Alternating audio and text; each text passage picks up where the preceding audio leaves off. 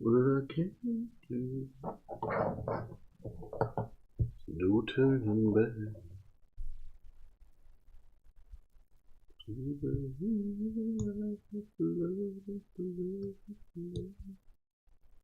I can hear you say, oh, don't think you're strong.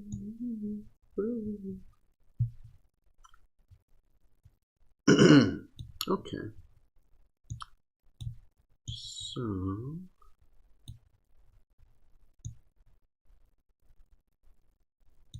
let's get started. Hello.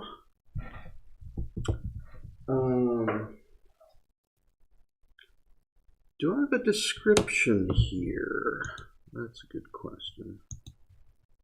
Stream settings. Description. Yeah, I guess that'll do. YouTube description. Okay.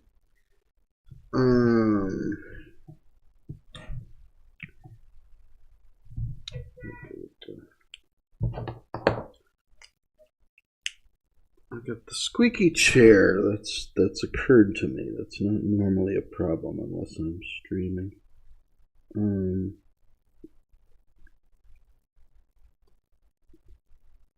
So back in end of May,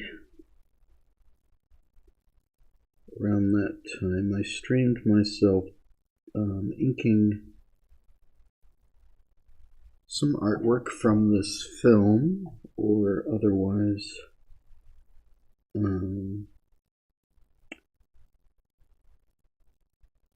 derived from the film, recreated.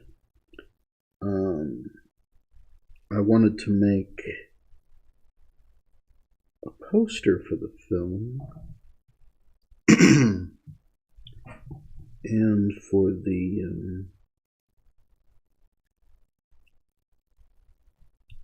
video game I just made, the NES video game of The Thief and the Cobbler, which I just made as a Super Mario Brothers 2 hack.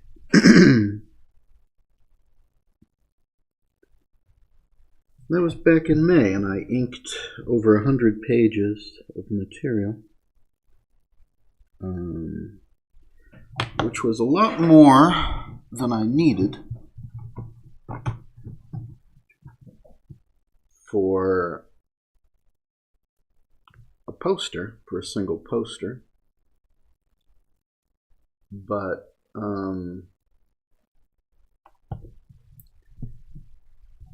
I wanted to do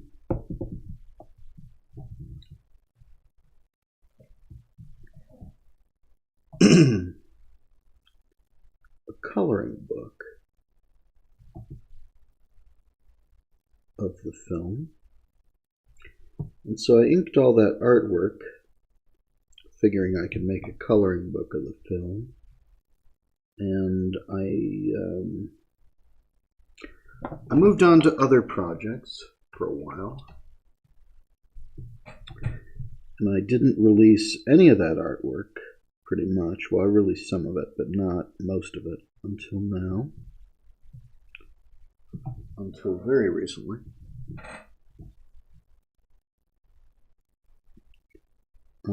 And for the last week plus, well, more than a week, I'm not sure the exact dates at the moment, I have been working on a coloring book of the film.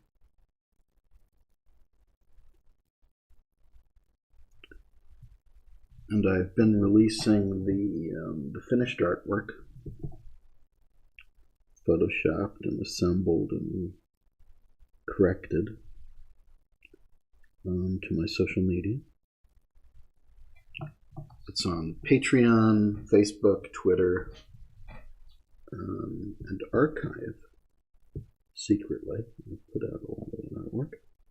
But So I put together this coloring book now of The Thief and the Cobbler, but I decided that I would do some additional art for the coloring book. And that's what I've been doing the last few days. I've been doing some new artwork, let's say.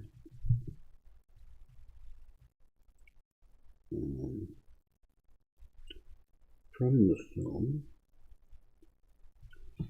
And that's all. There is a version of the coloring book that I haven't released, but it's sort of done.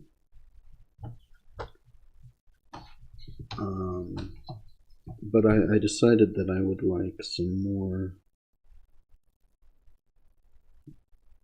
pages in it, some additional story beats for the coloring book. And this is one of them. I wanted something of ZIgzag on his horse, and I thought to kind of tell the story of how Tack defeats the one-eyed army with one tack.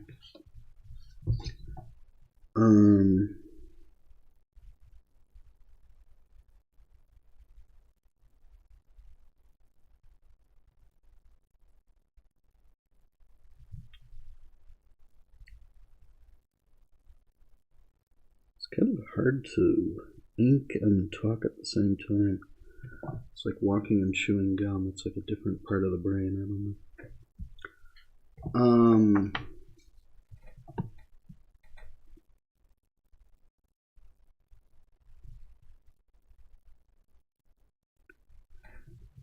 So I went back in, and a lot of what I've been doing is from the collection of Andreas Wessel-Thurhorn, who allowed me to scan a lot of material he'd kept from the film back in 2006. And so for this coloring book, I was poking through a lot of that material to find pencil sketches. You can see this is heavily Xeroxed, and there's elements to it.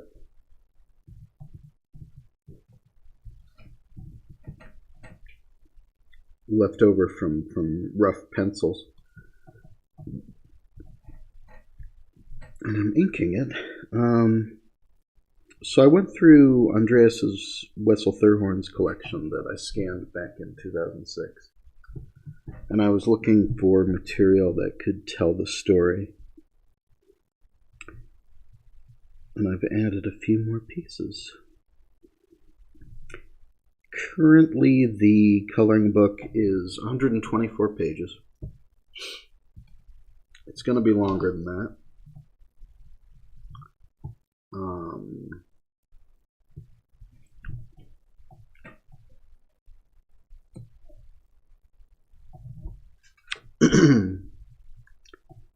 But I'm adding a few more pages. I wanted some specific story beats to be shown.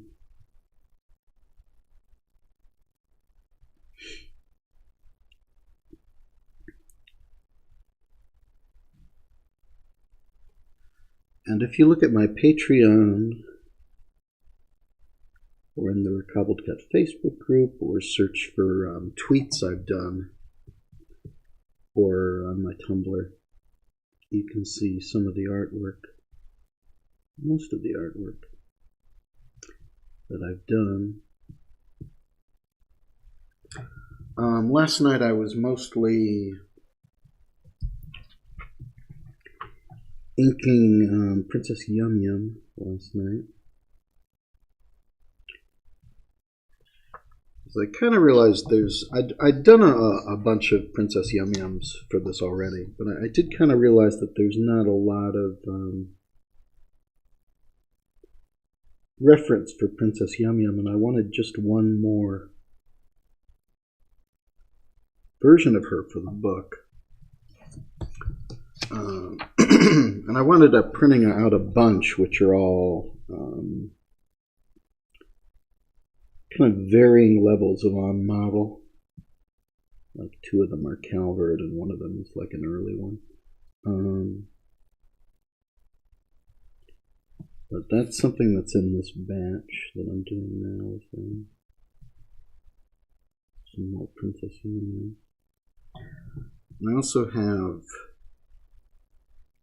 3 images of ZIgzag on his horse, which is overkill. I'm sort of doing overkill at this point, but I did want at least 1 of ZIgzag on his horse for that story beat. And I thought I didn't have any artwork of that, but I did check the collection of Andreas Wessel Thurhorn that I released in 2006.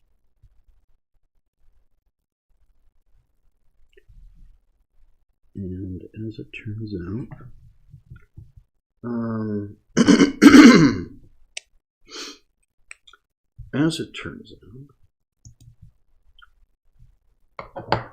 I did have some appropriate images. I kind of vaguely thought I had, but then I couldn't find any because I hadn't pulled any last time. It's kind of interesting what you can find if you look. There is another component to this, which is that I was working on an update of the recobbled cut itself, and I did not release it. Also back in like May. It would have been back in like May. And I just didn't release it. Didn't quite finish, didn't quite release it. So I will try and finish that. There should be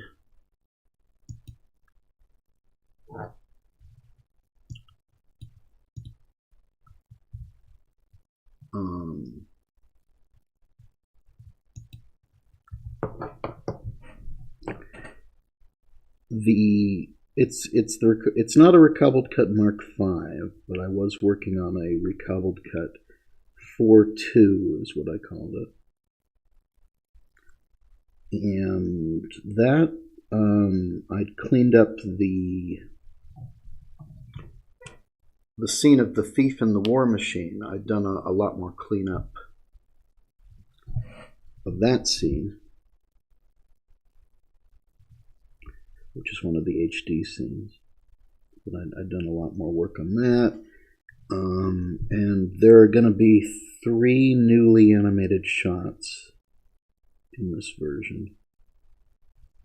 At least, but probably 3 new animated shots in this version. Not by me.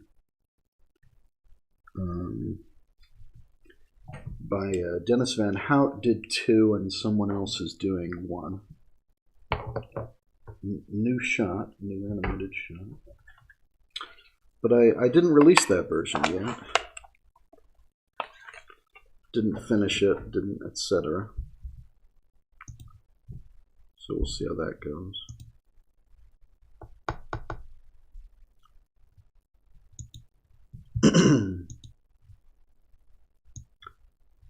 And I do keep crashing. That's just kind of my computer situation.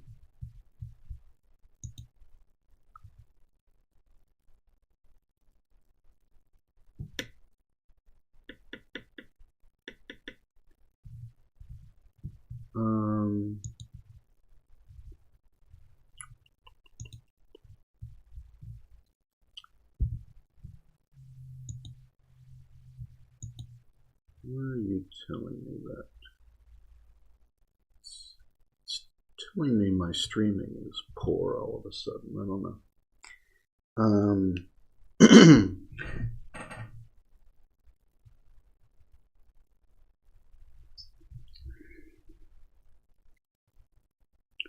Yeah, I'll probably have done about 200 pages of Thief of the Cobbler artwork for this by the time I'm done. I haven't done a full count, but it's a lot of pages.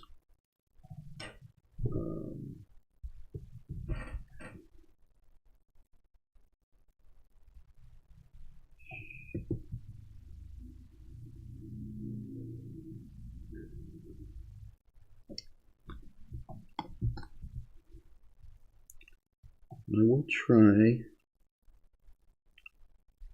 I was working on other stuff for quite a few months. I'm trying to get back to this. And we'll probably release the Thief and the Cobbler coloring book very soon, which will be mostly new, restored art, as you can see. Newly inked original artwork, mostly from the film.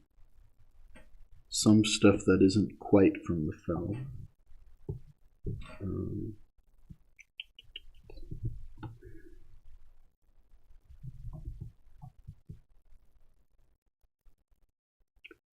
And I'll hopefully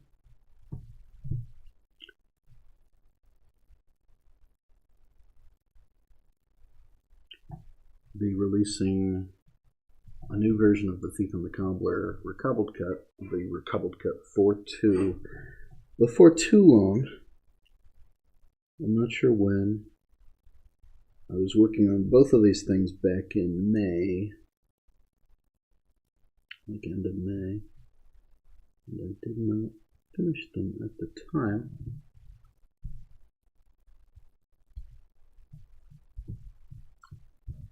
Started working on other material.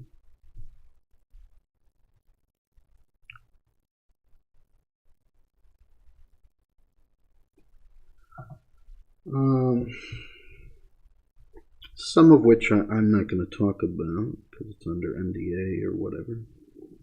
I mean, not really under NDA, but just stuff I'm not talking about for whatever reason until it's out.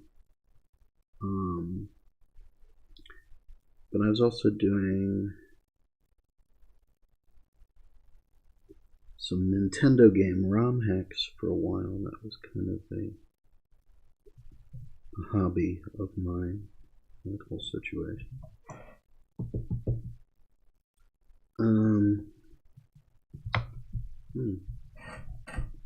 So this is this is something I scanned back in 2006, and all of these scans are on archive. OCP movie as the Thief and the Cobbler scrapbook. But this was from the collection of Andreas Wessel Thurhorn, who was an animator on the film, who did the lackeys and some other material, and who also drew the hands for the recobbled cut, which I've also re-inked a little bit, one of them, for this book.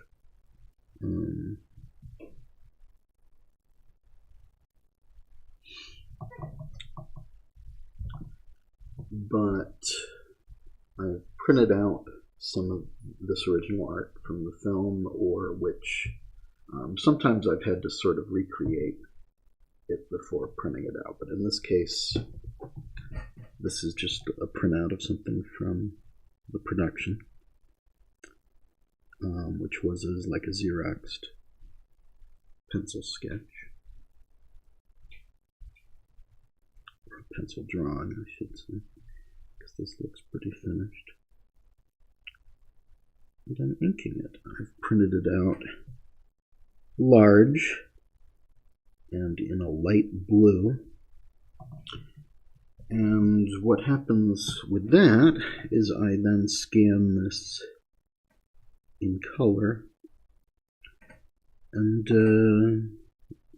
get rid of the blue channel which would be the red RGB channel.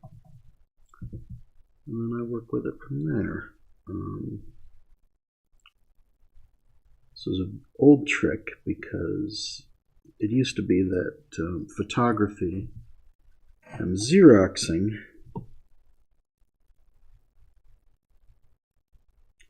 would not pick up a light blue because of the sort of filtered, biased way that these pieces of equipment were reading things.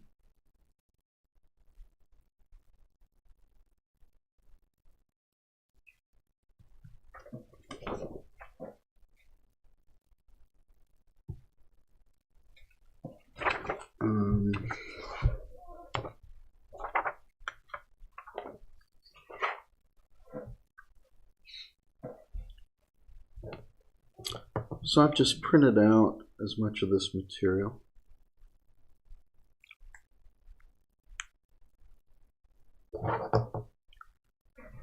Sometimes the worst thing is to print it out too small, because this tends to be very detailed drawings that it's hard to ink at a high level of quality unless you're working very large. If you're not working very large, it's giving me errors about the audio. I hope you're getting audio. I assume you're getting audio because the streamer says it. It's being weird. I think that's just YouTube being weird.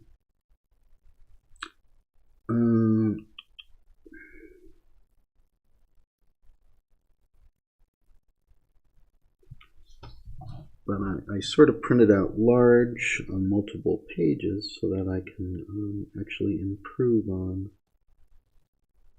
what's happening here.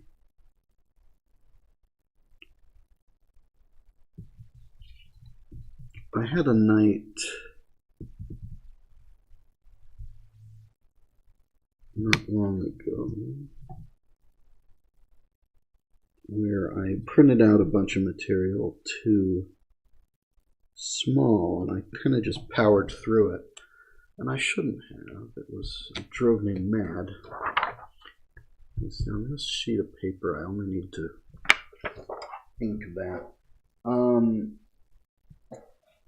So I should say, I guess I'm just going to keep repeating myself over and over.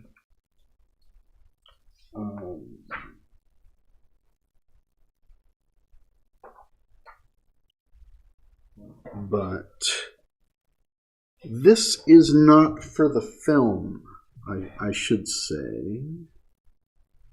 Yes, Micron, we use the same pens. Okay. I should say that this is not for the film.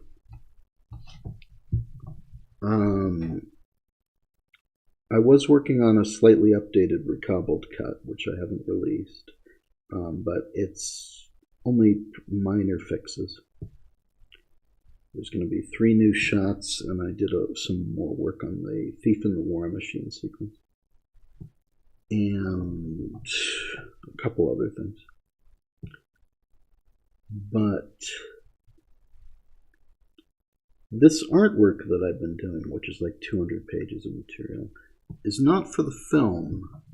It's promotional artwork.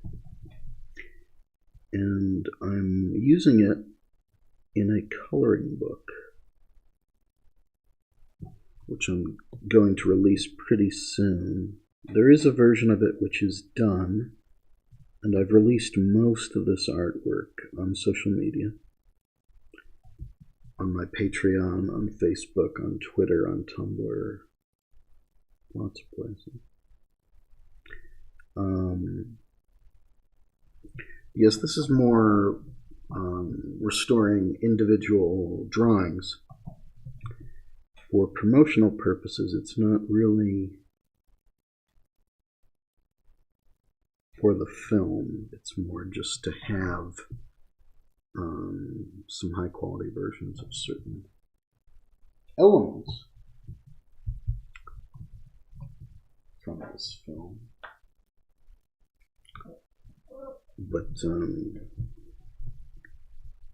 I'm not drawing new shots for the film or anything. There was going to be a recobbled cut Mark IV II, which will have at least 3 new shots in it when it ever comes out. But those aren't by me. It's by Dennis Van Hout and another animator is doing one. Let's see.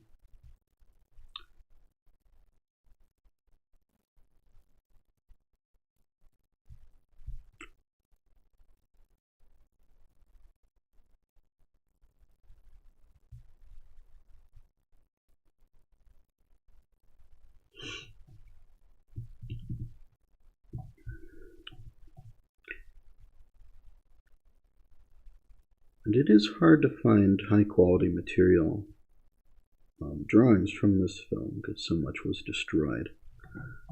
More has turned up over the years. The Academy collection, for instance, which is mostly ex-Miramax material, I believe. Because Miramax emailed me like in 2007 or something. 2007 or 8, saying, you know, whatever was left of Miramax emailed me. I was saying, we want to get rid of this material we have from The Thief and the Cobbler. And I suggested they send it to Richard Williams, and I think that's most of what ended up in the Academy collection when it started to be released a couple of years ago. Online. But it is hard to find like high quality artwork from this film. We have a lot, but you know, when you start to look for specific things, you kind of have to take what you can get a little bit. So my mindset with this was to start creating much higher quality versions of everything. Actually, maybe I should show a few things.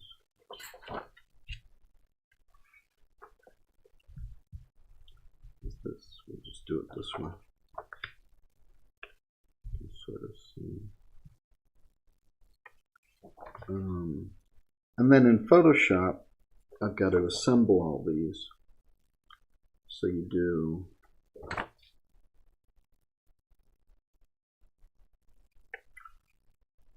a little bit.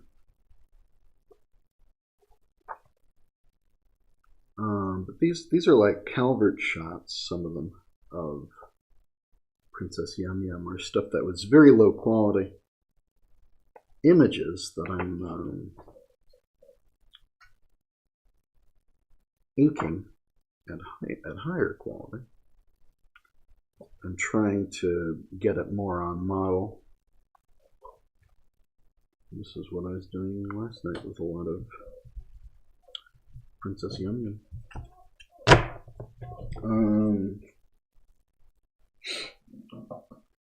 There was also an image of the princess which was just sort of weirdly posed, and I think was selected because of that as kind of a goof.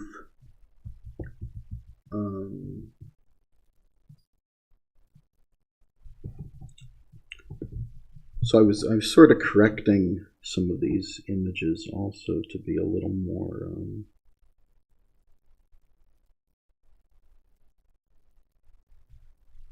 on model and finalized. where they were maybe saved as a joke or were an early version. It was true of some of the Brigand's material too. I needed to correct it to an unmodal state. But the trick has really been printing these out pretty large. I think in this case I could have printed this out a little larger, but thank you, Saul Goodman Gaming. What kind of video games would Saul Goodman play, I wonder?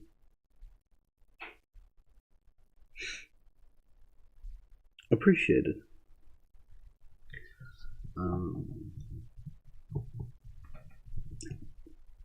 I don't do a lot of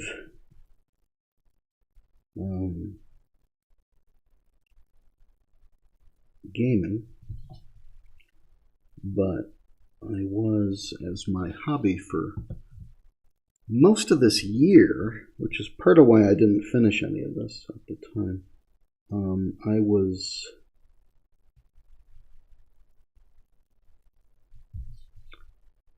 doing a lot of Nintendo Entertainment System ROM hacks and research, which included 2 Richard Williams Nintendo games, The Thief and the Cobbler as Super Mario Brothers 2 I did, and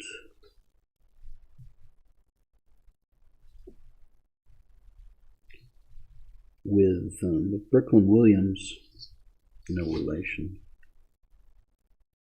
I made a Raggedy Ann and Andy game called Raggedy Land, which I hope you'll all play. And I did also the Bugs Bunny Crazier Castle. That was one of the last big ones I released. And if you like 80s, 90s Nintendo games, hope you'll maybe check those out also.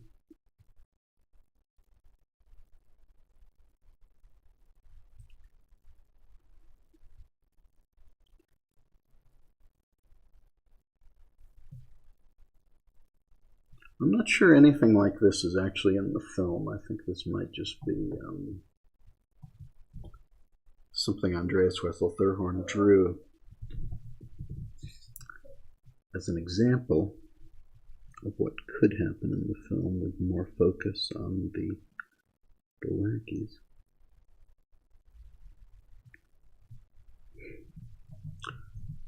It is hard to improve on these these drawings and clean them up. It's a very high level of detail. It's hard to replicate. And I do always build in that I'm going to Photoshop it a bit afterwards and correct some of the little places where I went wrong if I can remember and see them. So I will add an extra little line, like a thicker line, if I sort of put it in the wrong place. But it is hard to put all the lines in the right place. There's a lot of detail. You really have to be spot on and concentrating.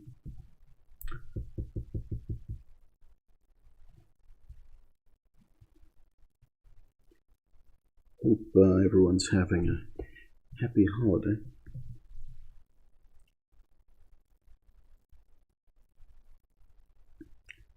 But yeah, the real trick is just to print it out pretty big.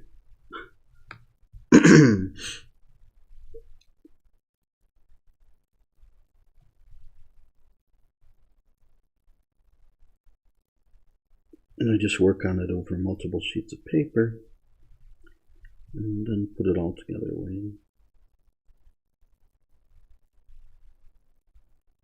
But That did mean, in this case, that I inked a lot of material.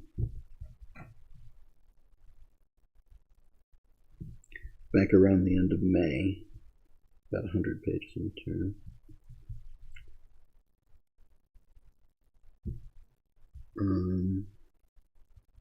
Or was it 80? I've forgotten.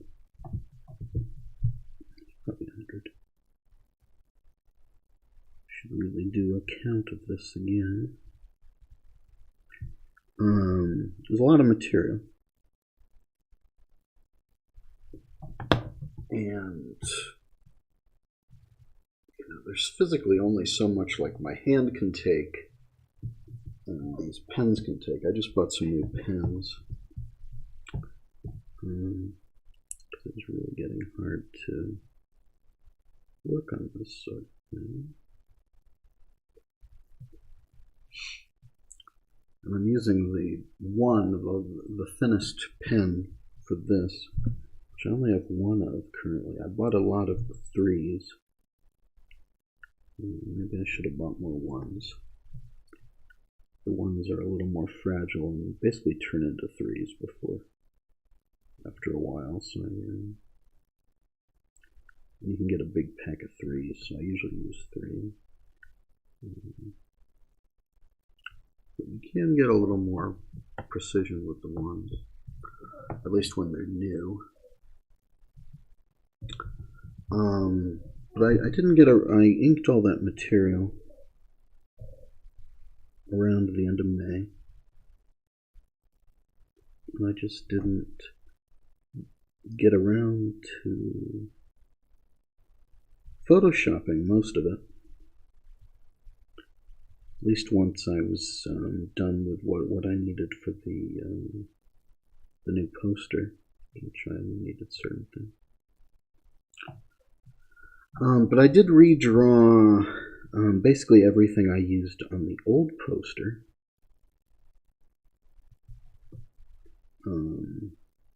Also, so I could recreate the old recobbled cut poster if I wanted to. I haven't wanted to. Okay.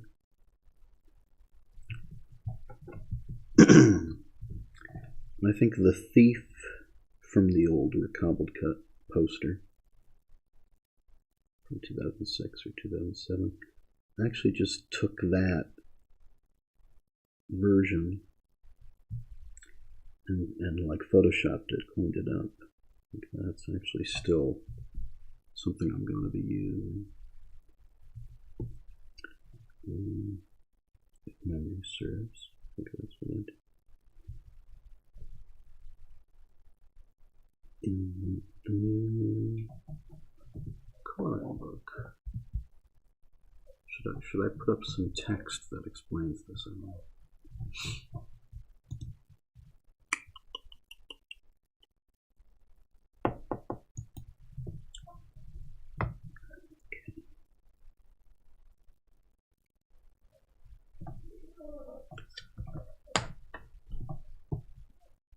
Yeah, if I print this stuff out really big, I can sort of see how the pencils are a little rougher, and that what I'm doing is an improvement. I mean, that really is the point of it. You want a cleaner, like a cleaned up version, and that is very hard to do because these are very professionally done, very complex drawings.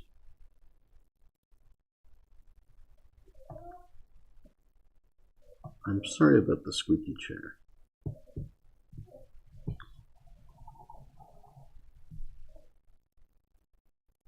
I did buy a new chair, but I don't like it as much. It's not comfortable.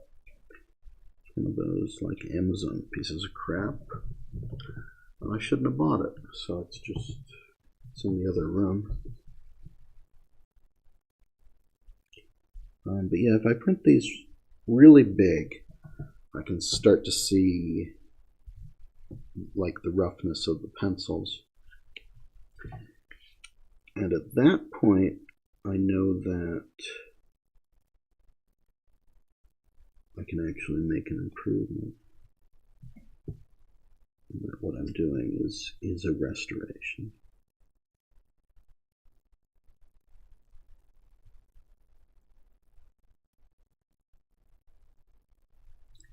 And is higher quality.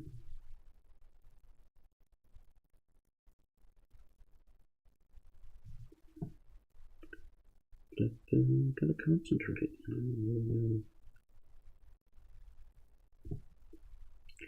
I've been doing this for a few days without streaming it. I've just been listening to podcasts. But I figured I would stream it today, just to say hi. Hang on, I'm gonna get some to drink. Okay, stretching.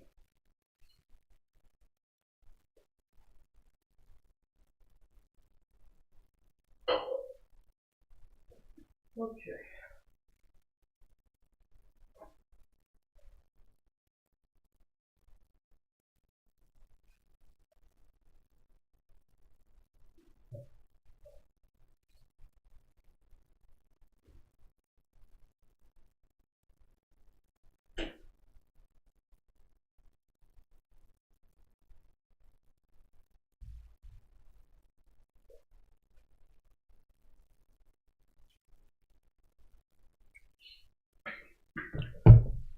Okay, hang on a sec.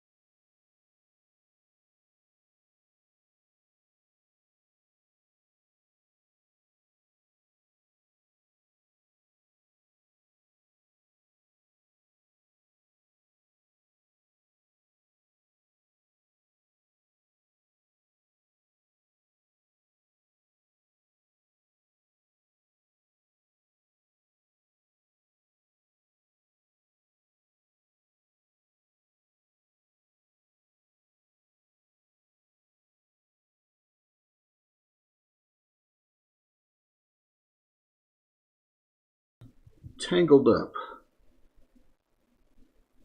Okay.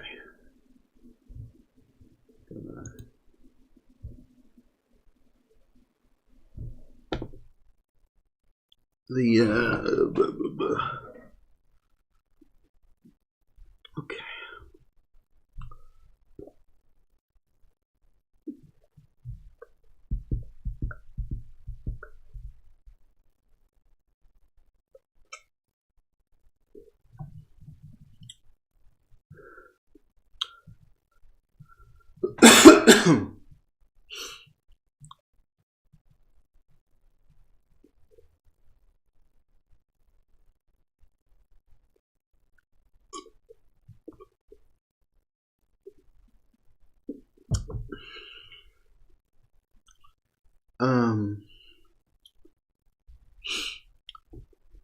Hello, Inky.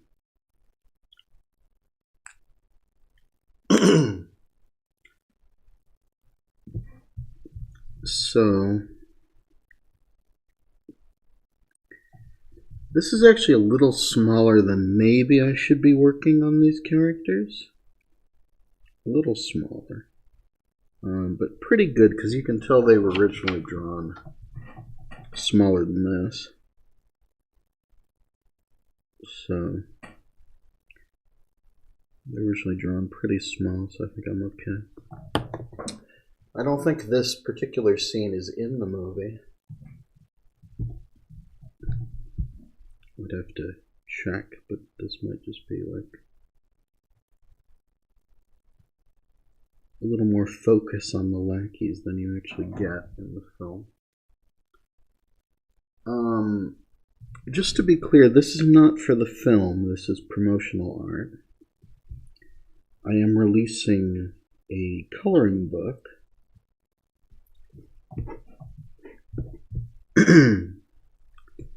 based on the film, which is sort of done already, but I am doing new artwork for it because I'm being perfectionist.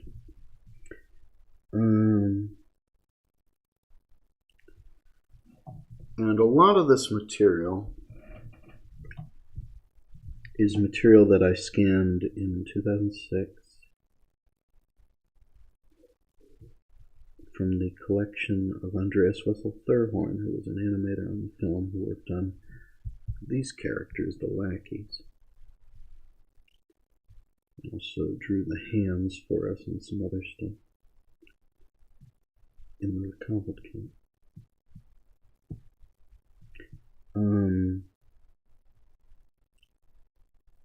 So I was kind of going through this collection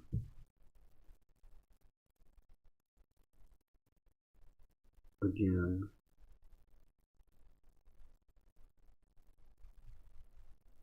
Can you hear me? I'm assuming you can hear me.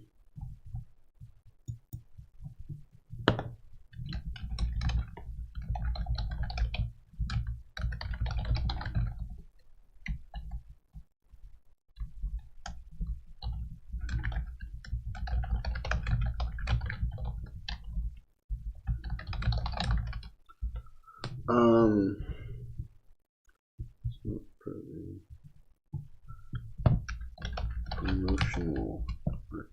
Okay, audio's fine.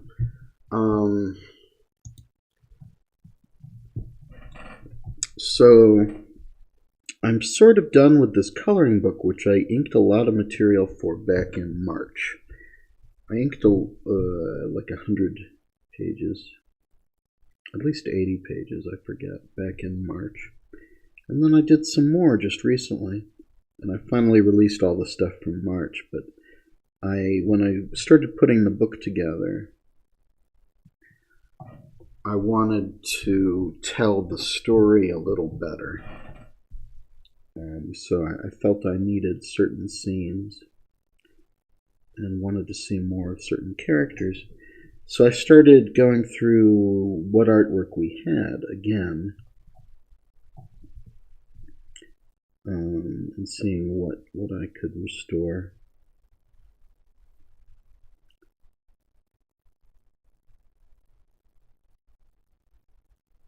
So I've sort of kept adding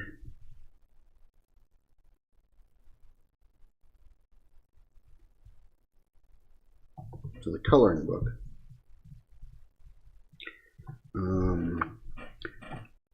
Probably more than I should. Like, I don't know if anyone will actually care that I went the extra mile and did these extra pages, but I did want to tell the story in a more complete way. So I sort of earmarked a few more scenes and printed them out. There is a version of the coloring book that's done right now, but I'm kind of adding to it. And I've released most of this art. I've released most of this art, the stuff from March, already on Patreon and other social media. So you can see all that. There are links in the description, probably.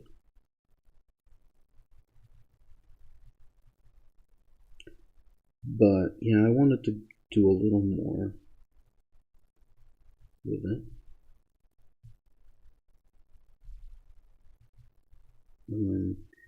It is hard. You've got to be very meticulous. I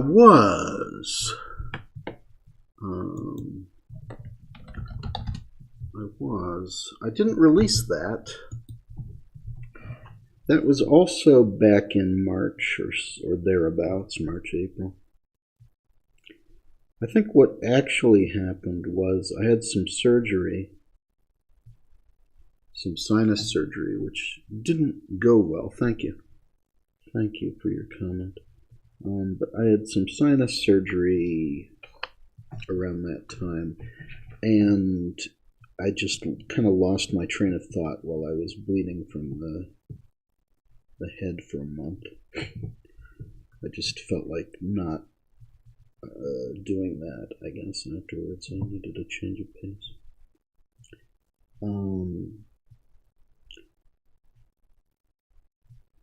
And I didn't get back to this material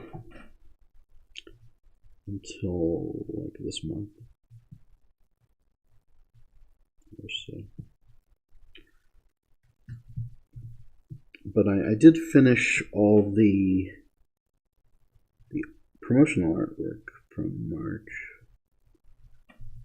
finally.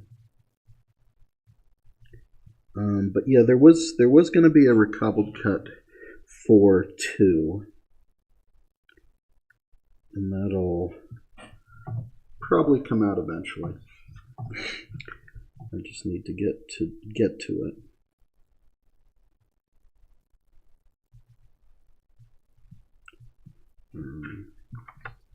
Which had further restoration of the Thief in the War Machine, as you said, and 3 new shots, which aren't by me. 3 newly animated shots. But yeah, I haven't actually gotten around to releasing that.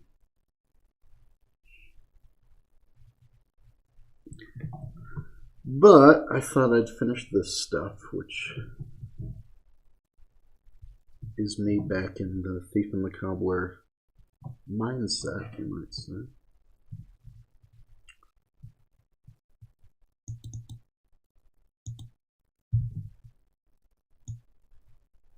Do we need a brighter image? We might need a brighter image. How's that? Sort of a brighter image in post there.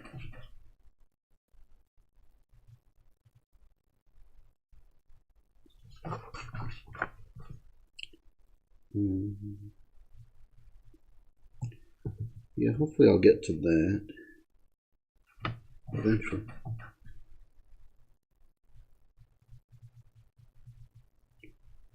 Yeah, this is actually a little small for as complex as this image is, but I know it was drawn small to begin with, so I don't feel that weird about it. But like if I'm looking at this really close up, it's a little bit questionable. I do try to ink pretty large because otherwise it's really hard to put these lines in the right place.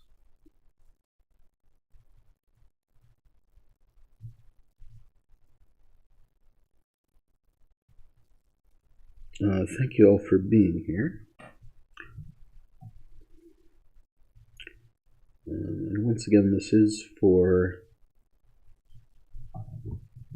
just restoring some of the original art. It's promotional art for the film, as far as I'm concerned, and it will be appearing in the Thief and the Cobbler coloring book.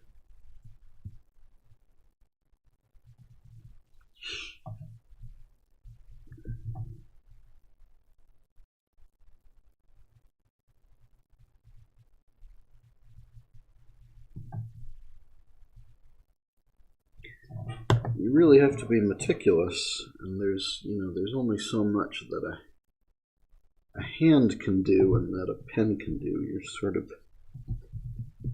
limited a little bit by the physical world here. But if I'm working big, it doesn't matter so much, because I can sort of see this slightly rough pencil line. Once you blow it up big enough that it looks slightly rough, I can know that what I'm doing is a little less rough.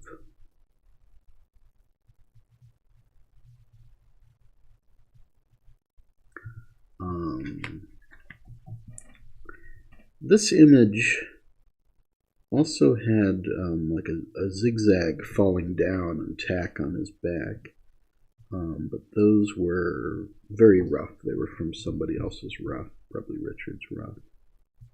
And I'm not doing that, but I am doing a zigzag probably, which is not a rough. So I just put this line in the wrong place, so I'm going to just draw another line. Thank you. Thank you all. Thank you, Jim and Yole. Thank you, Slaughter Rosie.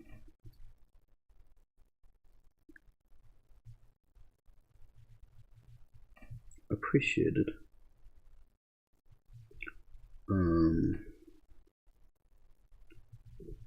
Yeah, I'm sort of putting some of the lines in the wrong place, so I'm just drawing an extra line. Maybe that's hard to see on the webcam, but there's like a little extra line which I'll know to remove when I Photoshop this and do a little cleanup in Photoshop and assemble it. I will theoretically see any mistake I've made and correct it digitally during that round of work. Which includes a bit of digital cleanup and stuff like that. Which I usually wouldn't stream the digital cleanup because it's Photoshop is hard enough on my system as it is. I get a lot of slowdown from Photoshop. It just sort of leaks memory, and then I have to reboot it to get it to work again. So I don't think I would be streaming and photoshopping large images at the same time.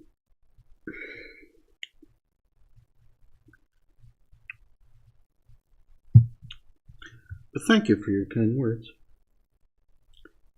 Hopefully I'll be able to get back to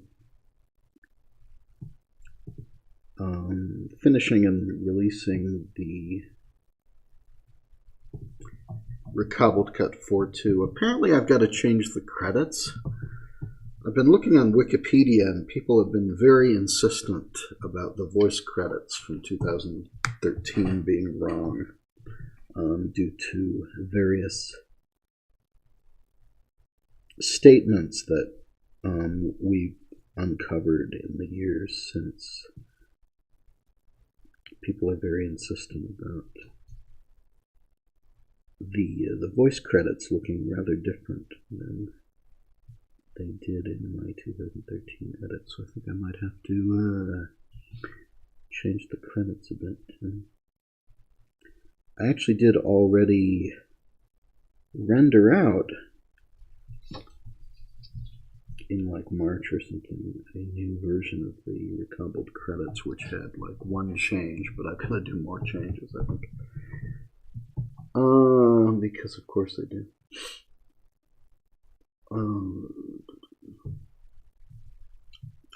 I've got a lot of art of these characters because this is from the collection of Andreas Wessel Thurhorn, who animated these characters.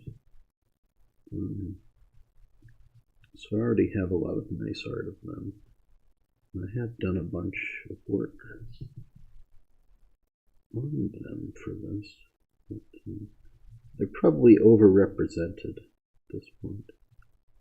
I'm doing one more.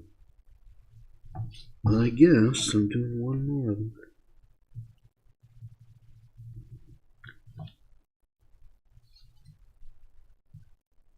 But thank you. Thank you for the kind words. I am going to plug something.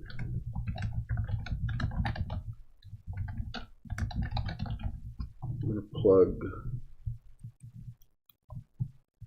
something.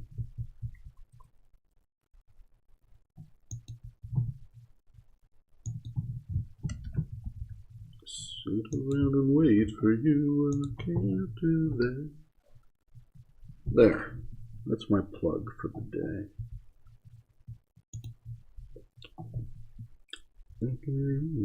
Sitting down, you're gonna be the lonely one out.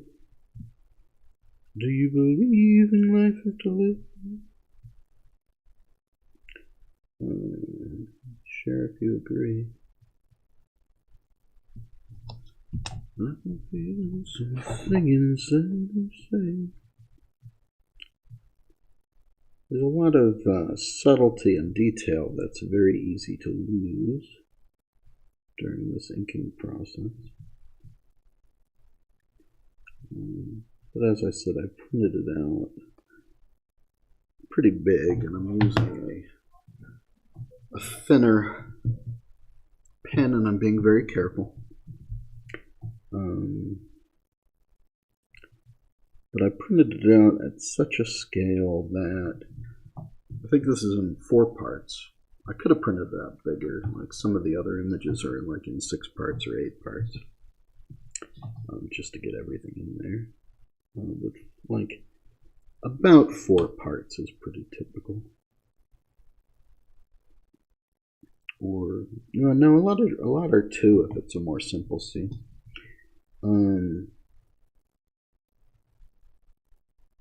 Yeah. But it's big enough that I can kind of see a certain roughness to the pencils, and I can see that my pen is thinner and not as rough, so I actually am improving and restoring. Otherwise, I would be concerned. But there was a day, a night, a couple days ago,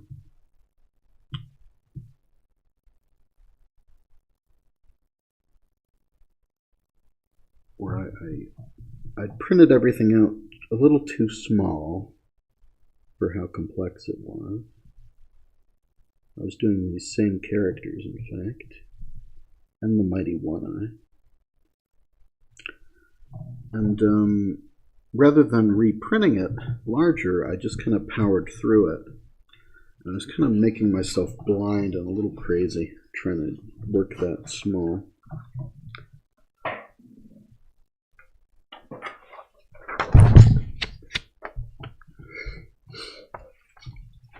Yeah, see, I could have printed this larger because there's a lot of overlap.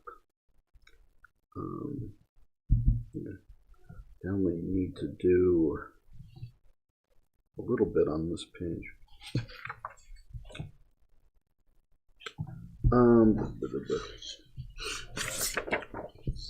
But yeah, I was probably working a little too small that day, and I just kind of powered through it and made myself a little nuts.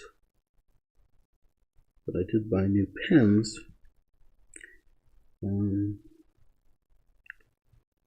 I do hate the expense, but these pens physically can only last so long.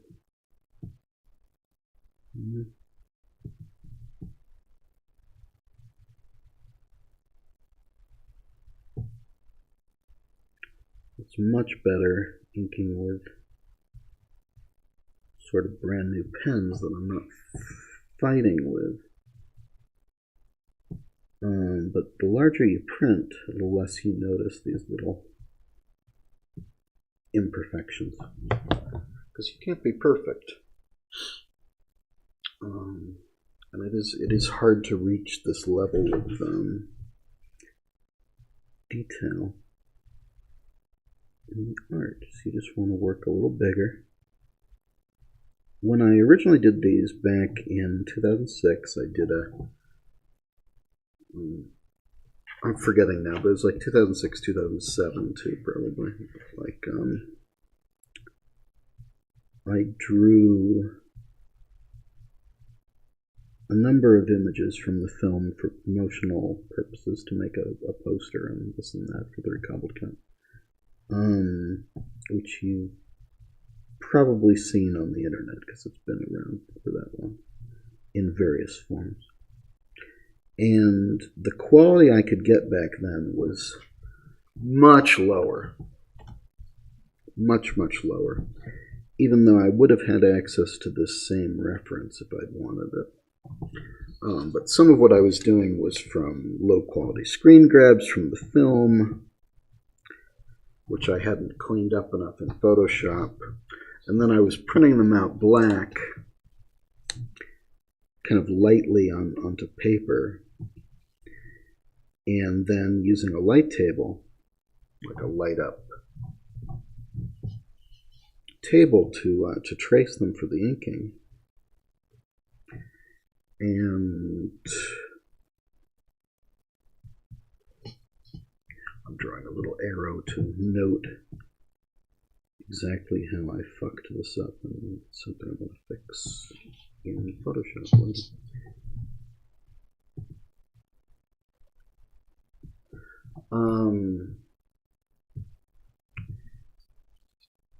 So when I was tracing using a light table from a printout of like a color screen grab from the movie, this was like many layers of fuzziness. Like I could not clearly see what I was doing when I was inking. The source material was not clear. It wasn't printed out clearly. It hadn't been cleaned up to be clear. And the light table, when you light it up, you can't really see it as well. And then when you put another piece of paper on top of it, you can't see it as well. So that whole workflow was just a recipe for a much less clear view of what I was doing. I really could not see the image clearly that I was inking because of all those factors. And so that material, I was also kind of naive about it. And I hadn't been doing that sort of artwork for as long back then. I had been working as an artist for about 10 years at that point, but was still pretty green and naive about just what was needed to do this material any kind of justice.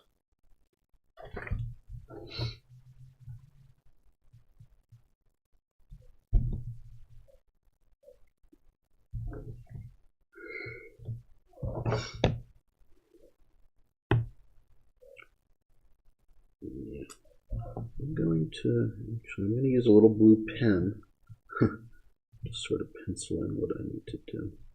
I bought a little blue pen the other day, which helps. I also bought a blue pencil, but because the pencil is waxy, I just if I start inking over it, I'm destroying my pens. So that really was not working out. You can see a little bit of zigzag at the bottom here, but it's a very rough zigzag, so I'm not going to bother with that part of it.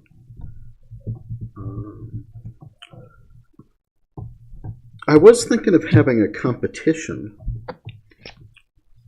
where you all color in this material, like you color the coloring book and do the activities and stuff, and then we sort of share the results, and maybe someone wins something, or at least it gets shared on social media. I don't know how into that people would be, but we could have like a whole thing with these.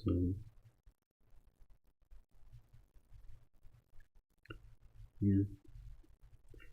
Doing this coloring book thing is like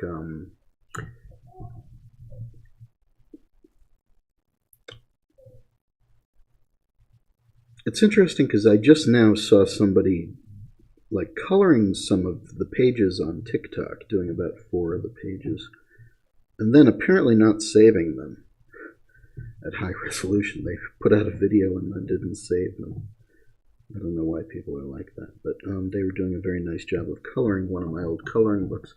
Because many years ago, this was 2010, I created a coloring book of My Little Pony, and then did a sequel, and then sort of like a quasi-sequel after that. Because I was trying to get work doing that franchise when that was popular. But I put out a coloring book of My Little Pony, which is sort of spiritually very similar to what I'm doing with this TBH, where I inked a lot of material from that show.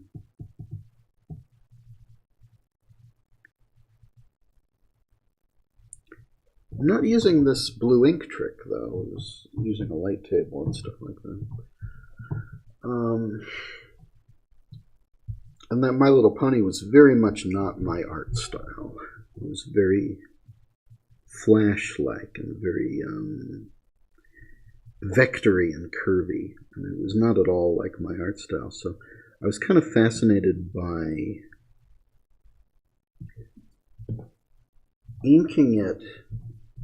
Became like sort of a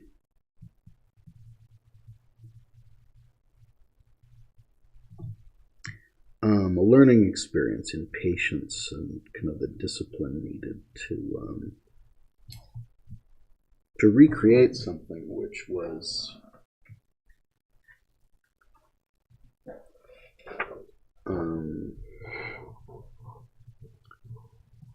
originally done with vectors in a very different way. If that makes sense.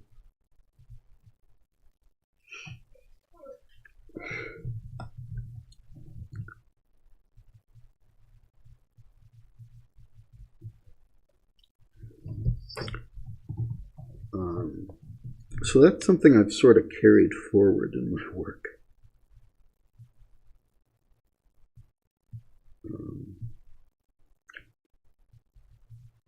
Sort of the discipline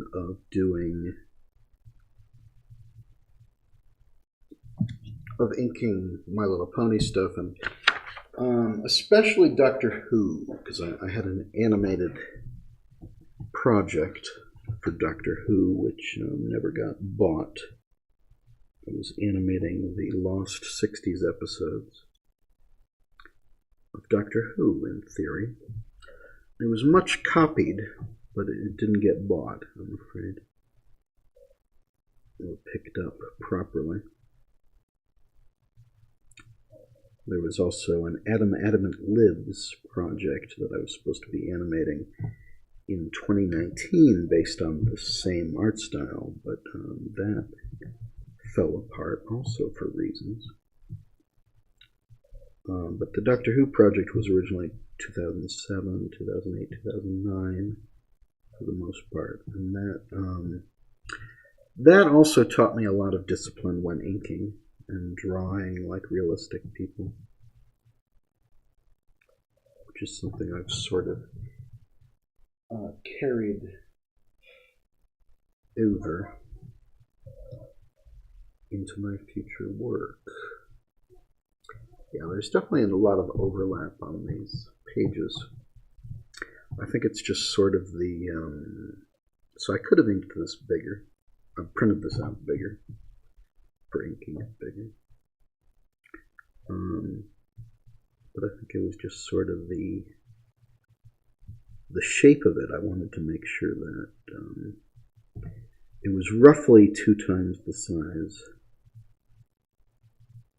of these sheets of paper. So about like 20 inches in one direction. But I think I could have printed it out a little bigger. I could have printed it out a little bit.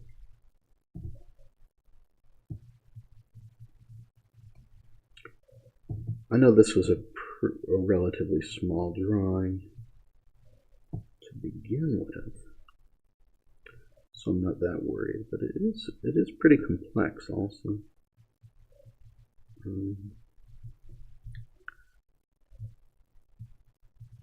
And the larger I print these out,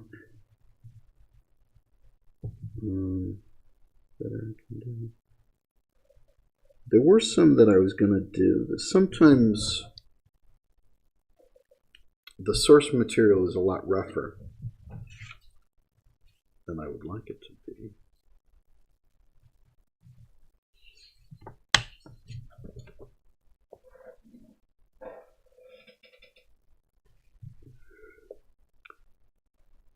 I think I'll just do this. I need to do that. I'm figuring out what I actually need to ink right now.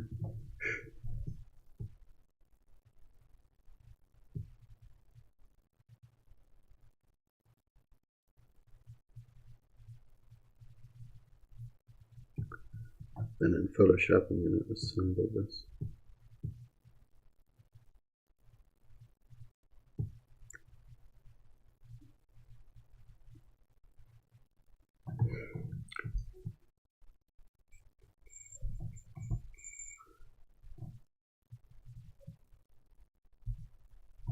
So yeah, it's going to be this and then flat also.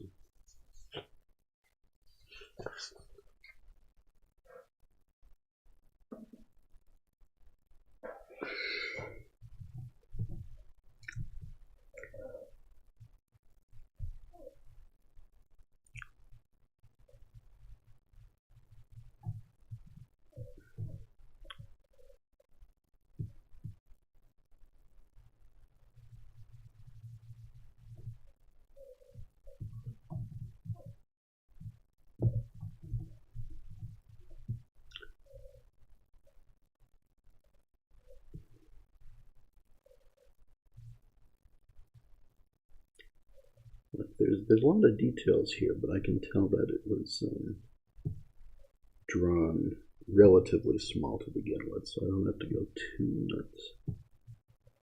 What I'm doing now is at about the same level of cleanliness as the original. But because it is so complex, I think I would normally go a little bigger.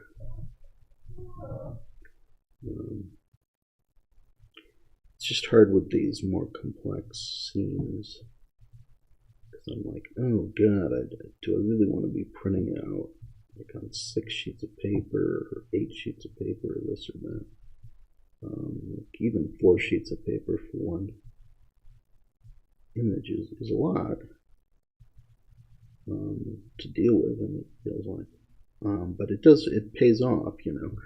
I think it's about the same amount of work because you're drawing the same amount of characters. And you have to be just as careful. But working bigger just means that your little, whatever imperfections there are, and how my hand is physically drawing this with the pen, get really smoothed out. So it's a lot easier to do it well at a larger scale. But yeah, I can definitely see that this is big enough that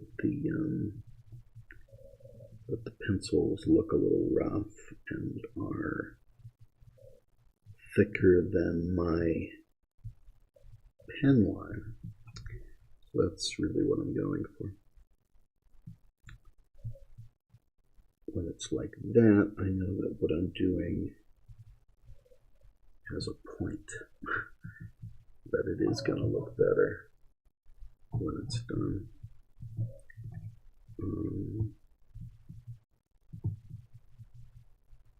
It's going to look cleaner than the pencils. So you don't want to look worse. It's hard. It's very difficult.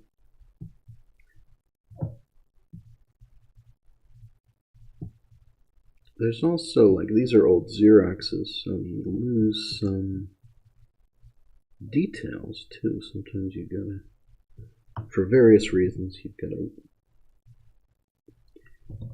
know to put certain details back in that might have been lost, or to maybe fix things so that they're on model.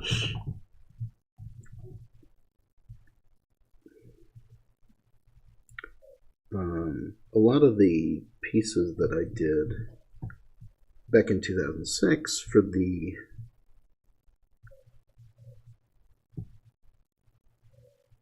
Cobbled Cut poster were not based on high quality drawings like this. Like this, I'm just printing out an existing drawing, which we have in high quality. But a lot of times with those first things, I was working from a low quality screen grab from the film, and I did have to recreate some of those again this time, of like Princess Yum Yum, Mighty One Eye, The Witch, were all material where I didn't actually have high quality source material. So with some of these, I did not have high quality source material, and but I went in and God, I need better reference for slaps here right now. Give me a second. I'm gonna look for something of slap. What have I got?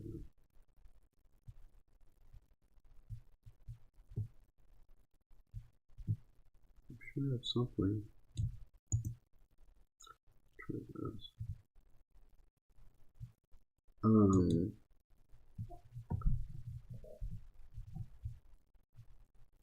Okay.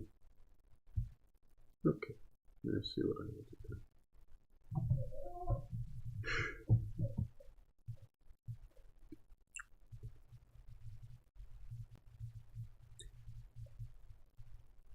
There's lots of subtleties that you need to get right. So this time I tried to, since we have more high quality, clear source material, I tried to work from that. But sometimes I was working from screen grabs and things from the actual film, which I also tried to Photoshop very carefully or redraw, like do a pass of redrawing some of it, when I didn't have high quality source material. Because definitely some of these drawings are from very small images or very rough images. There's some that I printed out but didn't do because they were that rough and I didn't feel like it. There's a lot of like tack that is rough that I didn't want to do. But other times I did, and I would go in and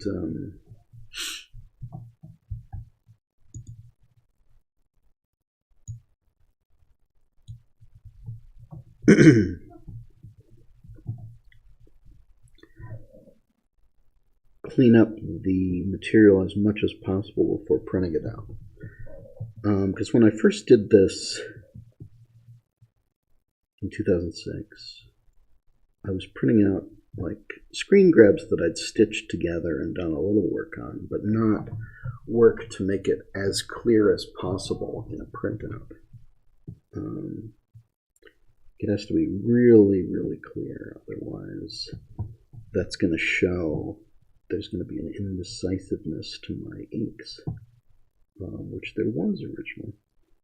So I found myself taking some of those original inks of Yum Yum and One Eye I would say The Witch, but I think I actually didn't use anything from the original inks of The Witch. I think I just redid it. But I went back to the original source material.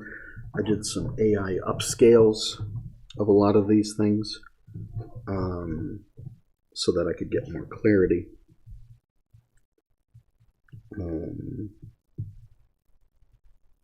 And then just photoshopped them so that it would be, the lines would be as clear as possible. I've got a digital drawing tablet, which I didn't have back in 2006, but I would do a little like rough pencils when need be on the material, and sort of just bring it up to standard a little more before printing it out. A lot of what I'm doing is from high quality, very clear source material, but some of what I'm doing isn't.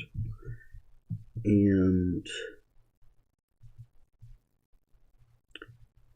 I put in a little work to bring it more up to standard. You know, we have a lot of art. We have a lot of like high quality surviving art from the film, but it's not an endless supply, and it's not like everything. You can't. If you're specifically looking for one specific thing, you're maybe not going to find it. So I was kind of going through and saying, well, what do we have? What good source material do we have? And with the Brigands in particular, we don't have much. So that was interesting. That was a challenge. Like a Chief Ruthless, we have very little. And so I did a lot of work on kind of rough material, or material that was different, to try and bring it up to standard and ink it. Yeah, that was definitely one. And so I did a bunch of the Brigands, Chief Ruthless. But like also that the Brigands are now overrepresented in the book, because I did do that much work, and I've also folded in some other material of the Brigands, which I had from their cobbled kit. So that's going to be a thing.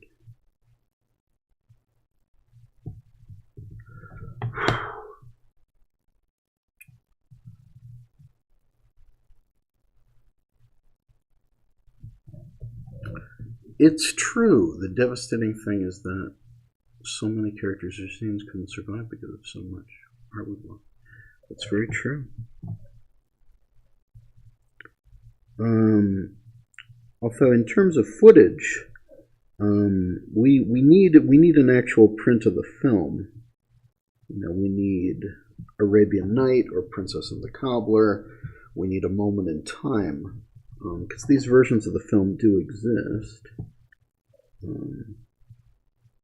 A Moment in Time has some quality problems, but it's a lot of it's better than what we have. And some film does survive, and this and that. So, and I think we could have transferred. The Brigands were really difficult. Yeah.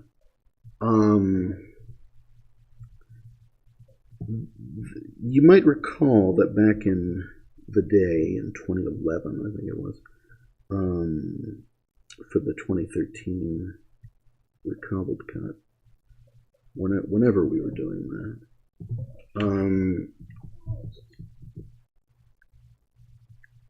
we had a new scene drawn, which Haley Lane and Chris Fern did.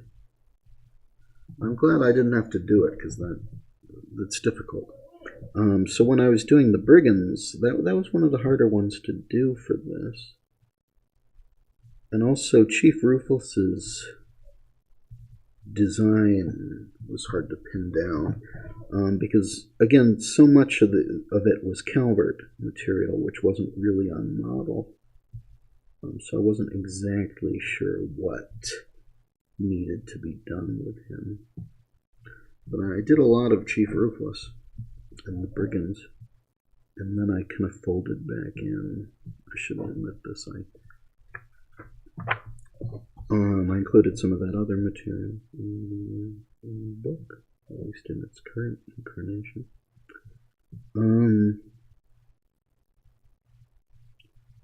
And we have a lot of like Nasruddin era Brigand stuff, but you can see he kept changing like which brigands were appearing, so like the designs are all over the place, and so I was working from a specific image of the brigands, which he had changed. He had redrawn several times since the early 70s, maybe 60s, but like early 70s, pre-1972. And then when he put the same image out in 1988 or 9, he had redrawn it to be different. Thank you.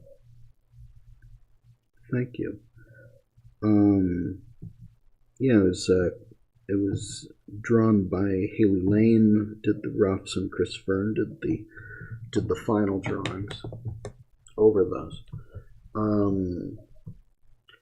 I wanted to give the Brigands more to do, and they don't really do anything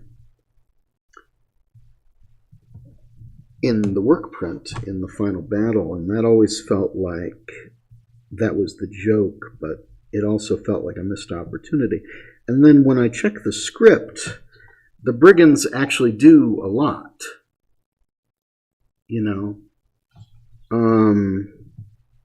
the Brigands actually do a lot in the script that they don't get to do in the actual film. But that scene was made up from what outtakes we had, like what deleted dialogue had leaked of the Brigands. Because there's a lot of deleted dialogue, and we usually don't have it, and I don't know if it exists. But, you know, the script has a lot more for these characters that gets cut, dialogue-wise. But in the case of the Brigands, we had like an extended audio for when they first appear. So I extended that in the recobbled cut. But it also meant that we had like some extra lines here and there that weren't getting used. So I sort of just repeated the what do we do now, you know, scene, but from using outtake audio. And so we sort of just wrote a new scene around what we had, which is also something that Dick Williams did, you know, because those characters like the dying soldier and stuff like that, that audio was written very early on, recorded very early on, and the original ZIgzag material was recorded very early on. And then you can see, if you read the scripts, you can see how he sort of edited around the material, because the script has more dialogue, and a lot of it was considered unnecessary by the end. So it was just kind of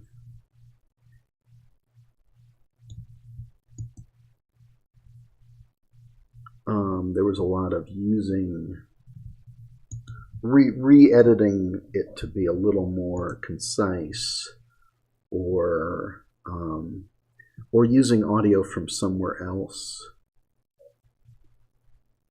to play the scene out in a way that maybe made more sense. How do I need to rotate this image? Edit.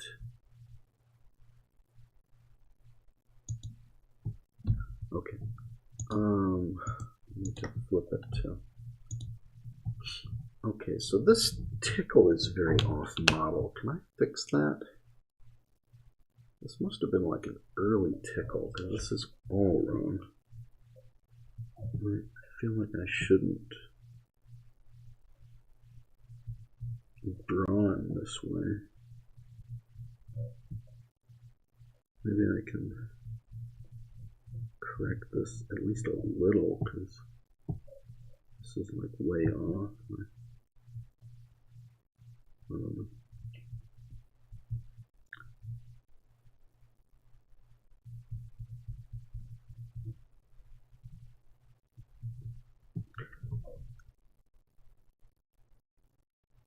I probably should have done this beforehand, because this is just probably an early version of tickle, which isn't really on model enough.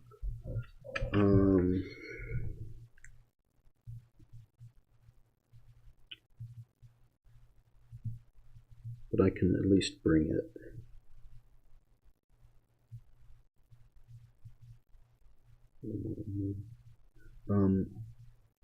There's also, this isn't because of Calvert, but this really just looks like an early take on the character. But a lot of times you get like Calvert scenes where people are off model, and they're characters that a lot of them in the movie that we have is from Calvert. That is not as good. So I've got to deal with that. But like with the Brigands, we're kind of like that, and Yum Yum is kind of like that. I had a few drawings of Yum Yum which are interesting, but they're also kind of off model. I tried to correct them a bit. I also had one of Tech and Yum Yum which I sketched a few years ago. And I just inked that, even though I know it's off model, and I hadn't tried to bring it back on model at all.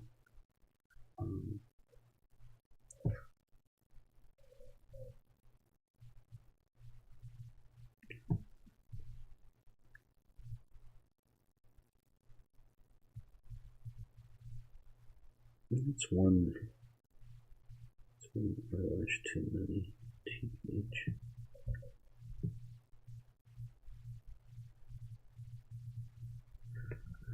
Yeah, this is not the time to be worrying about being on model. But yeah, I just do I keep the printer scanner in the other room, and I just kind of do a whole bunch at once. I print out a ton of stuff, and then I'm like, am I really going to ink all this? Probably. There was, I printed out this huge stack, and I didn't ink all of it. Like, there's some that, like, I printed out because I'm going through the artwork, and they're sort of interesting, but maybe a little too rough, or maybe not as important. And I sort of push them to the bottom of the pile and never get around to it.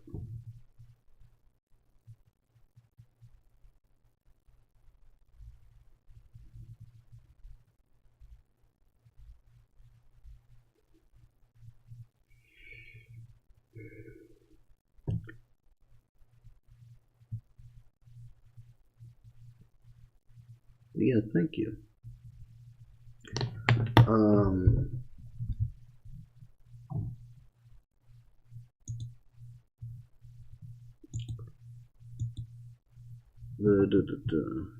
Oh yeah.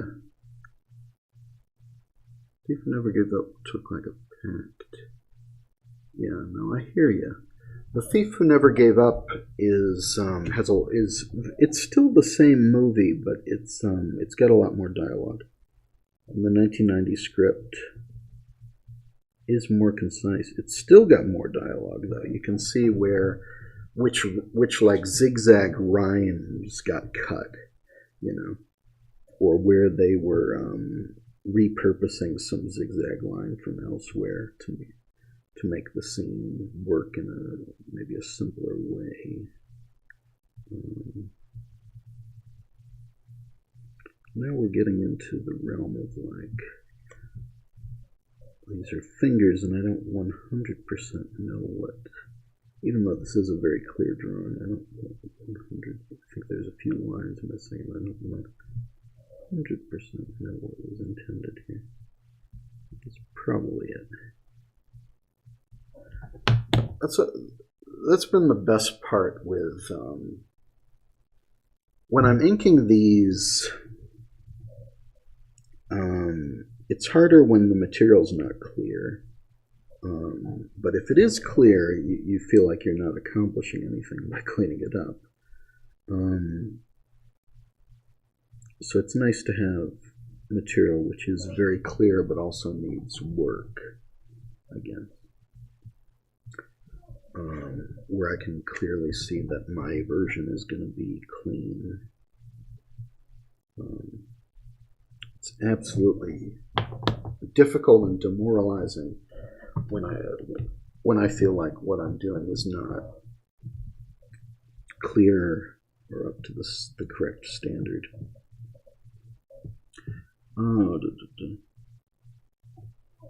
But yeah, with the Brigands in that script, they in any version of the script, they do stuff during the War Machine sequence. So that always felt like the joke was that they didn't do anything, but they do something. They don't do what I wrote, but they're around when ZIgzag is about to get killed and stuff like that. And it just never got into the work print or into any version of the film. But yeah, it's interesting to read the script too and know that they absolutely recorded these extra lines or these longer versions of lines, and that the work print is just cutting around it a little bit for brevity's sake. Because ZIgzag will have like a complete rhyme in the script for a line, and then you'll see like they cut that rhyme for brevity's sake in the movie that we know. It'd be, I don't know if those audio tracks survive anywhere. That would be interesting. Lord knows. Like, we don't even have. One of the reasons I say we'll never do a Mark V is because we don't have a full version of the movie. Like, nobody's released it in HD. There was talk of a BFI version before Richard died in the UK, because you couldn't do it in the US, but you could maybe do it in the UK, he thought. But that hasn't happened. But just like, we don't have any full version of the movie in high quality. We only have whatever HD reels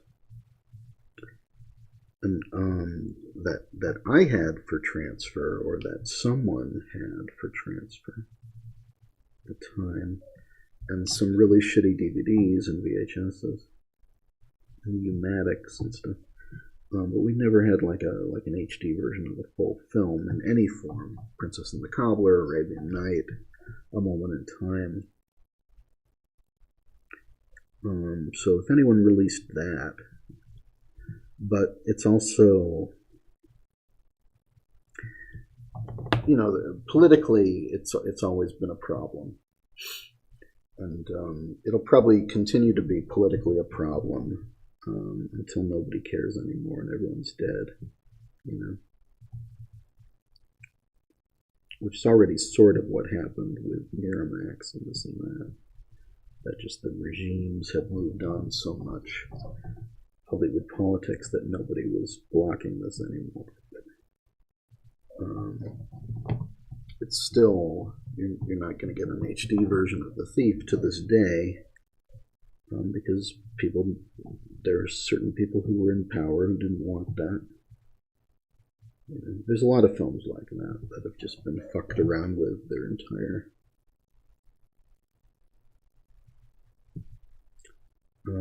lifespan because of some executive who had an axe to grind. And Thief has a lot of people who were trying to make sure it never got released properly. And that's still sort of what's on the books to this day. So you can't do a Mark V. I mean, politically, I wasn't treated super well for what I was doing. Also, I gather, like I wasn't officially contacted by anybody to do this. Officially by whatever bastards own the rights these days, or owned the rights then. But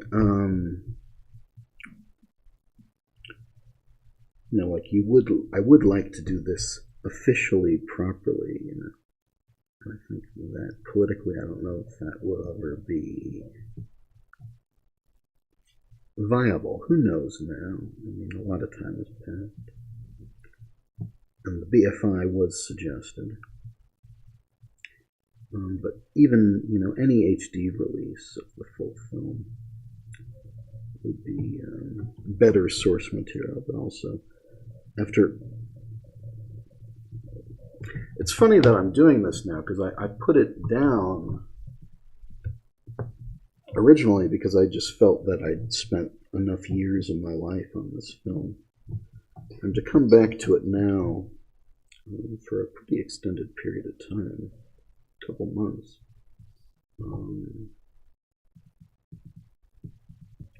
is interesting. It's been a few months, even the Cobbler project. I should probably be doing my own stuff. I just wasn't in the right mindset. Let's get back to the rooms. Okay, when I'm done with this one, is this the last of this bunch? It is. Okay, so I'm gonna take off for a minute. I'll be back. I'm gonna get some to drink.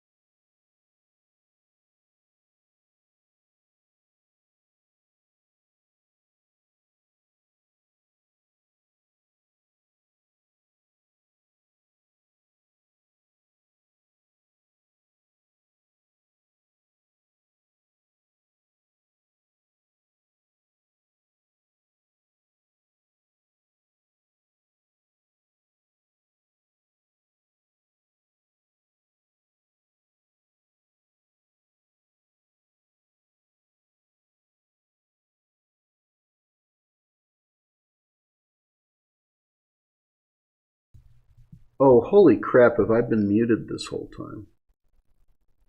Oh, I've been talking this whole time. No wonder our viewer levels are low. Oh, I'm a fool. Yeah, I was talking this whole time and I didn't realize I was muted.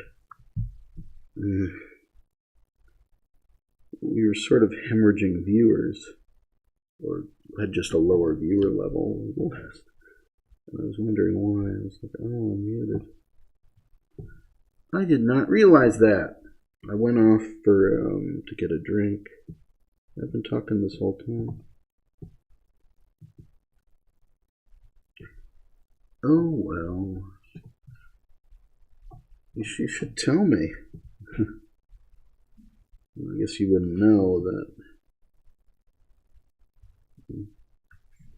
God, yeah, I just muted it because I was leaving for a second, but then I didn't put it back. Well, shit. I was talking this whole time.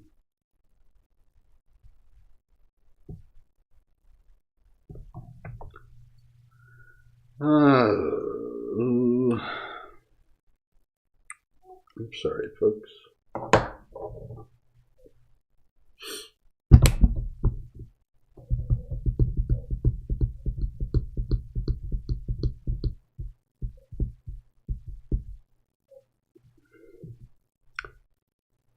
Paramount, I don't think has anything to do with this film.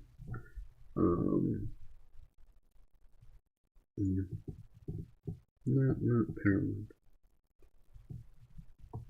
The BFI, maybe. There was talk about the BFI doing it. I don't think you could do it in the US. Before Richard Williams passed away, there was talk of the BFI doing it in England, the British Film Institute. But I don't know that you could do it in America because there's the people who didn't want this movie released probably still have some power in America, and the rights are weird. I'm not sure about Raggedy Ann, the Raggedy Ann film.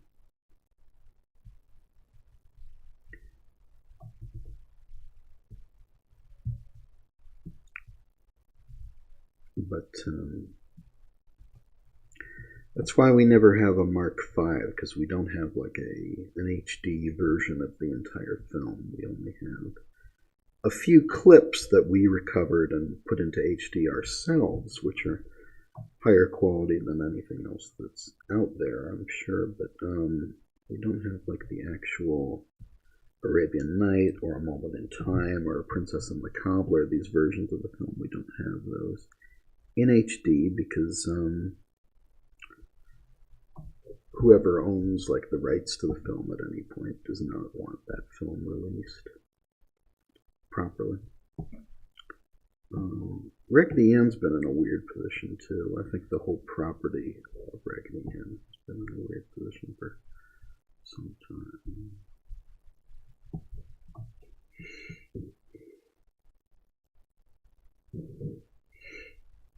I don't know about that.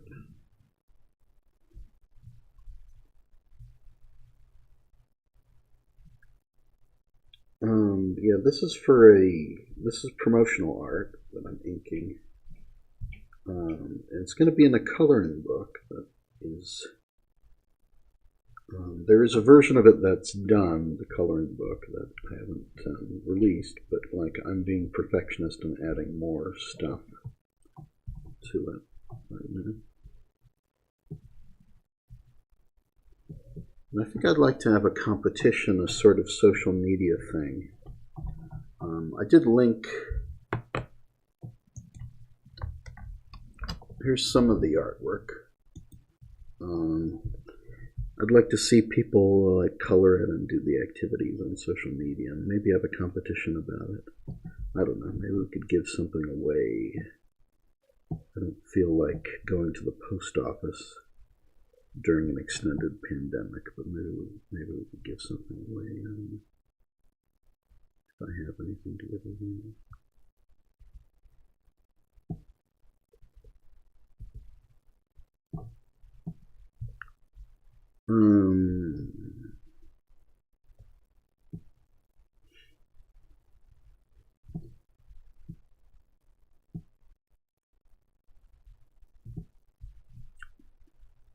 have a little fun with it. I don't personally feel like coloring this material, but you could.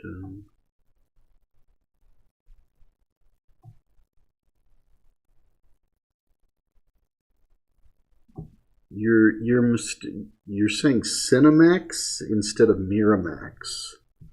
I think no, that's not. Cinemax is a different thing, and I don't. That's not true of Miramax either. So, no. But no, there's nothing to do with Viacom CBS. Cinemax is a different thing.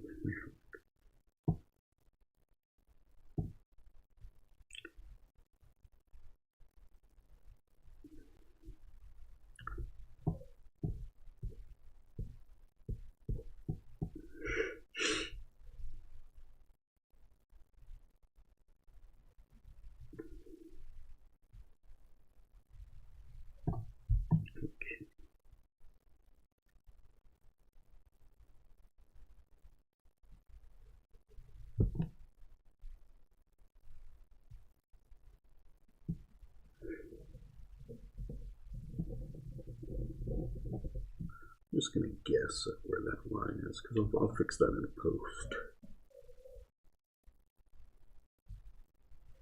I know there is a line there, but I don't think I printed out that part of it. So we'll just do that. Fix it later.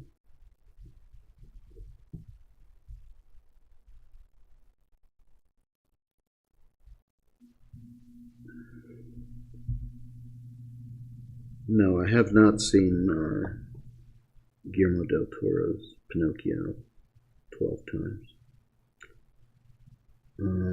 This is the time of year where I get Oscar screeners in the mail, or digital files also, streaming. And I don't watch them. I just don't have time to watch movies usually. I'll probably watch it. I'm working on this kind of stuff. I don't usually have time to watch movies. I've been meaning to watch the Star Wars show, Andor. I haven't gotten around to it.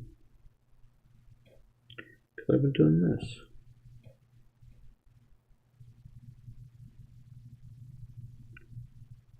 I genuinely spend a lot of time on these things, and I don't tend to keep a lot of time for watching movies. I watch a lot of like YouTube and like podcasts and stuff like that. That doesn't require a lot of thought from me. I did see Black Panther Wakanda Forever in the theater. And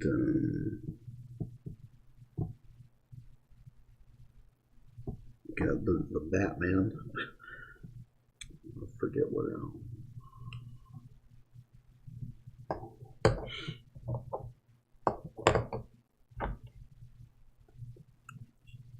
Well, here's the thing. The Oscar screeners are still on DVD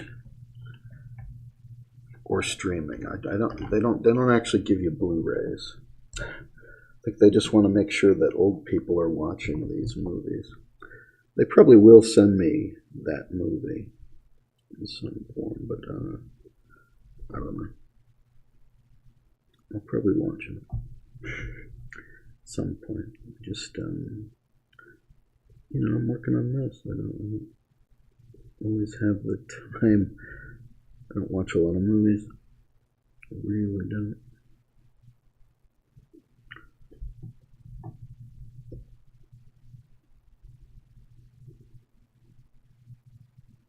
Yeah, it is just because I'm doing this sort of thing, which is time consuming. I feel like I need to exercise when I'm watching something too. Like I usually get on the like the skiing machine and do a little bit of walking, basically, when I'm watching something. Okay. Are we gonna do this? I guess I'm gonna do this.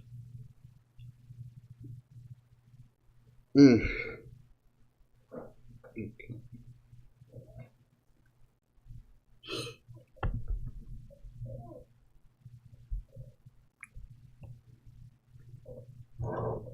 Well, it's possible. Maybe they send Blu-rays to VIPs, you know.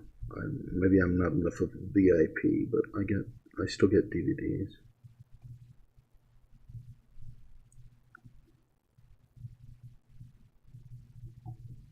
They sent me like Elvis and Don't Worry, Darling, and the Batman, stuff like that, which I already saw with Batman.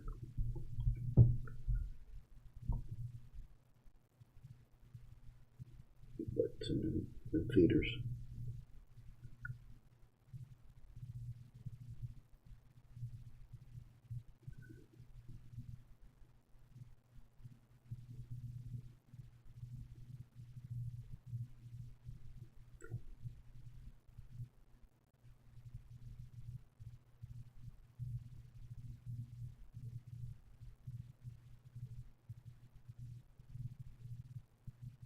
I don't remember getting the missing link at all, unless it was like a streaming link.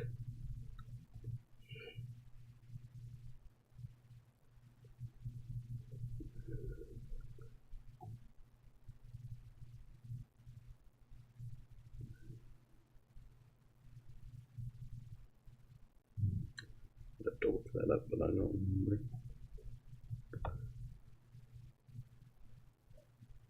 I didn't get a physical.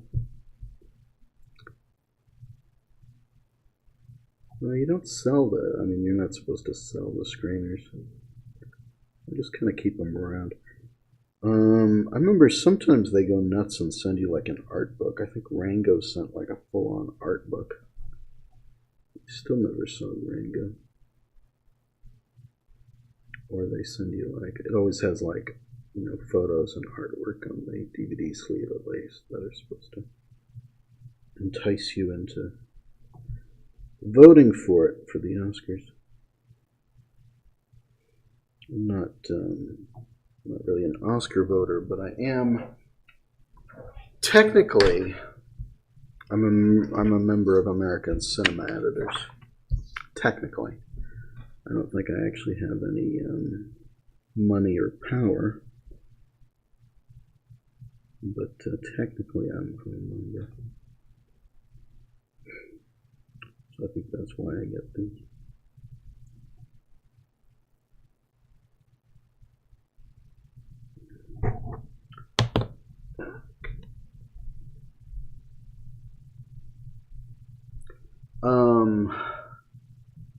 I've reviewed, I need to replace the battery.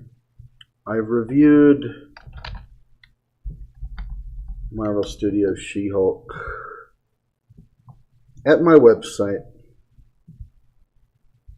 in the Marvel thread.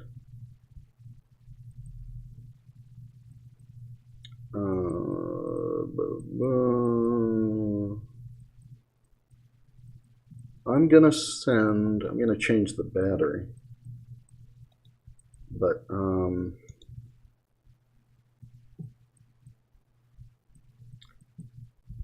I've sort of said my piece about all that already, and you can read it here. I was a little disappointed, but it was okay. So I'm going to replace the camera battery real quick.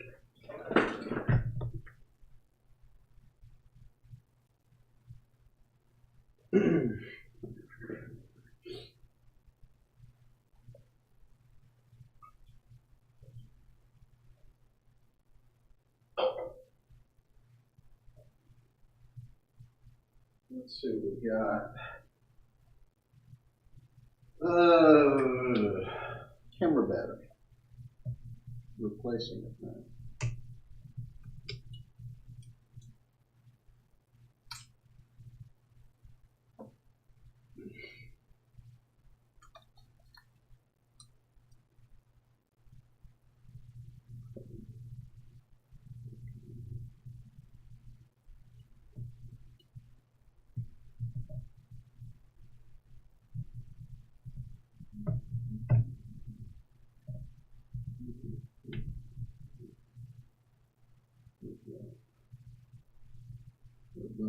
Why is it flickering? I thought it was flickering, unless that was the strap. There's some kind of like digital problem. I don't know.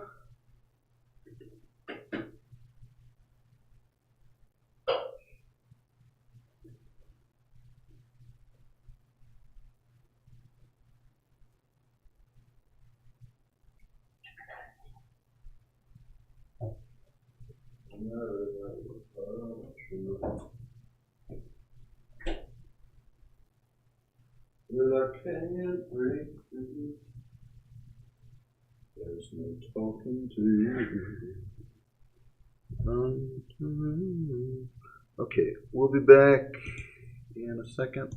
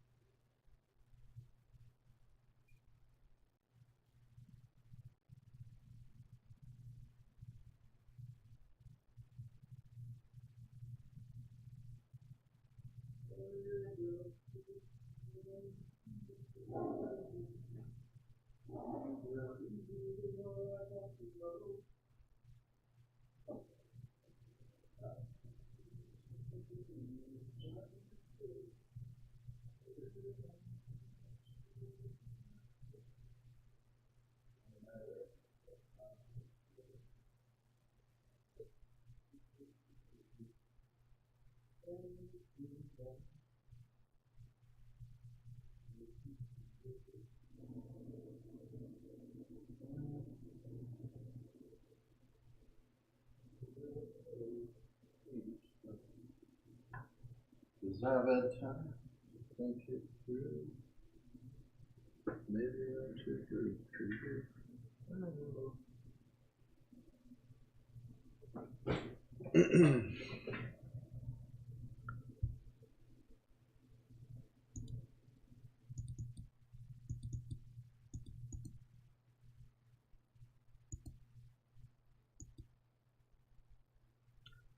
Why is it glitching? No, really, why is it glitching? It's glitching. I want to edit the text. How do I edit the text? Remember to unmute. Or remind me to unmute. But why is it glitching? We're getting glitches with the video capture. And I don't know why, but I'm gonna change the settings. Okay. Because I've had time to think it through. And maybe I'm too good for you.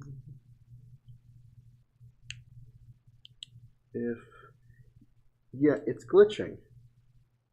I'm getting signal glitches, I guess. I don't know what that's all about.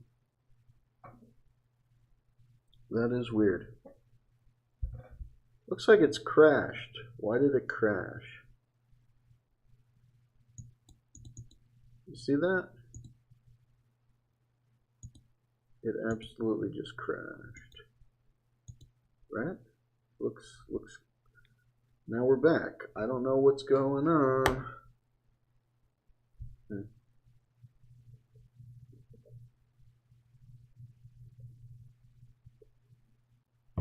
I have certain concerns. I'm going to get a ruler, actually. I'm going to get a ruler. I think that would help me with this shot.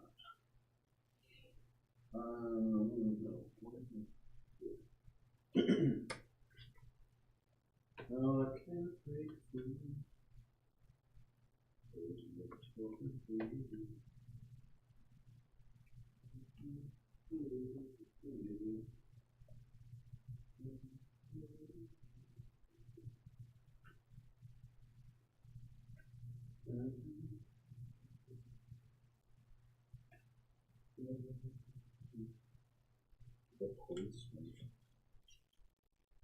See, look at these. Oh, it's for your consideration DVDs. I don't know. Okay. I should put these somewhere. I don't know where to put these, actually. I'll put them on top of the computer. Maybe not. Got a little more. Oh boy. Frickin'. I don't know.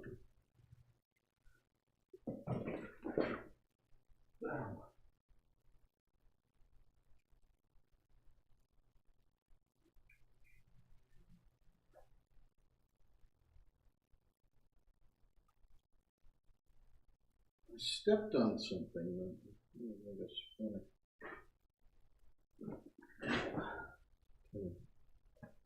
Rocking my. Yeah, I'm just making sure the signals are.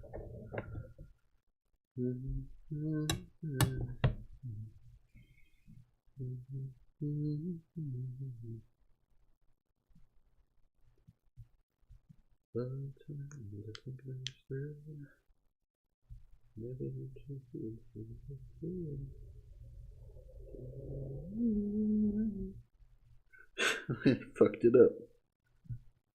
I didn't hold on to the. I don't use a ruler. Pee in the butt. There. Frickin' done. There. Okay. Yeah. So I'm gonna do this. There's just so much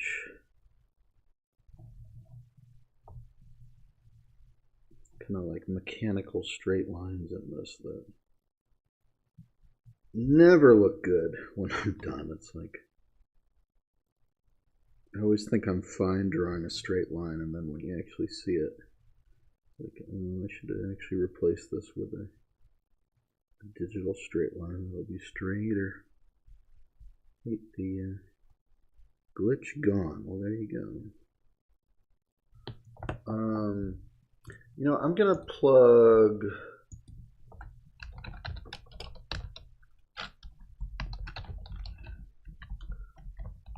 I'm gonna plug this again too. There's my other plug.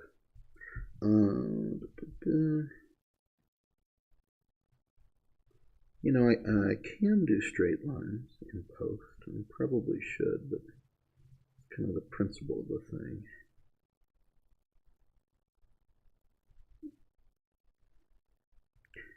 As I recall, this is another like very small photocopy that has lost a lot of detail and quality being shrunk down.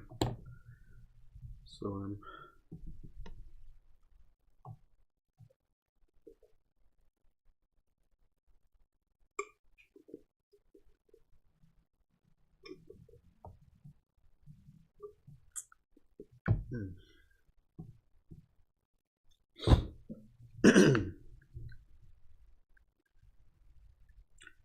So I'm sort of inking it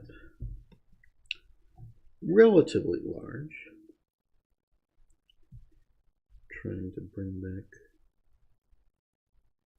clean line.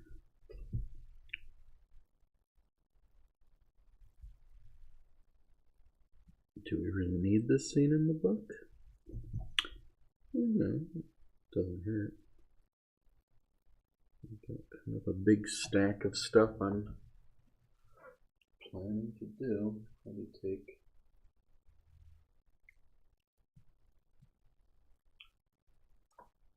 a while.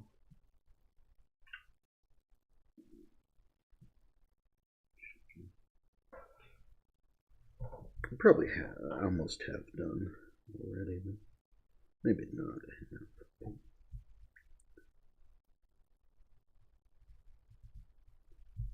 A fair way through.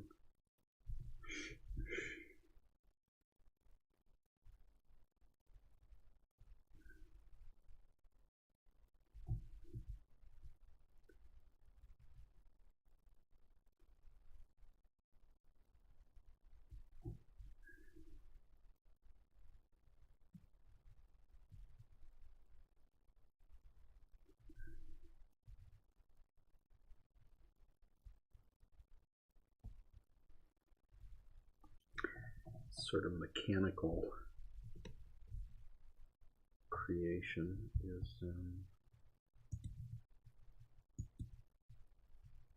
not great to ink because any imperfections kind of show up a little more than they should.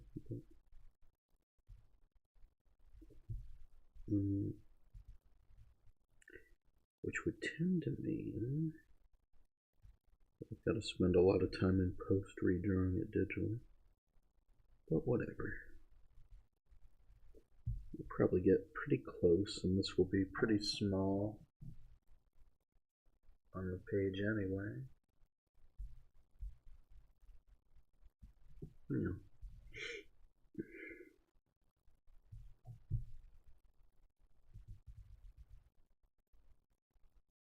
Yeah, but as I said, I reviewed Marvel Studios She-Hulk at my site. Which probably not a lot of people saw that because people don't visit my site. But my feelings about it were complex.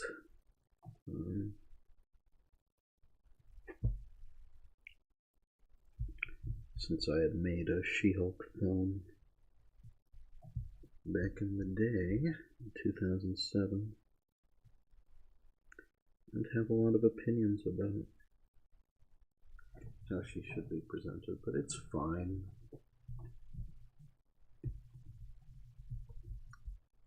It's about as accurate as Marvel Studios movies are, I guess. I just took it more personally this time.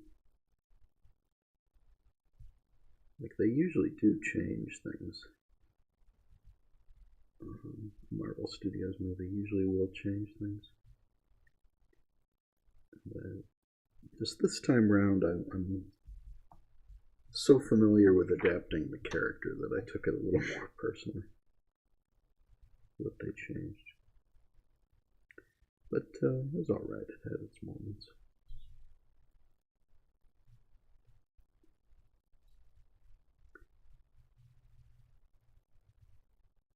I'm not a fan of Illumination or Chris Pratt, but we'll see. With the Mario movie. I just tweeted about because they had, they were releasing what Donkey Kong looks like in that movie, and so I tweeted that at Grant Kirkhope, who wrote the Donkey Kong rap.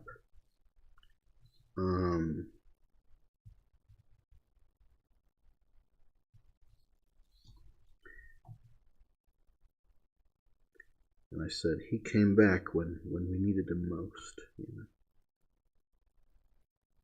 Donkey Kong.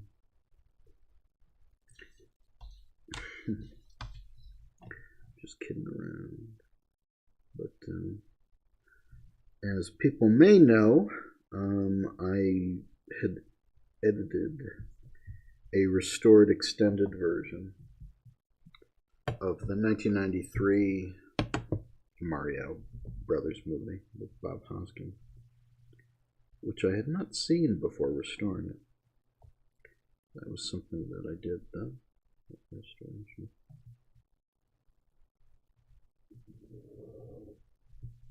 So I got that going for me.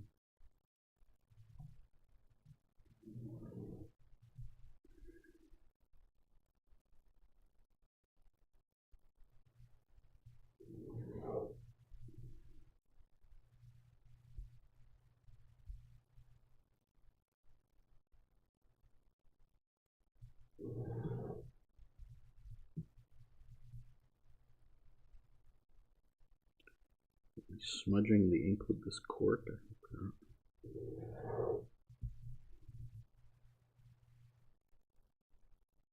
Don't know how accurate I'm being either. There. Some ruled lines, which are a little off, but really.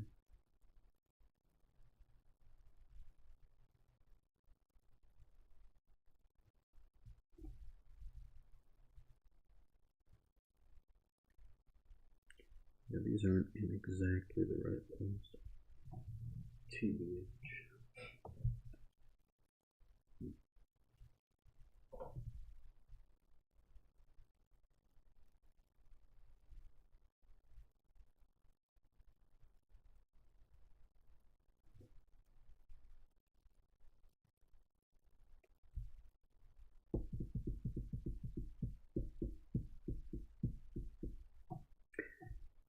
I wasn't that big on the designs are a little bit weird,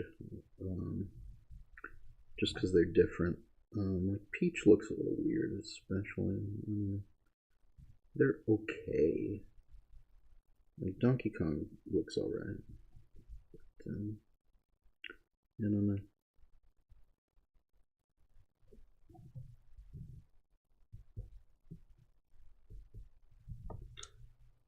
I'm making little notes to myself about how I fucked it up.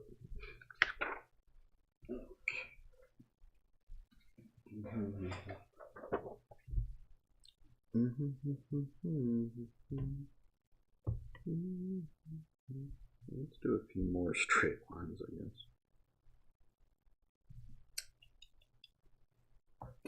Let me see. Oh god, I got more and more pages of this.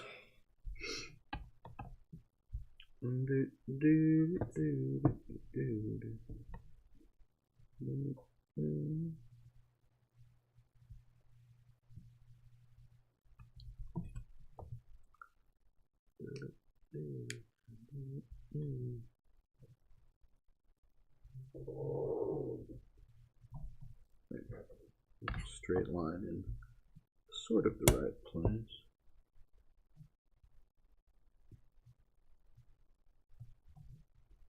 I do not think I've used a ruler for these before.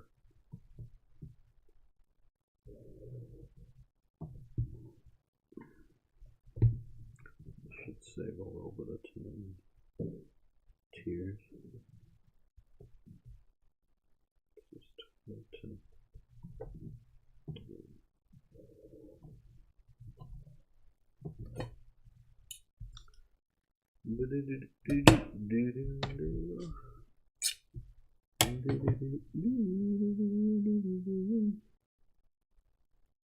I mean, we'll see.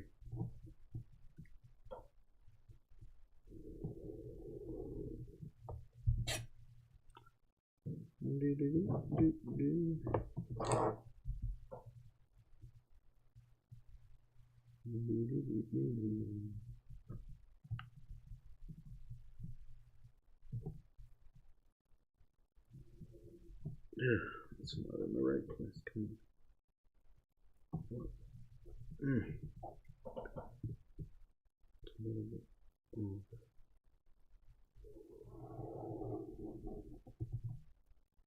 No, it's off in the other direction. This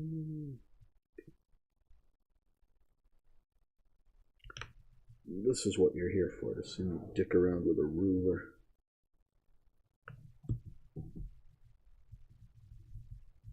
And it'll save me time, in theory.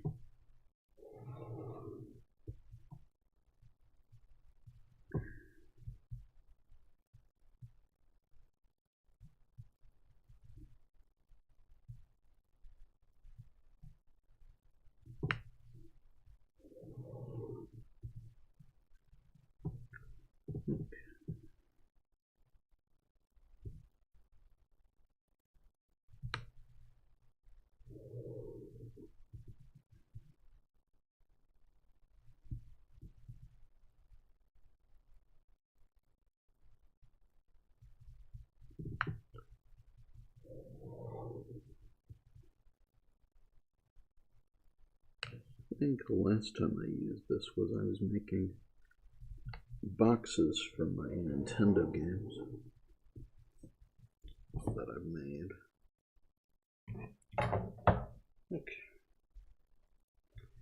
Okay.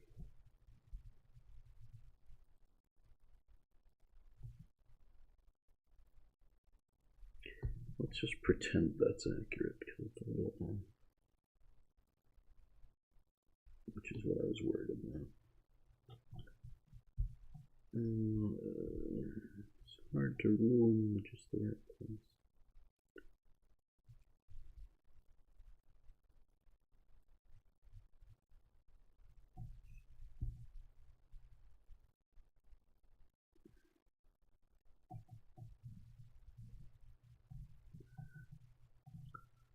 Okay.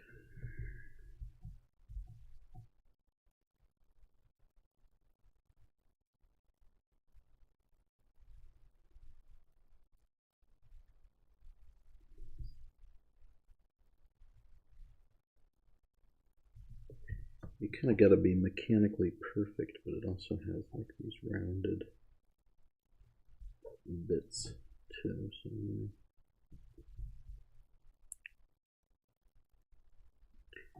people who aren't artists, like there's like a saying people say, like, I can't even draw a straight line, and people say nobody can. You just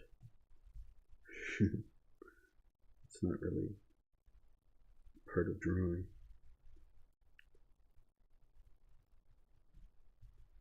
You can sort of draw a straight line. It's not bad thing, but that is the kind of thing you would prefer to do digitally, I guess, so that it can actually be perfectly straight.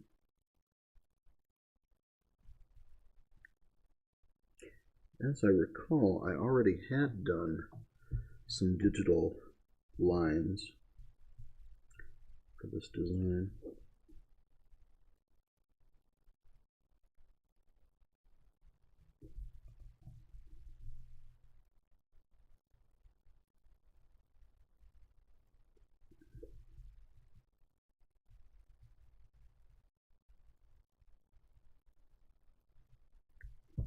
When I was cleaning it up before printing it out.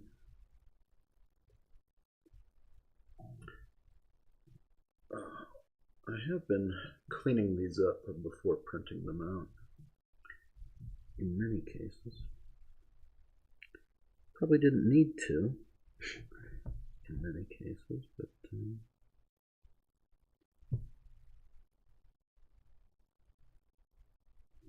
I was bothering to like Photoshop it a little clearer.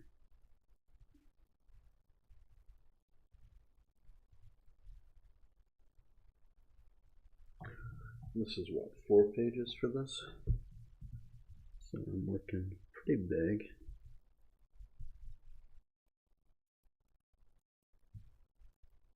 Which will help to hide any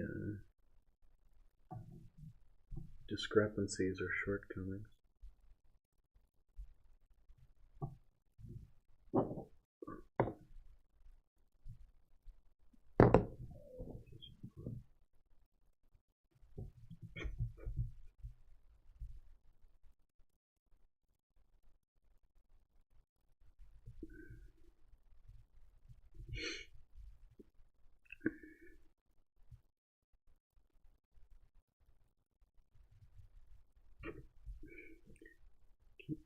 stairs curved at the end.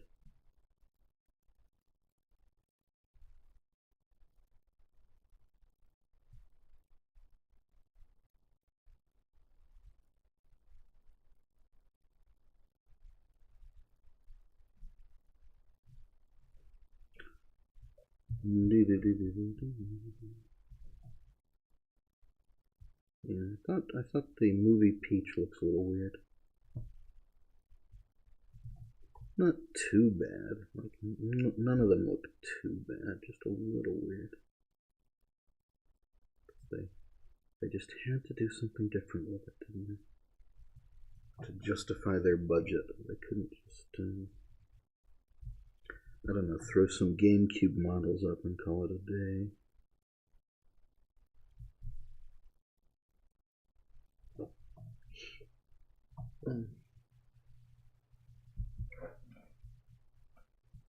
How much overlap is there here? Yikes. That's like we need to do 3 steps at least.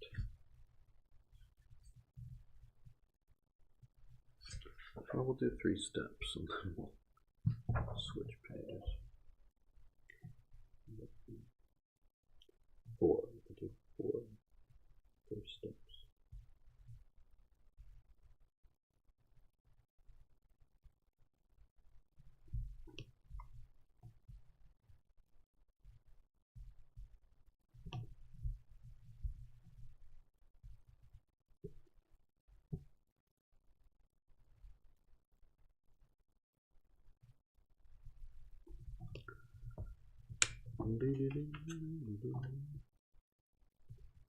So we lost viewers when I was muted. We get them back now. It's just one of those things. See Grogu. What if? Okay. What if I put Hot Rod there? How about right there? Let's put Hot Rod there. Okay. How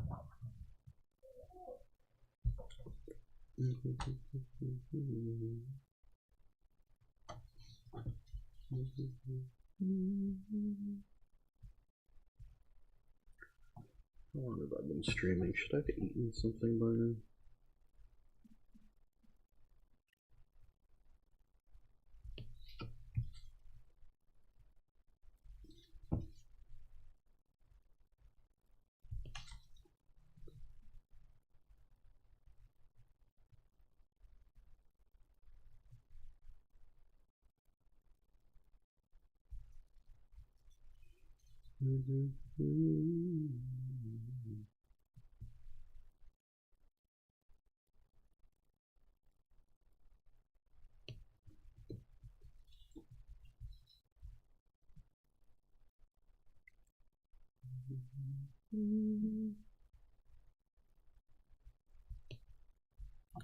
I bet once you shrink this down, it'll look perfect-ish, but that does mean I'll probably, I don't know, you never know with straight lines and stuff like that.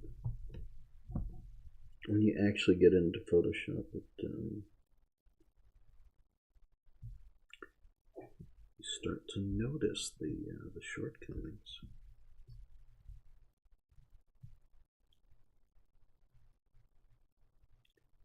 Something that's supposed to be kind of mechanically perfect, but also has rounded,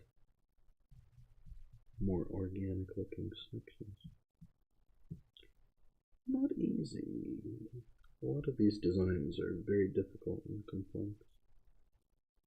You really feel it when you start doing this sort of thing.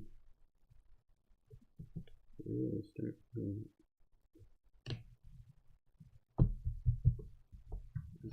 So we're going to switch pages.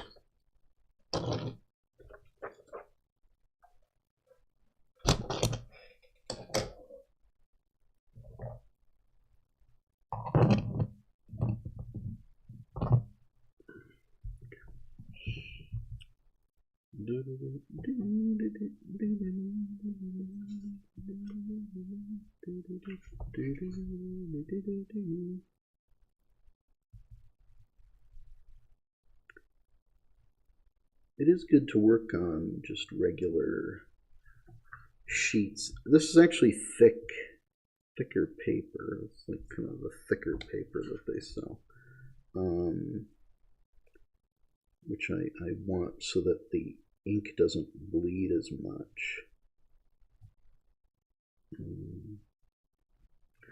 So higher quality paper, but apart from that, it's good to work at this size, even though you can't fit the entire image on one screen, or on one page, rather.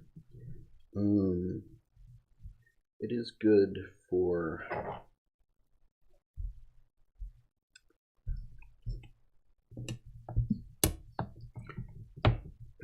printing this way, it's good for scanning this way, and it's also just good for working this way.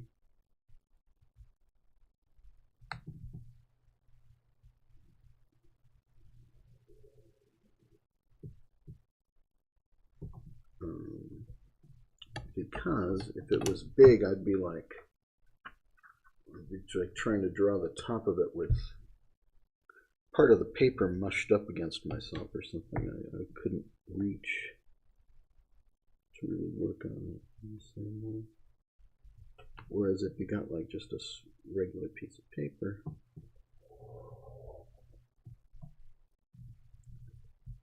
sort of just working on it.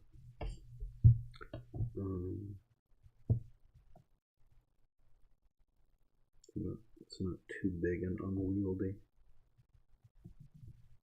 to put in front of you and do what needs to be done.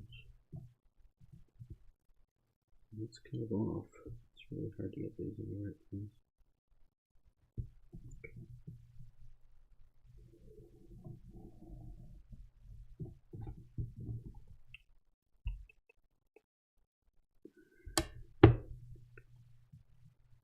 Just not do this and do all of these in post. Digitally, I'm getting this far.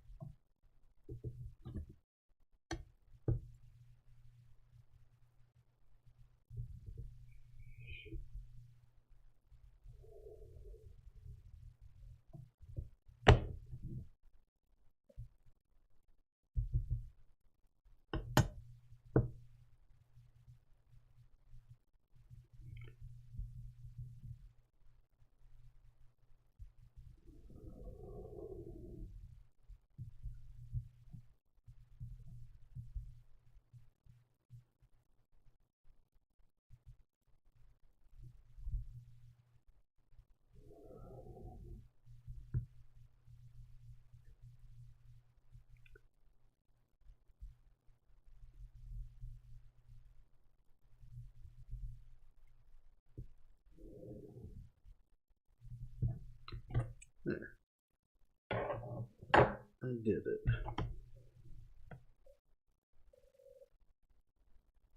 I managed. Okay.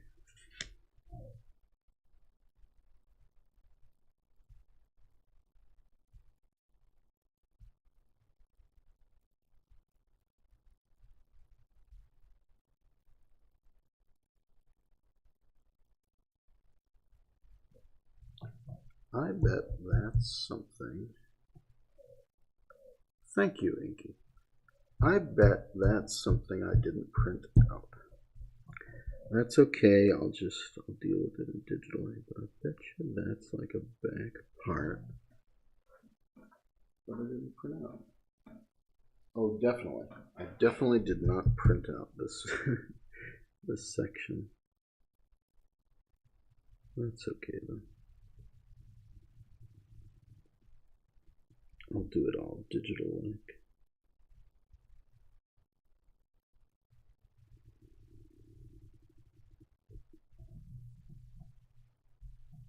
Be like the bottom part of the ear or whatever you call it. Did not bother to print it out.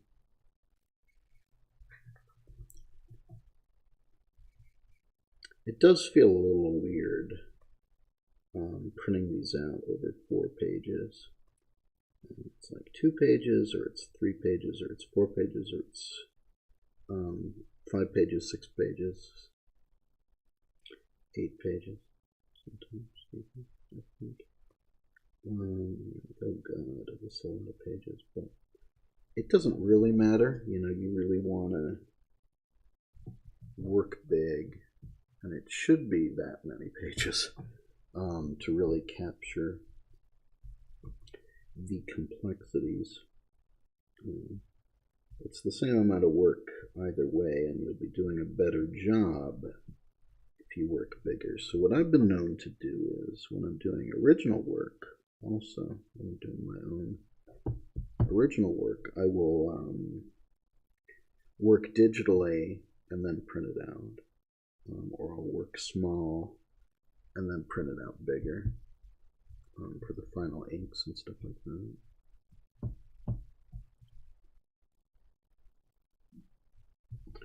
It's a thing. It's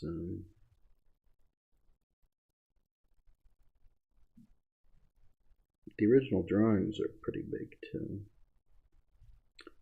I want to be working big enough to capture the detail without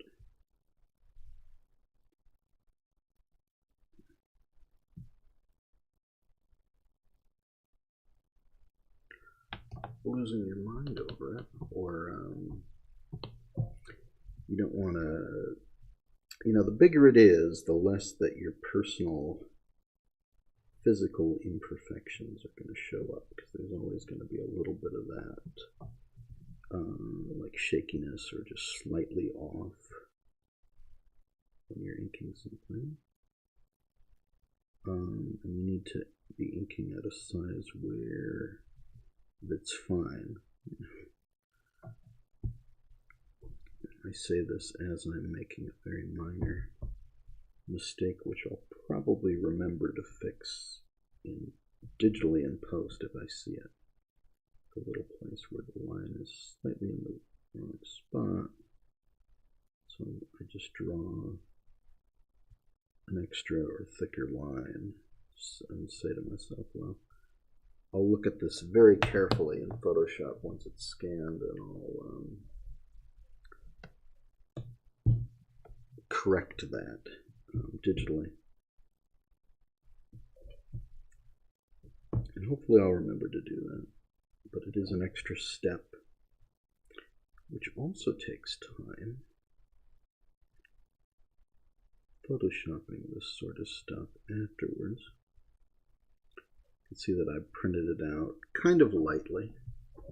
There's like an 85% white layer, between 85 and like 92% white, so that it's lighter, and also turned it blue, cyan blue, before I printed it out. And the point is so that I don't have to use a light table, which can make things a little bit fuzzier, a little bit harder to see, a little less clear. I'm working directly on the printout, which gives me a little more clarity as to what exactly I'm doing. But then I can scan this in color and remove the red channel.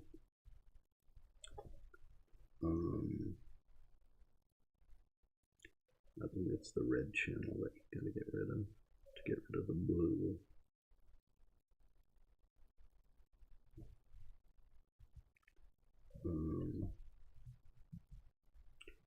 So we get rid of the blue in post.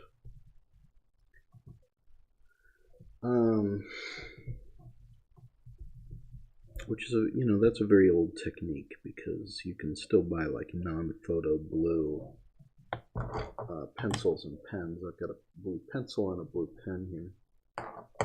I don't use the pencil anymore because it's too waxy. I can't ink over it without ruining the pen, but the blue pen is fine. Light blue pen.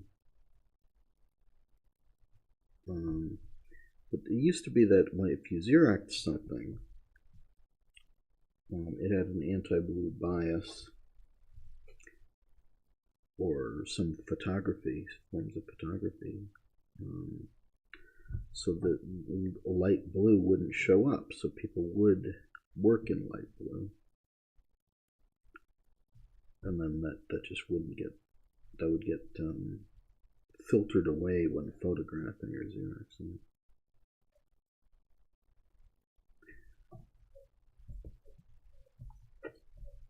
Which is why Xeroxes of certain colors just weren't accurate. It was just like one color channel, or biased in certain ways when you Xerox something.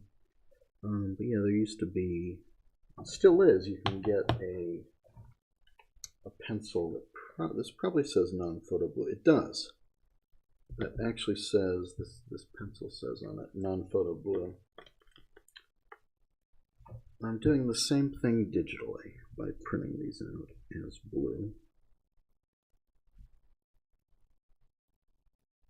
As like a light blue.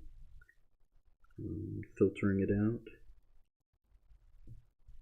after it's scanned.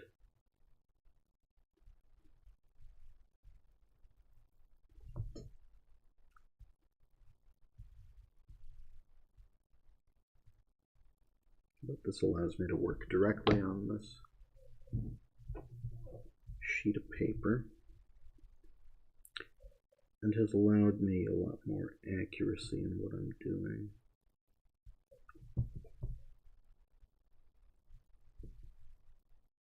And uses less paper.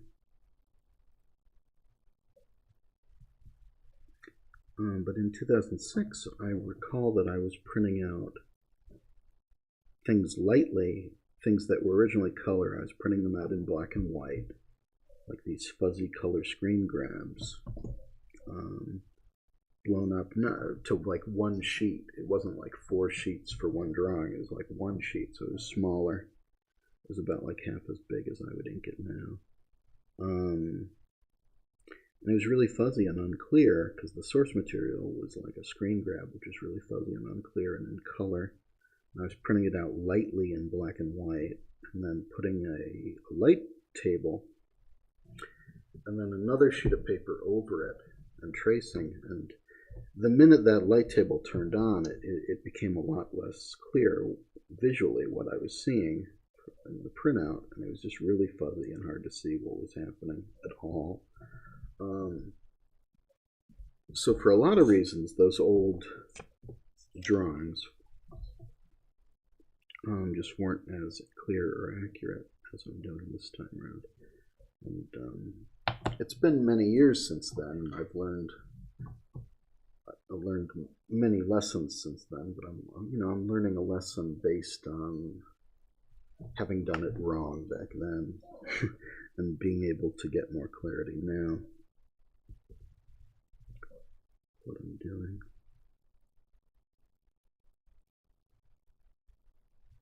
So I can, there's also like cleaning up the material more before I print it out, so that I'm just ready. Okay, we're at the point where I can't actually see what I'm doing anymore.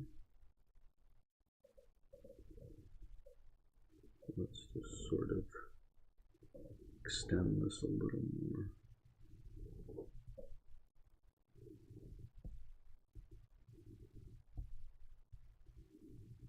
The actual drawing.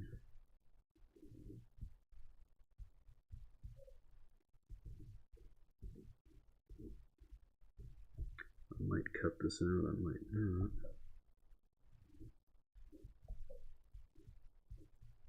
I can sort of just do like a, maybe not as good, like extension of this material.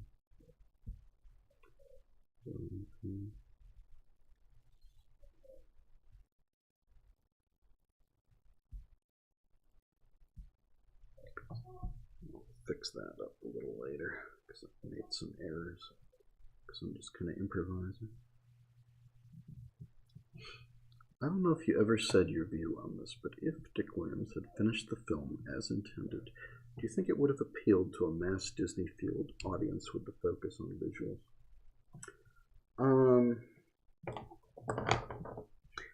I think it would have found its audience. I don't know what that audience would have been, but I think it would have found its audience at some point. I don't know how well it would have done in theaters, but I believe it would have found its audience at some point. As it is, it's hard to speculate. That was a different theatrical landscape, and you did find, like, I mean, the reason Don Bluth made so many movies was because at first he was really cleaning up. You know, there was a gap in the market at that time. So I don't know. The Disney fuel, the Disney Renaissance was fairly new, and you know, Don Bluth fit into a gap before that was happening, and when that was happening a little. And there was a demand, but I don't know. I don't know what the exact content of the finished version would be. I can take a guess. Or how it would have played with audience at the time, but you know, I think it would have found its audience at some point. Obviously, VHS was a thing, but you think of something like The Iron Giant, I guess, is an obvious comparison, which was not something that, like many Warner Brothers movies, including The Thief and the Cobbler, when it was a Warner Brothers movie, Warner Brothers did not promote some of its movies and just kept dropping the ball about actually promoting some of these animated movies and getting them an audience.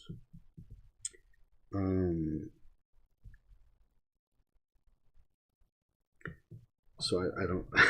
I think Warner's would have dropped the ball on this one regardless, and I don't know how well it would have done in theaters for a lot of reasons. But The Iron Giant found its audience eventually, despite everything. And The Thief would have found its audience at some point, but I don't know. It could have done well. Animated films did well in a lot of cases. Like the ones where the ball really gets dropped are ones where maybe the material wasn't up to snuff or Warner Brothers was involved in some cases, you know. Like Wilford Dangerfield again suddenly comes to mind. Was that Warner's?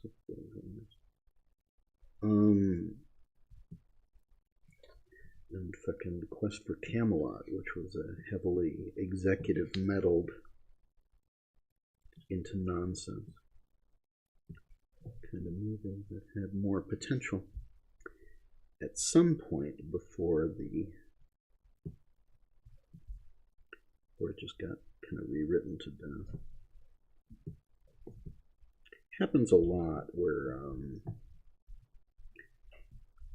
someone will pitch an animated film which is more like a Star Wars blockbuster, and saying, well, we can get the boys and the kids, but it's a more like adult fantasy or sci-fi. It happens all the time, and then the execs eventually freak out and want it to be more like a stereotype of a Disney movie. Happened at Disney a lot too. Still does. where they pitch it as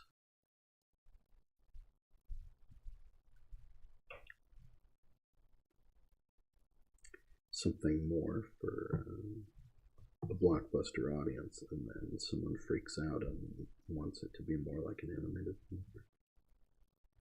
Or they don't promote it, like Treasure Planet or whatever the new one is. Strange World, is that what it's called? Where they just don't promote it and let it die. At Disney. Because Treasure Planet, they just didn't promote and let it die because some executive didn't like another executive. I forget what the exact deal was. They did not want that movie to succeed.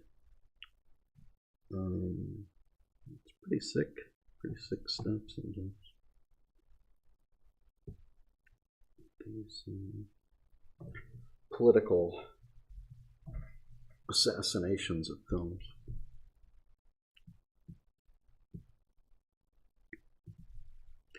I don't know. This obsession with CGI was definitely a problem and still is. As people have pointed out, like video games in the 90s had the same problem where everyone wanted CG when the CG wasn't really there yet. So you get like these early N64 games and PS1 games, which haven't aged as well, when really you would want more like the 32-bit kind of games that they were doing in the arcades with like beautiful pixel art, like something like Guru Mark of the Wolves or Marvel vs. Capcom, this kind of stuff, which you did get on PlayStation and Saturn and GameCube even to an extent. But like you didn't get any pixel art games pretty much on N64. You had like maybe Mortal Kombat and Wonder Project. That was about it. There's later that, I think GameCube, that one Wario game. But you never got like good 2D animation during that period when that's aged a lot better.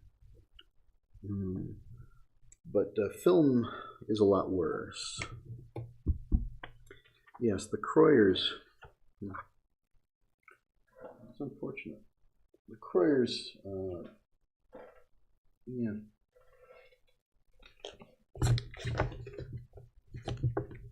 The Kroyers had, I've got a lot of respect for them. But, you know, it happens.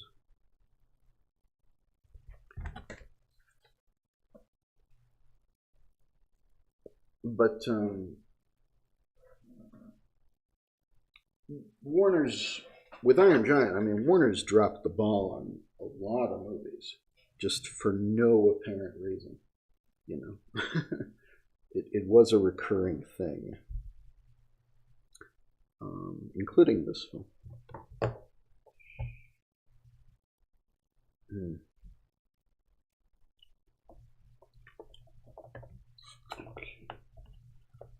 I'm going to stand up for a second again. I need something to drink. But like, if you look at like Titanite, Treasure Planet, stuff like this. But definitely Quest for Camelot, because it got so dumbed down and changed into something else.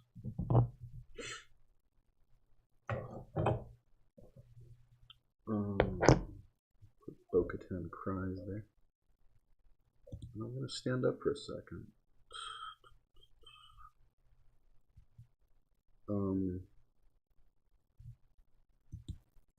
Wait.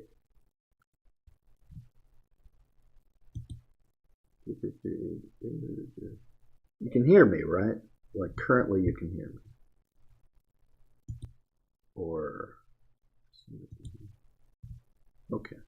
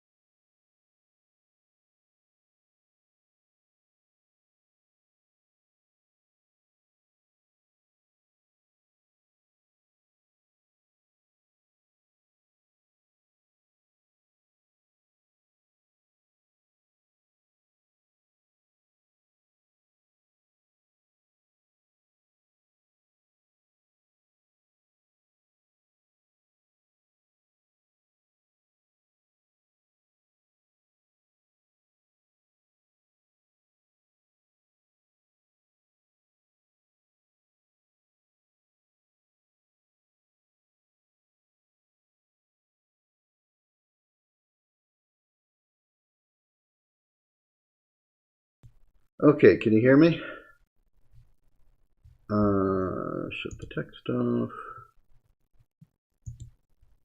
Huge energy, strange world. Okay. So we got a couple of Mandalorians here. I do have got Din Djarin here, Bo-Katan Kryze, and Grogu on my desk as toys. And we have here Star Wars The Mandalorian, gummies, and 5 games, which is something of an overstatement of some pretty lame stuff happening. Here's Grogu is building a Mandalorian snowman. But yes, I saw this in Walmart probably.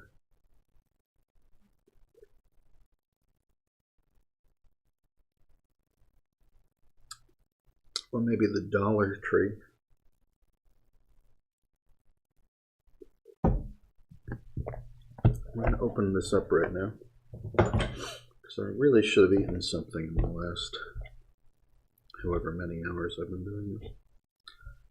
And I do want some, I think candy might be an appropriate stopgap measure.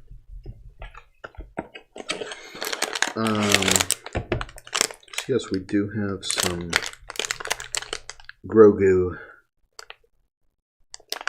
and Mandalorian and so forth. Gummies right now. Apparently we have, I think, a frog. I think one of the designs is a frog, but 2 of them are Grogu. And 1 is a Mandalorian, presumably the Mandalorian. There's also Grogu and Grogu in his pram. And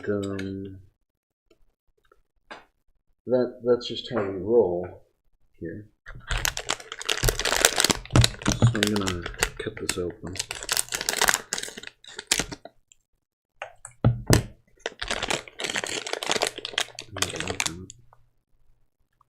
It's definitely like a chibi Grogu. This is not listed, but I think this is the pram when it's closed. Oh no, it is. This is Grogu in the pram. It's just hard to see him.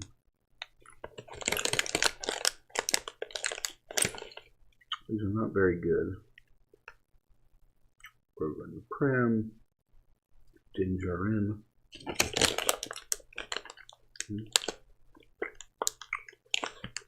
But I think there's a frog too, which I haven't seen yet. There, yeah, like a one-eyed frog. I think is this situation.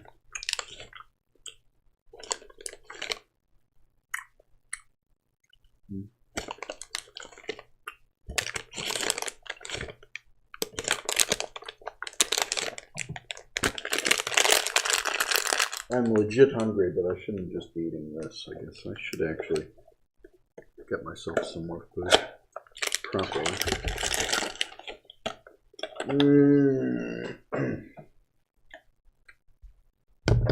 Let's just roll with that for now, though.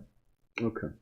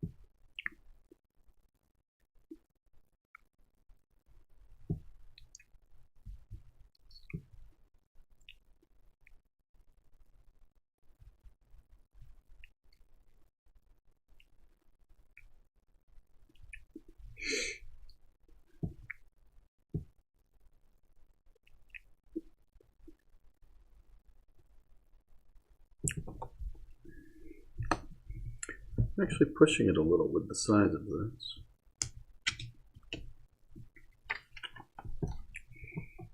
That's okay. Maybe I'll be a little more careful on the other pages of this. This is ZIgzag, incidentally. ZIgzag having fallen down.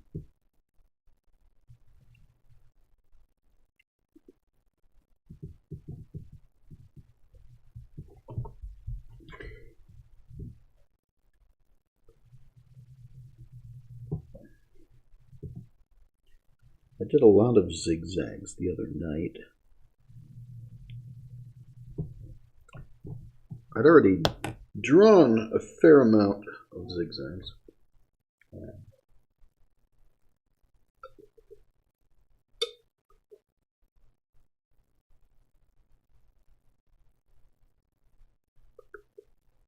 But I did a bunch more for some reason.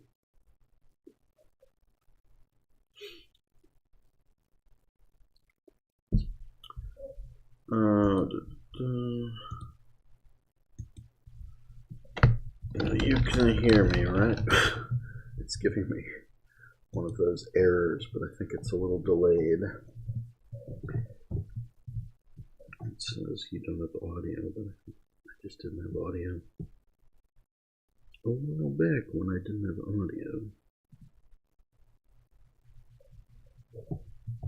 I'm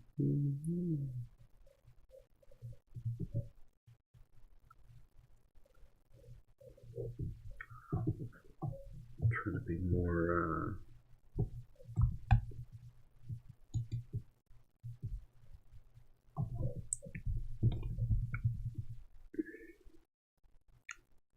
cognizant of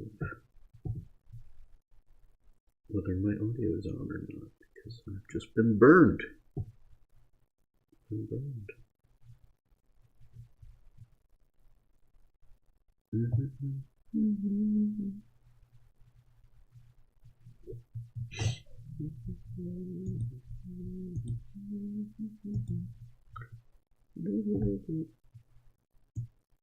Wait, that would be the wrong one. I was going to open up my Twitter and tweet about this one more time, but I did the wrong Twitter. I gotta log into my... because I did it on my secondary Twitter. Wait a second if I'm going to do that. To log on. Okay. There's not very much to do on this page, but it's something. Let's...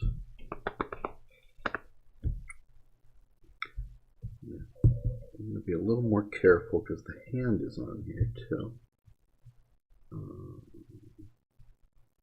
Okay, let's do it. I'm going to open up my other Twitter, in theory.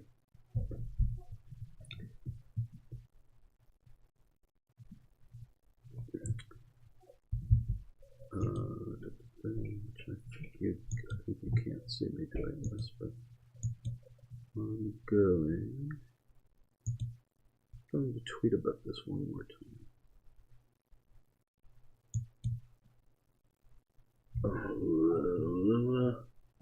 I've been having a problem with my Explorer crashing when I try to do this, though. So I think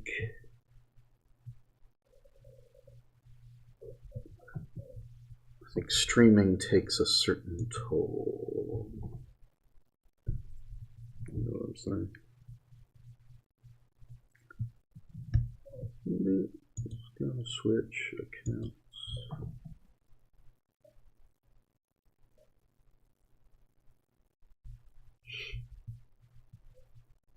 Who to follow on Twitter? The Super Mario Brothers movie by Illumination.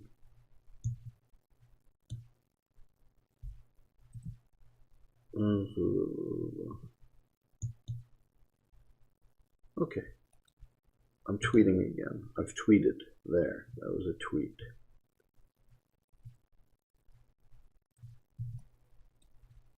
That was a tweet. Oh, and Bob Shipman retweeted me. Always nice of him to do that. Okay, I'm back. Sorry about that.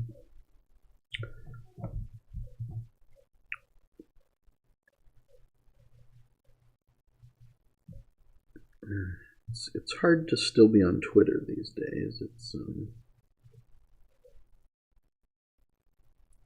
having some issues, but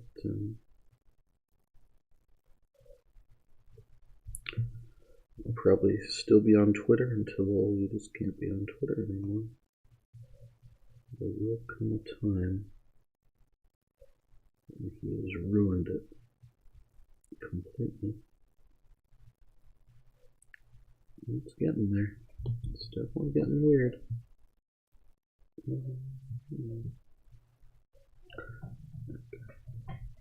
I don't know how visible it is in the stream, but this is another.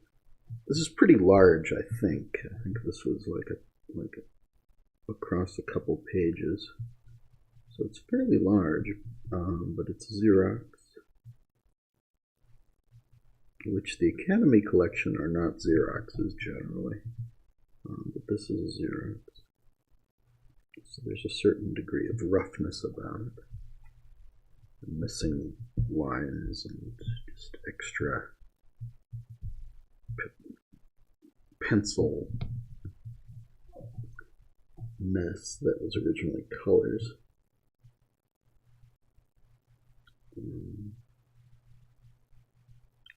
So we'll clean it up a little by re-inking it if we can just get accurate enough. That's the tough part.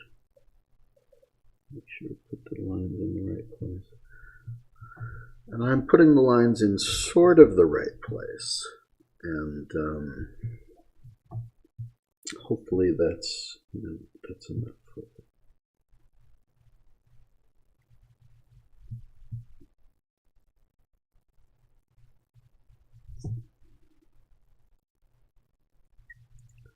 Christ, I really do need actual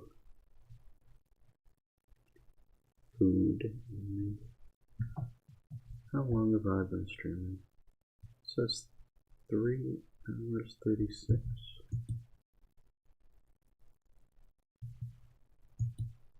Yeah, okay. I thought it said that last time I looked. Maybe I'm just losing. I'm expecting time to be.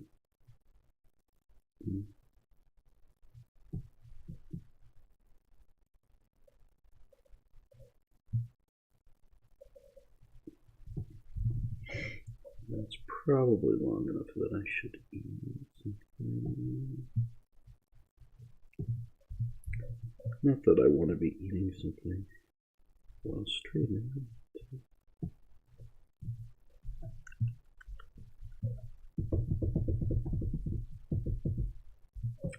But I do want to eat something.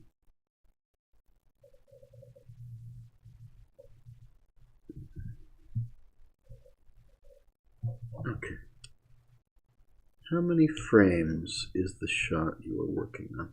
I am not working on shots. This is promotional artwork, which will be appearing in a coloring book. I'm not doing new shots. Yeah. There actually is not a lot of surviving artwork from the film. There's a fair amount, but it's not like consecutive, like all that artwork probably doesn't exist anymore. So generally we don't have like full shots, and this is a shot that is finished in the film anyway. I'm cleaning up pencil drawings that we do have, or sometimes that we don't have, for promotional purposes. And there's going to be a coloring book. It's not really for the restoration. You can see some of that there. It's more for promotional purposes. Apparently I'm going to knock the camera sideways.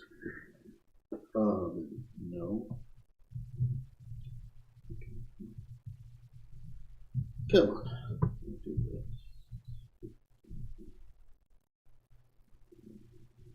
I'm going to put something. I'm going to put something in the microwave.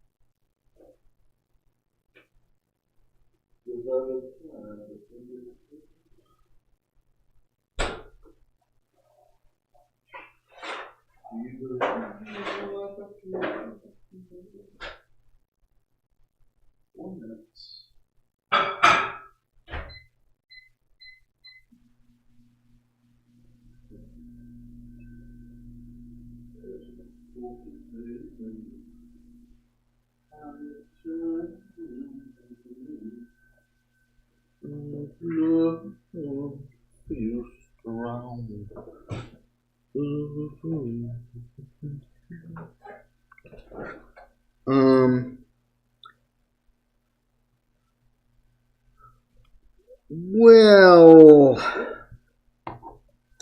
the dumpster predates. That's not really what I'm talking about with Richard. He did tend to throw away old versions of things.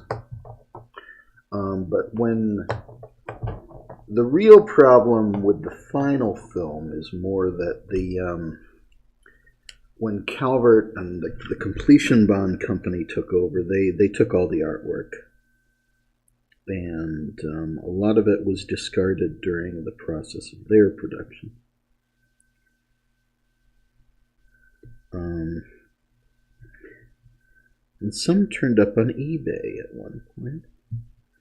But we don't have an HD version of the Moment in Time work print with the unfinished scenes in it as photographed, which would be maybe good enough to work from in some cases.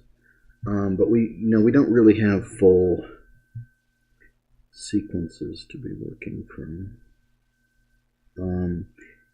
In theory, I was working on a new version of The Thief and the Cobbler, recobbled cut, with some minor changes. It was called the Recobbled Cut 4.2, and I haven't released that yet, but it would have 3 new shots in it. And The Thief and the War Machine is more restored in this version, but it's not released. But no, we're not doing full on.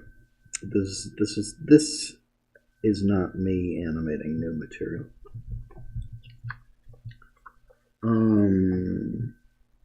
You have a few drawings from it in person, personal. There were, I know there were eBay auctions. I have a couple things from it in storage somewhere, as I recall. A couple cells, things. But no, this is not me animating new material. This is cleaning up, restoring artwork, just still promotional artwork. In this case, from a surviving pencil drawing. From a lot of it's from the collection of Andreas Wessel Thurhorn, an animator who worked on the film. What he kept, I scanned in 2006. People did keep stuff, but in general, the Calvert production threw a lot of stuff away.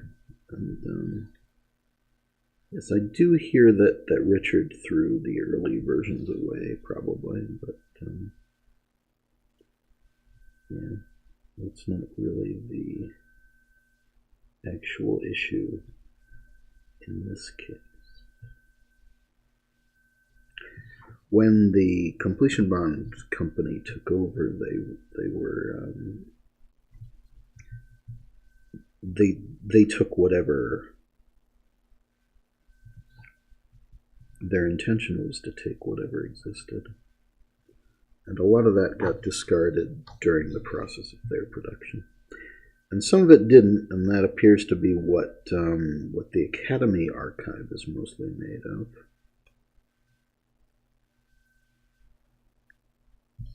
But a lot did get discarded during that process. Certainly most of it, I'm afraid.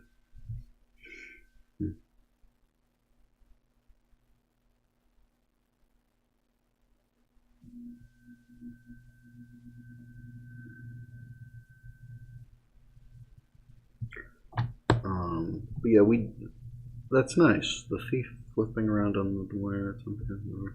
Very nice. Do you have it scanned? Is this something that we have photos of? Very nice. You know, there's a lot of like kind of random scenes which survived and got spread to the four winds, but we don't have like artwork that you could. I'm scratching my chin like I'm lost in thought. But we don't have like full pencil drawing sequences of anything that you could mount a new production from. I think in theory the best you could do would be to take a few scenes that were only storyboarded, or to work from maybe the moment in time work print might be high quality enough to do some work off of. Maybe. But even that would be pushing it. We don't have that HD work print. Personally, the Academy does, but I don't. If that makes sense.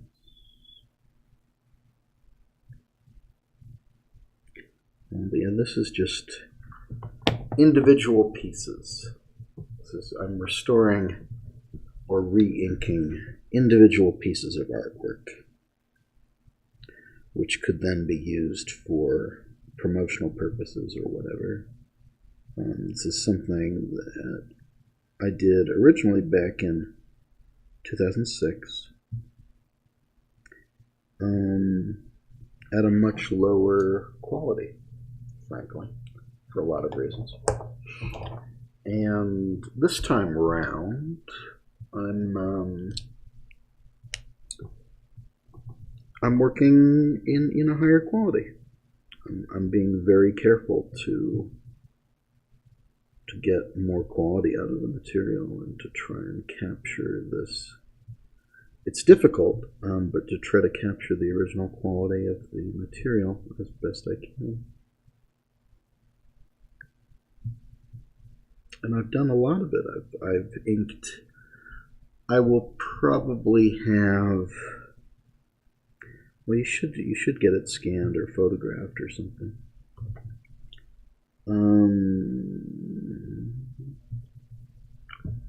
Safely, should. But I've inked about. I'll probably have inked about 200 pages by the time I'm done, at least.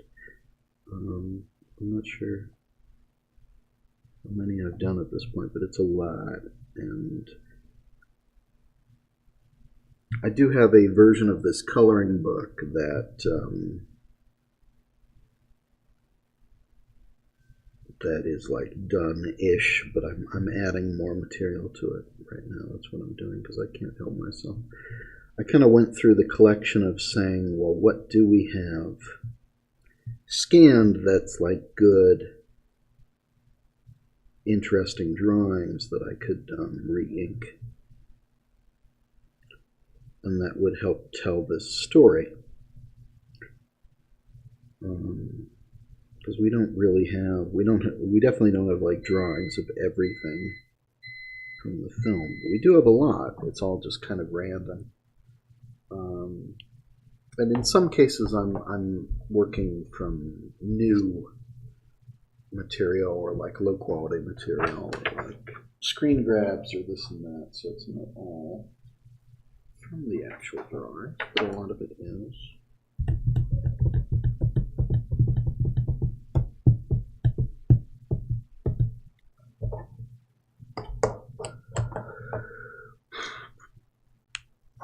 So that's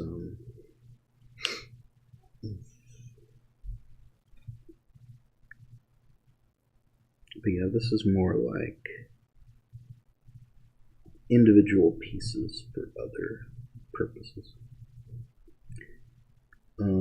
At the time, I was making a Thief and the Cobbler Nintendo game, the Super Mario Bros. 2 Thief and the Cobbler game. And I wanted a new poster for the recobbled cut. And for that game, so I inked some of the pieces that I'd originally inked for the old poster, and some new pieces that I wanted to use for a new poster instead, as it happened. And that just kind of ballooned into inking a whole stack of stuff, whatever I thought was interesting, and I figured I would make a coloring book out of it. But I've also released it,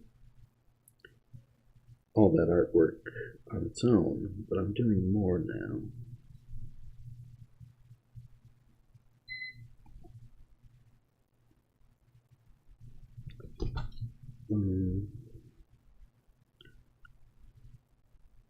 And I do have to Photoshop all this stuff too, so that's like an extra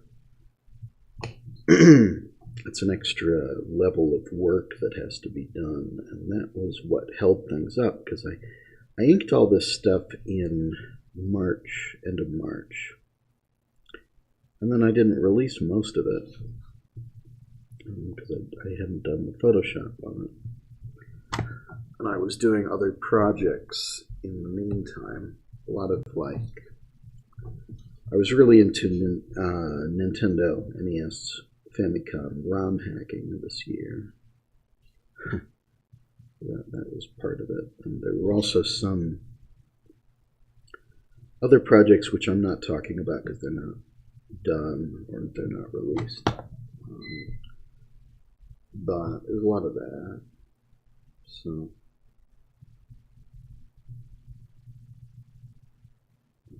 scratching my side of my head.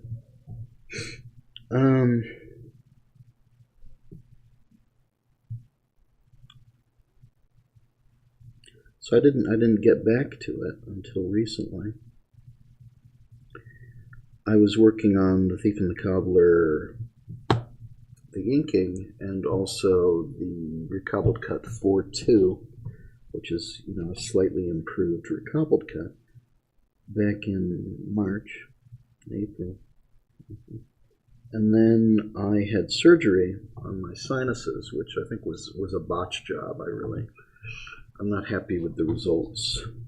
It messed up my nose, sinuses, breathing. But anyway, that recovery period after my sinus surgery, I was just not in the mood, or just needed a change of pace, so I got more into Nintendo ROM hacking and other stuff, and I never got back to this project until now-ish.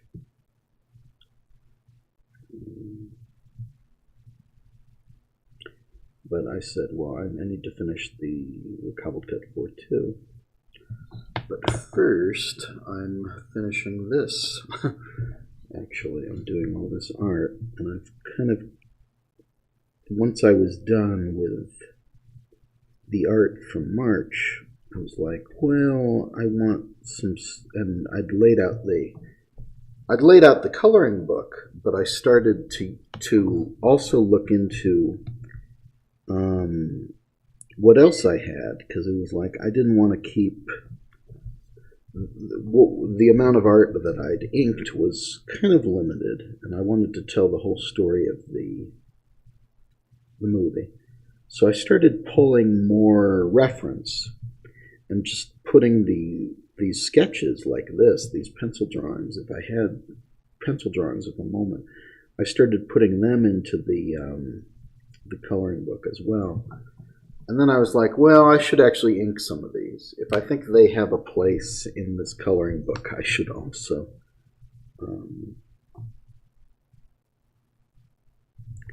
ink this material, to be honest.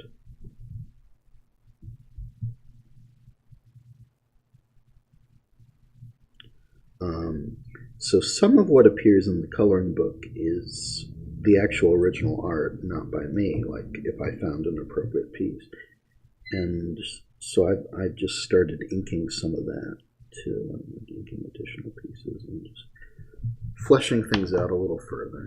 I don't know if anybody's going to care. Like, I think it would probably have the same reaction from people at this point as it would with a bunch of extra stuff in it. But I'm still doing it, and having this, I'm trying to do it as well as I possibly can, and having this high quality artwork of scenes from this film, which you could remake into digitally. You could color these and make them look like cells, and I did for some of the pieces.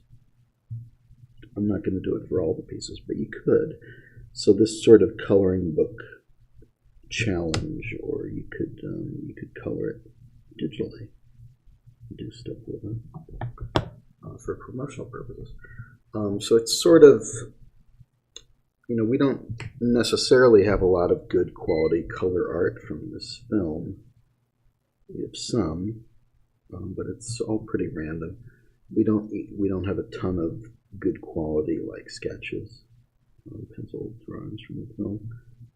And so I'm just kind of taking what we do have, or what can be sort of recreated, because in some cases I was recreating stuff that I did from very low quality reference.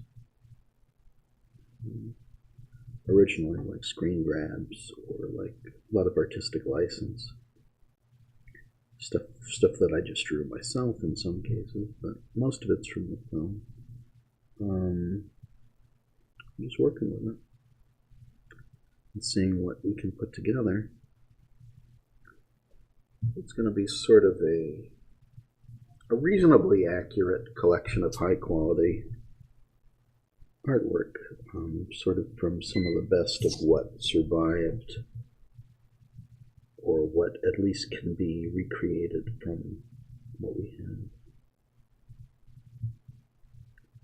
But it's not for the actual film.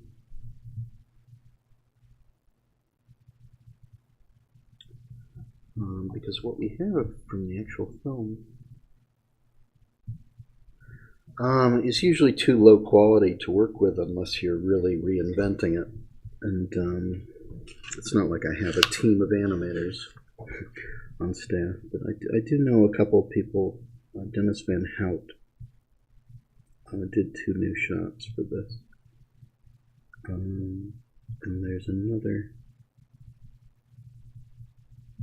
fellow who's doing one new one, which is going to be very nice, but this isn't something that I want people to, it's something people just decided to do. I'm not like having people animate new shots.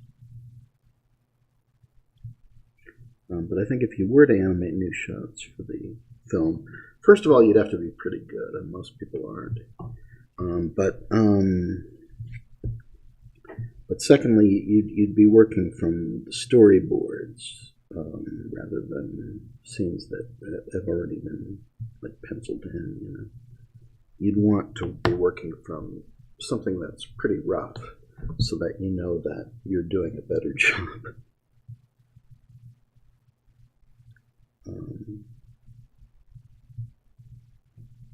There's a lot of scenes where we have, like, you can see pencil tests in the work print, and they're very low quality. And you couldn't really reanimate those,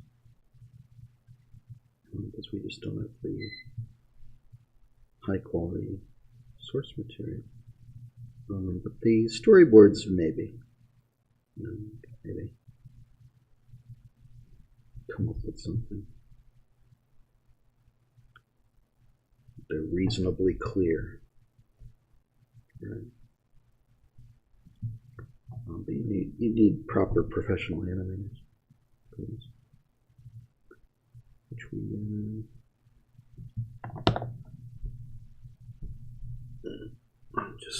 don't mind me. I'm just doing little hand stretches. It's been a while. I've done a whole stack of these. I don't know if I'm halfway through, but Something like that. Done a bunch.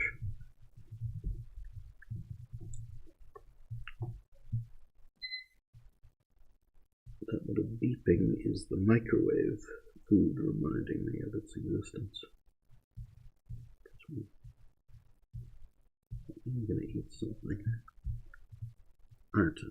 There's a shortage of great assistants as well. Yeah. When I was doing the recobbled cut Mark III, I think, might have been even earlier than that, but it was like probably 2006, 2007. I did try to do new art for the film of the scene where Yum Yum is wondering where the cobbler is, and Nanny says, "Try the prison." She says, "What? Oh no, what goes on in this palace?" And she stomps off. Which is a scene that's a little different in the script, because she actually does find tack in the script, but not in the work print. Anyway, I wanted to recreate that scene in color, not as full animation, but as color layout storyboards.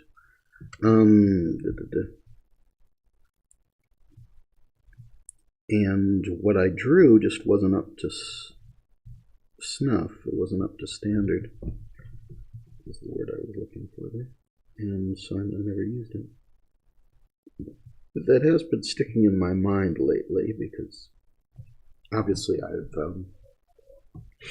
I've improved my workflow for recreating this artwork in high quality, but I think that would still be difficult to work from a storyboard, because storyboards are a little bit off model, a little rough, not a lot off model, but just enough to trip me up, probably. And would be from just a U-matic / VHS screen grab. So the lines are thick enough that you can basically see what's going on. But, yeah, I don't know if I could actually nail that. Maybe. But it's not something I've inked in this batch, and I've inked a ton of stuff in this batch. I did do a couple things which were from storyboards and in this, and kind of had mixed results. Like the Tack and Yum Yum wedding, I decided to do from a storyboard, and it's all right.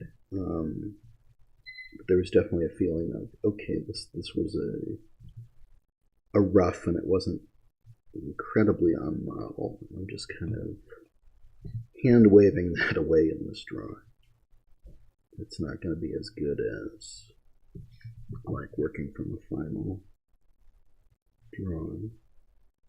And I know they did animate that scene, but it was under Calvert, or it was under Neil Boyle, really. It was very good, but it was still, technically it wasn't under Richard Williams. It was a little different, and I didn't have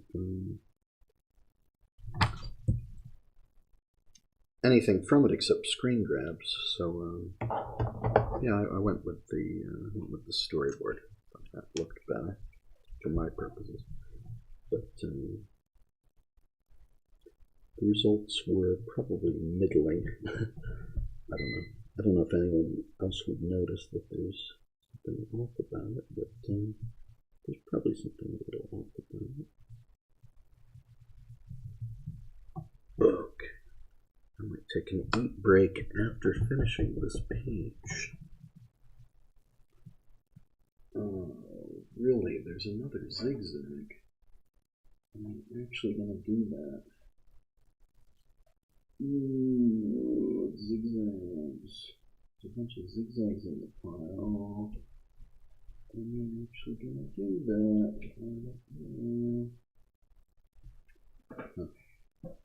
Oh yeah, we're getting down to it, folks. We're getting down to it.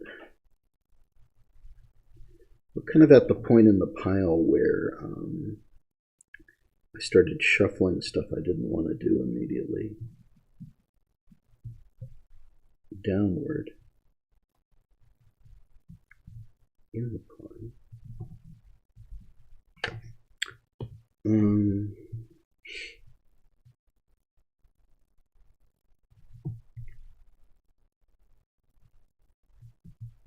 For all the world, you can hear the same old story telling.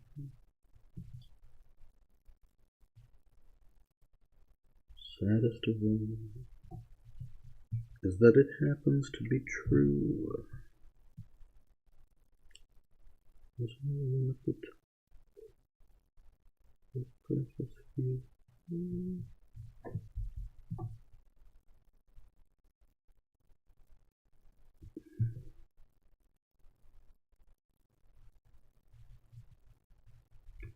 Look away, maybe someday.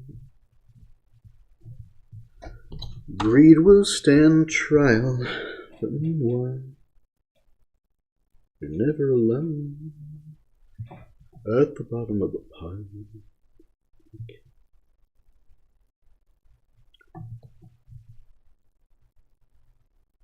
Neil is just wrapping up his latest film. What is Neil up to these days?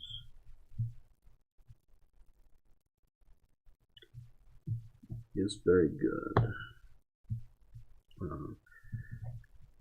And there, you know, that's part of why I did the recobbled cut, because there's enough scenes that are, the line between what is and isn't Dick Williams is a little blurry, because there's stuff that was finished under Calvert or filmed under Calvert also, which is varying levels of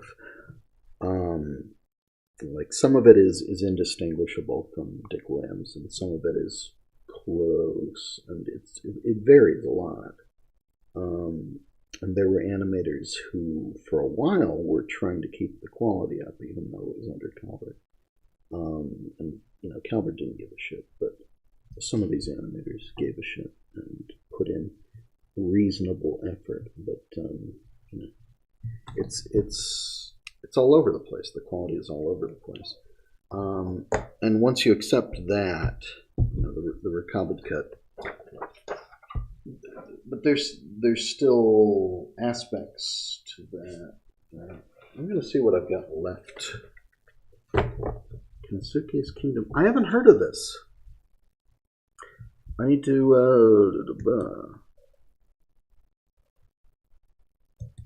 It's giving me a bitrate, audio bitrate problem again. Kensuke's Kingdom. I have not heard of this.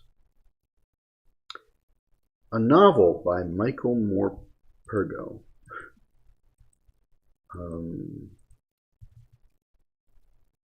Is a children's novel from 1999. Directed by Neil Boyle and Kirk Hendry, with Cillian Murphy, Rafi Cassidy, Sally Hawkins, Ken Watanabe. And there's a trailer.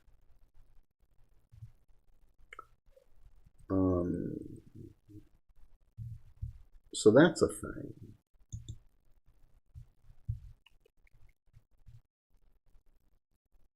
Neil Boyle's Twitter is still from the Last Bell days. I do not know if I was following that. But he hasn't tweeted much.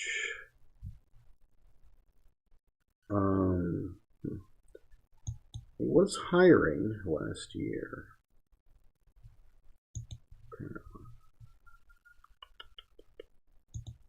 Okay. It was done at Lucasfilms. Anyway, I'm going to look at what. Okay, so I've got, here's a rough zigzag, which I was going to de-roughify, which has some additional pencils by me. Zigzag on a horse. Here's the horse spooked, which I think I wanted to do first. Zigzag with cards, which is going to be a huge pain in the ass if I do it. Zigzag with cards. There's a very Calvert, like very rough Yum Yum that I was going to do. And then an early Yum Yum. Then the Gong guy, and then Bubba. Okay, I see. So this is all stuff that I don't have to do. Like I've sort of shunted this stuff off as being the less important material. But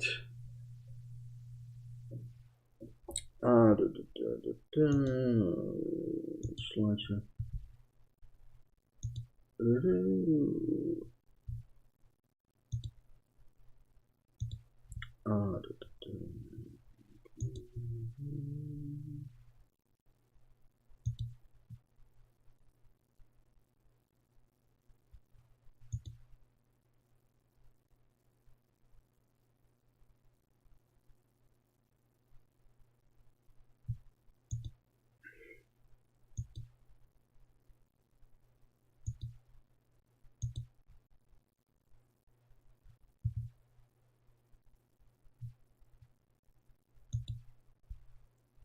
So what are we doing here? Slideshow.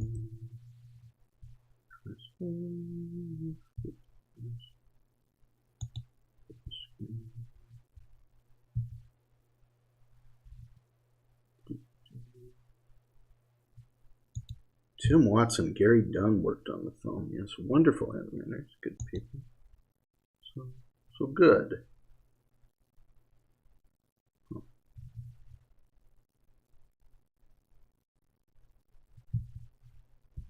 Anyway, I'm going to return in a moment. I'm going to get something to eat. Yeah, we're going to do a thing.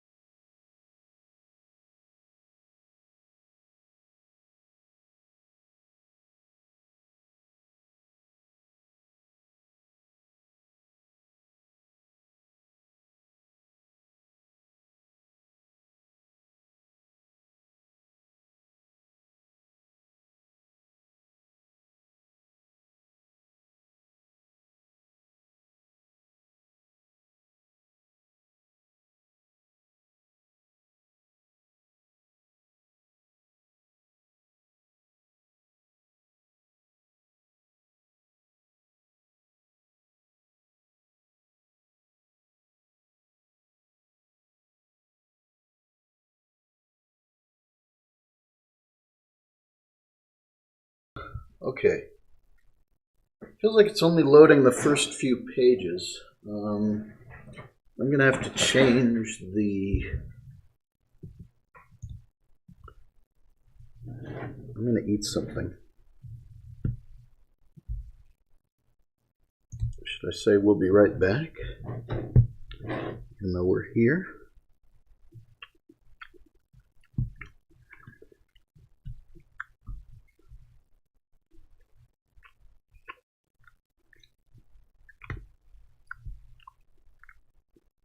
Feels like it's only loading the first couple pages, all right? It's unfortunate.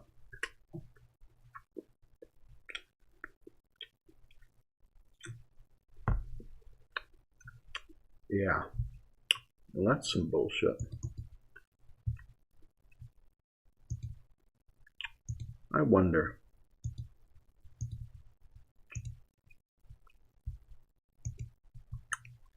The slideshow is so bad.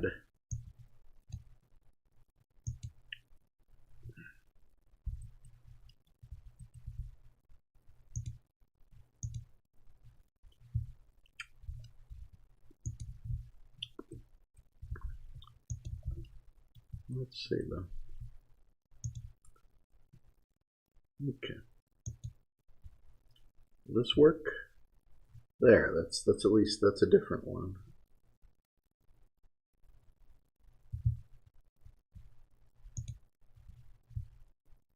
It's looping a small snap. Okay. I'm eating something. Yeah, it's still doing just a small snap. Oh, the slideshow here is ass. See, I could set up a slideshow in another program, though. You know?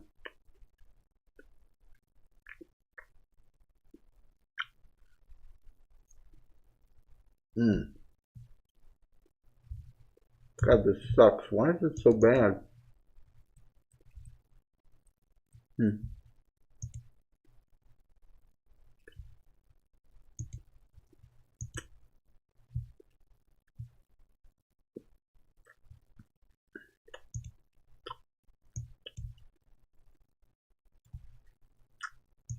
It only loads like 3 slides.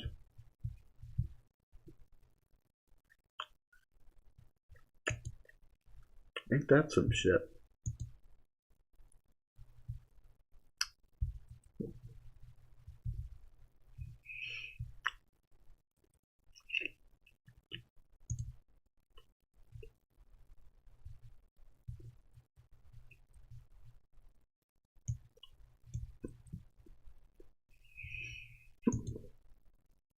And I'm hiccuping because I'm eating too fast. Excuse me.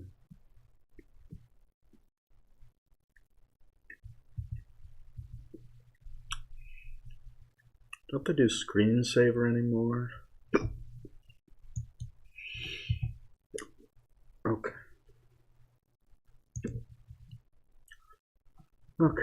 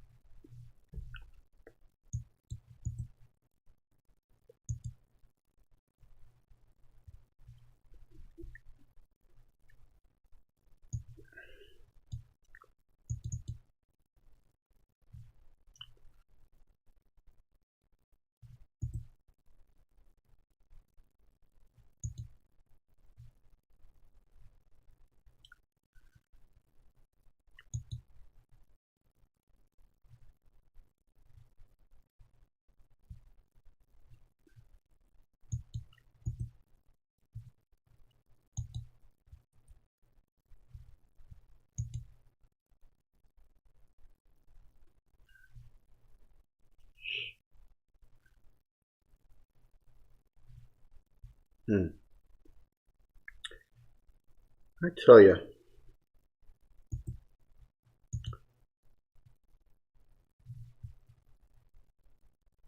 It's just I'm futzing around with something, but it's a little bit.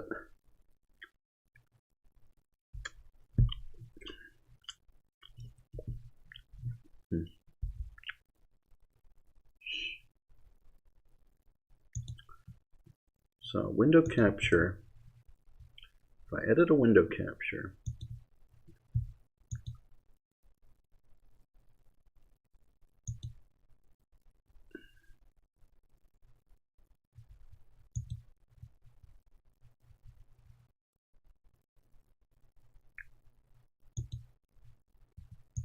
window capture, window capture, play.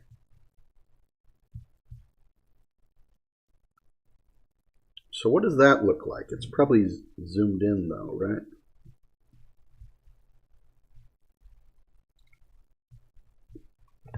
I cannot tell because it's forcing full screen and I don't know.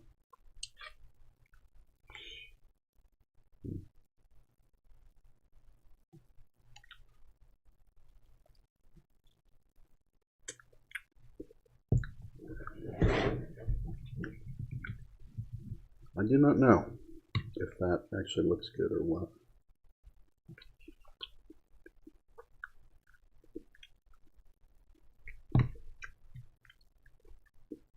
Well, I guess I could load it up on my phone to see.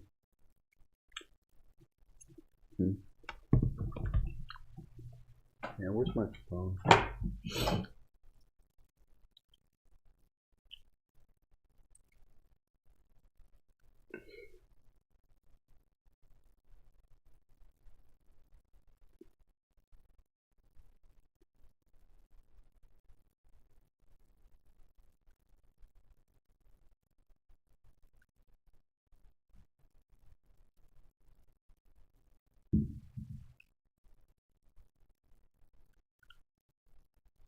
What we got?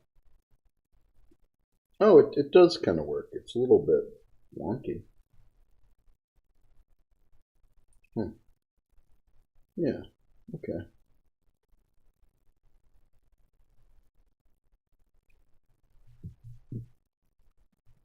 Yeah, it needs to be stretched. Let me see if I can do that. But yeah, it looks alright. Okay. Let's scale it. Can you scale? Transform. Stretch to screen. Hello? Stretch to. Oh, fuck it.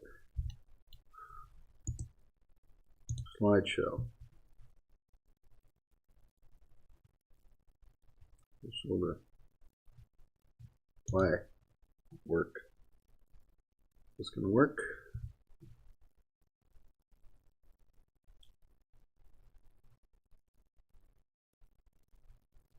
I'm waiting for it to catch up, my phone to catch up to reality.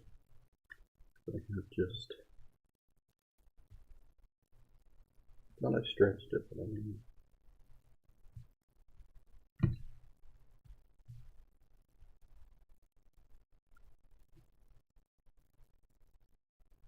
Or,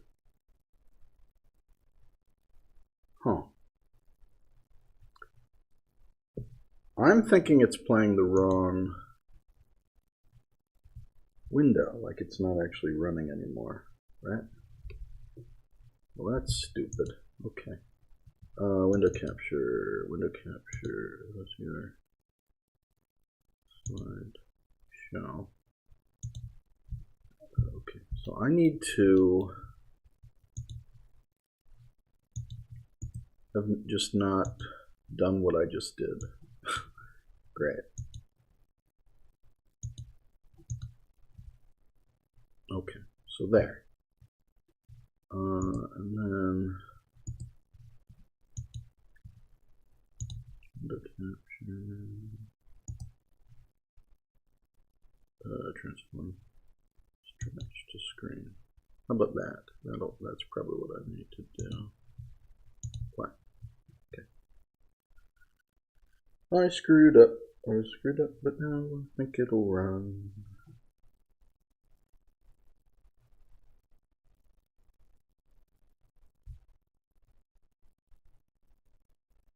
Or not? Are we even live? Okay, I think it is working. Okay, yes, it's working. It just took a while to update. Some of these are still the sketches. Like, I'm actually intending to replace some of these. But most of them are actually fully finished. And a lot of them are in the archive download already. But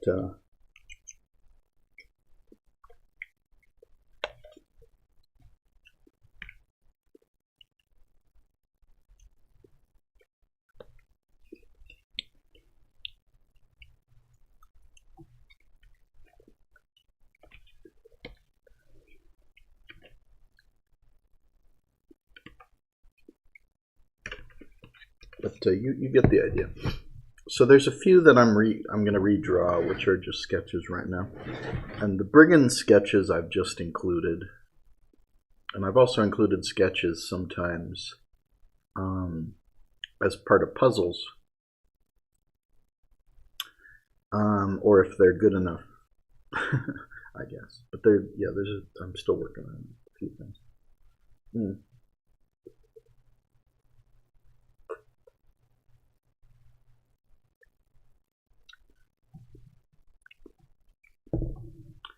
So some of the puzzles are illustrated with some of the actual sketches because I could shrink the sketches down and it wasn't as big a deal. But otherwise, most of this is high quality re-inked materials.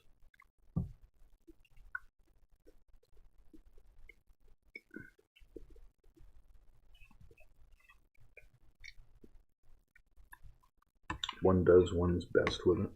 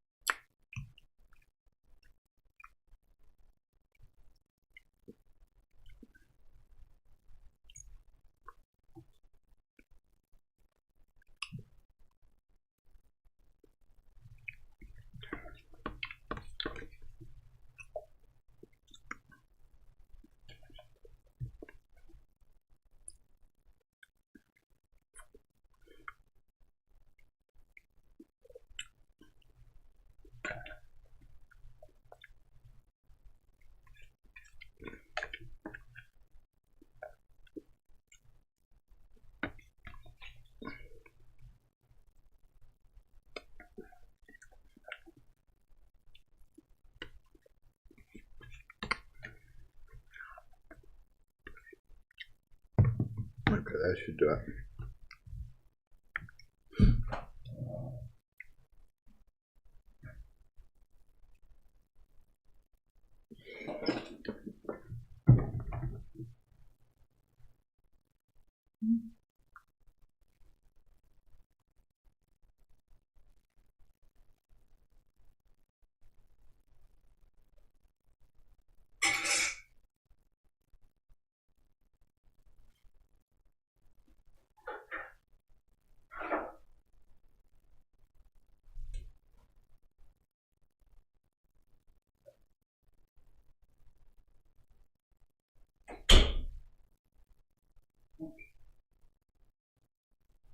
Okay.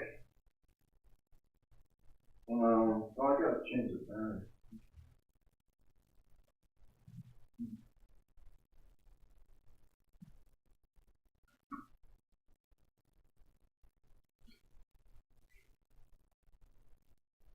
Okay.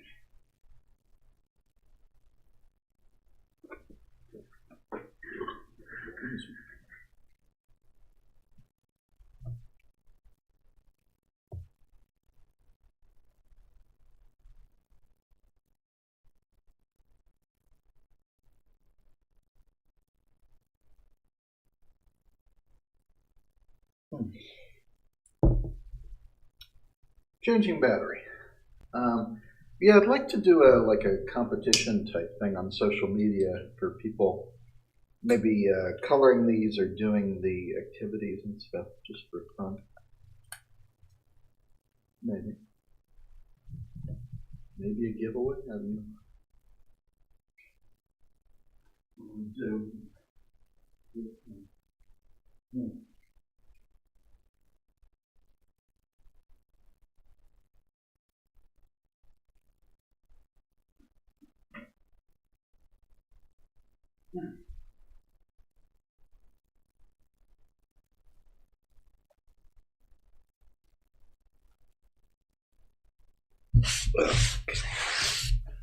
Let us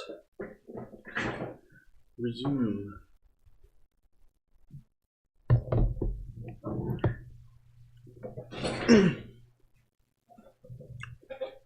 Some of the stuff of the soldiers, not all, but some of the soldiers, and that thing of the brigands is from the actual movie.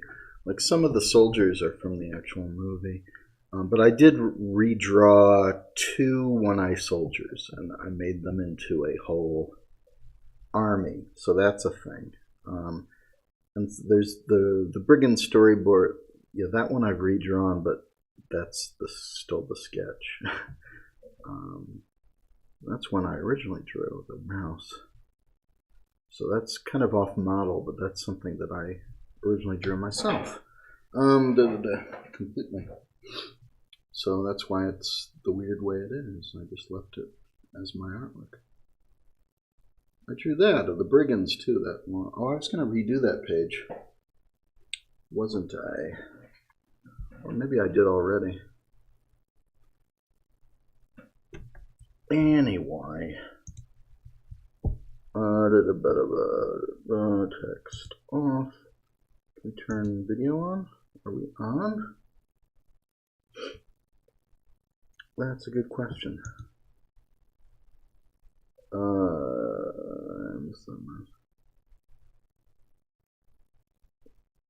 Thank you.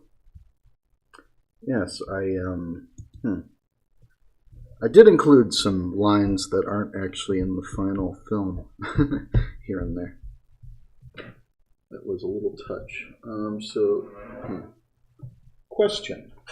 Why is we not having video? Is a question that I am having right now. We are not having video. Do we have... No, it's fine. Okay. Yeah, I just haven't turned the camera on this. Okay. Because we do have battery. That is a thing.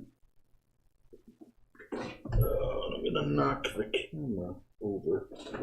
And possibly the Hulk action figure. Which is right here.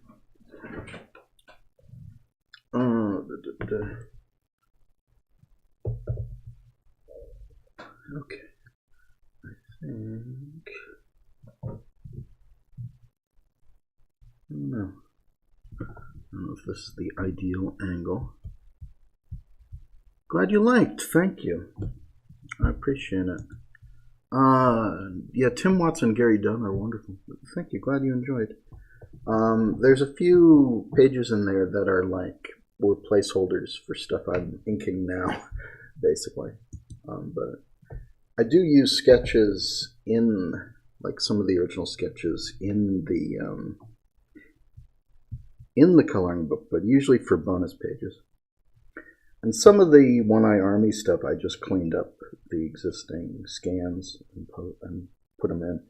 But I did draw 2 One-Eye Armies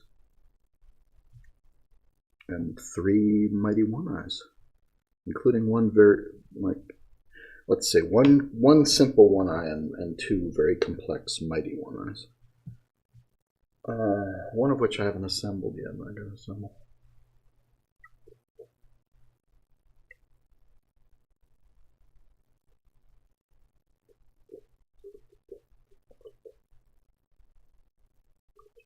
But yeah, that's all coming out very soon, along with the original art. I do have an archive link for some of it, which is here. But the full book coming out pretty soon once I've finished with this whole stack of nonsense. Basically.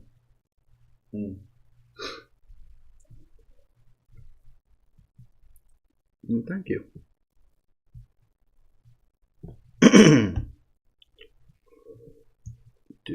do appreciate it. It has been a lot of work, and most of that art is new recreations that I've had to do. It's been a lot of work. Not gonna lie, it's been a lot of work.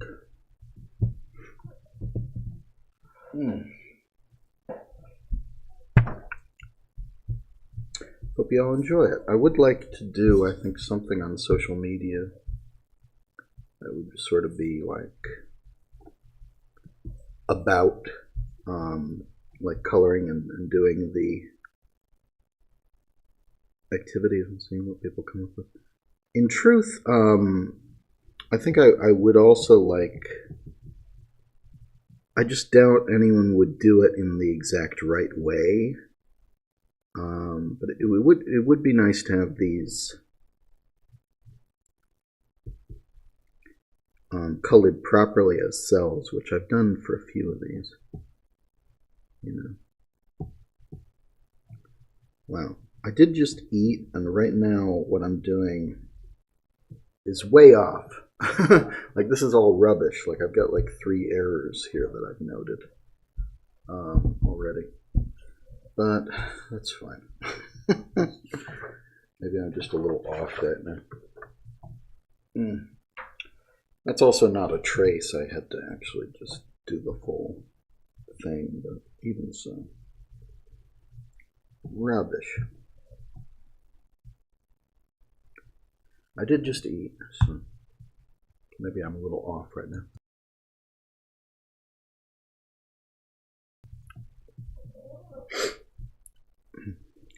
Okay.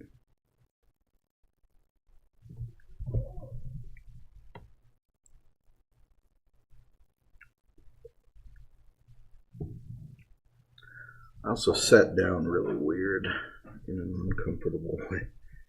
Maybe that's throwing me off. Maybe I'll just keep making excuses. How's that?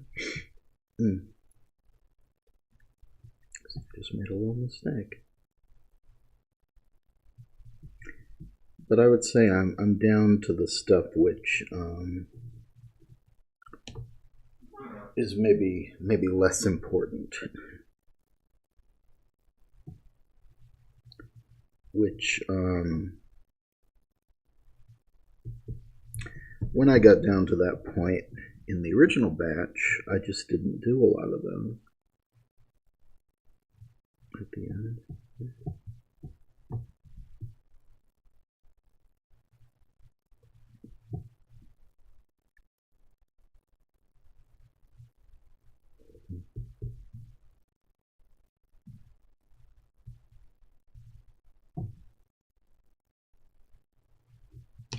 Yeah, right now I seem to be making more errors than usual. Which is fine, I can fix it digitally, but a little sloppy. A little sloppy. It's part of it is just the length of these lines. You can't really, it's hard to like transport your whole ass hand, especially when there's like plexiglass or whatever this is, which is a little bit stickier.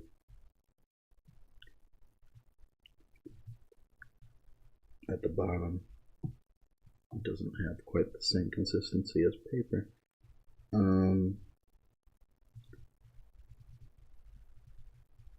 It's just hard to do one long line.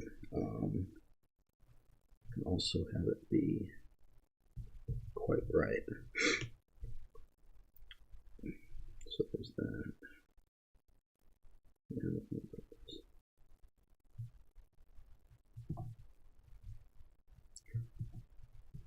game's a little off, I guess. Yeah, these long lines I tend to do in pieces, so I can maintain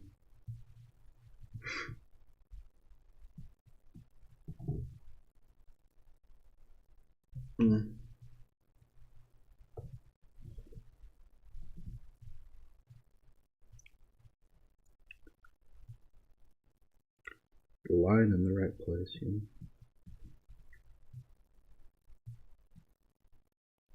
It is hard to put the line in the right place. It's a whole thing.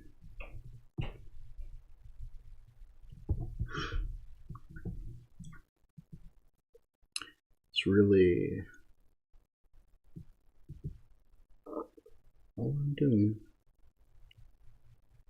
Just trying to put the lines in the right place. You can probably see how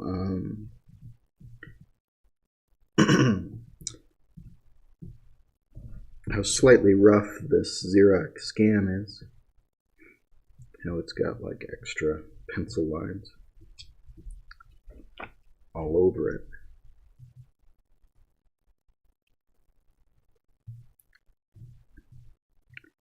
So doing this version would be a real improvement if I can put the lines in the right place. This was probably a pretty large drawing, so maybe I'm a little smaller than I should be too. I mean, I'm not going to spend more than 2 pages on a horse head.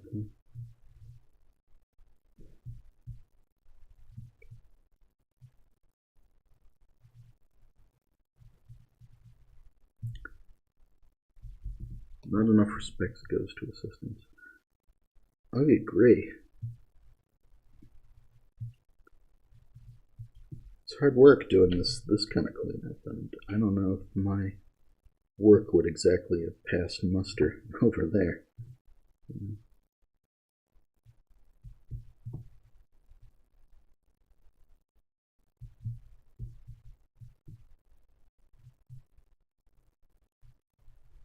One, two, three, four, five, six. I've written like 6 little notes to myself about errors on this one sheet. This original pencil drawing is good enough to be, I think this is one that's final and is good enough to go to color. But it wouldn't have gone to like ink. It would have gone to ink and paint, but it wouldn't have been inked in this like way.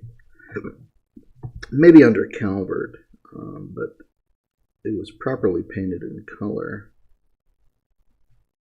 under Williams. She wouldn't really have gotten something inked in this way, but it is possible to take these ink drawings done this way and turn them into something that looks a lot like a color cell, but it's a lot of work in Photoshop. So I've done it to a few of these things. But you go in and you color the lines as well, and you sort of need to have good reference for what those colored lines would look like. Like working from a cell, probably one of the few cells we have good photos of, or whatever. To know how they handle the colored lines on the cell. We got some color guides too, like that were provided for those. Frank and Paint, and then handed to some animators and color Xeroxed at the time. So we got a few of those, but I don't know how well the scan of a color Xerox answers the question. But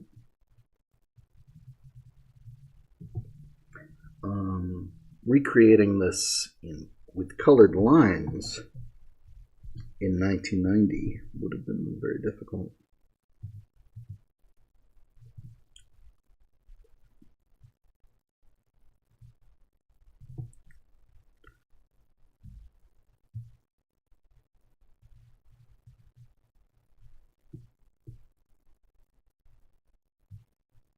And, you know, do this 24 times a second, as they say. These are all very complicated, you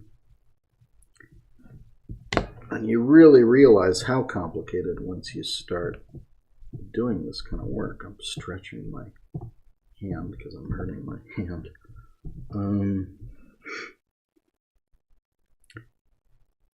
I've been inking these for a few days now. I've got a big stack of new stuff now. I'm sure I'll have done 200 of these by the time I'm done.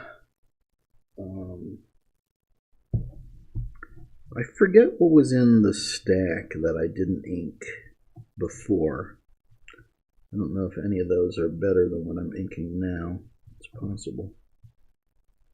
There's a stack of stuff that I chose not to ink back in March. Saying, okay, I've done everything important at this point. I almost feel like looking at that stack now that I'm getting down to the drags away. I might, because it's just it's on my mind a little bit.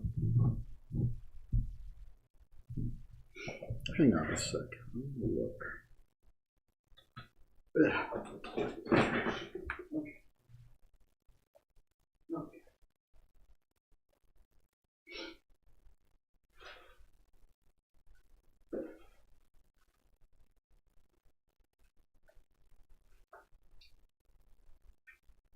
So, what was it?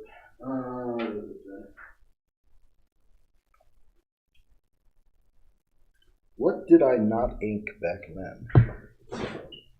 The nurse about to poke the eyes out of a Brigand from the Academy collection. That's pretty good. Not gonna lie, that's pretty good. If maybe a little difficult. It's pretty funny.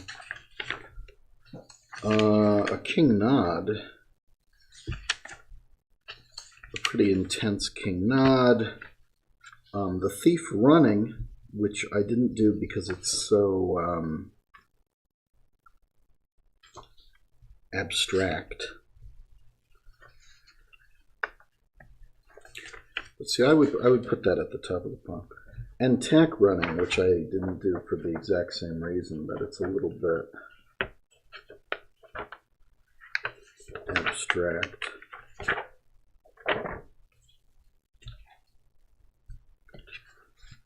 This ZIgzag, which I did, I'm pretty sure I actually did do now. These courtiers, which were obviously very rough. Just an unusual drawing of the courtiers, which I didn't bother with. Let's see. A Roofless from the Storyboards, who was definitely too vague to do anything with. The Brigands from the Storyboards, which was too vague to do anything with.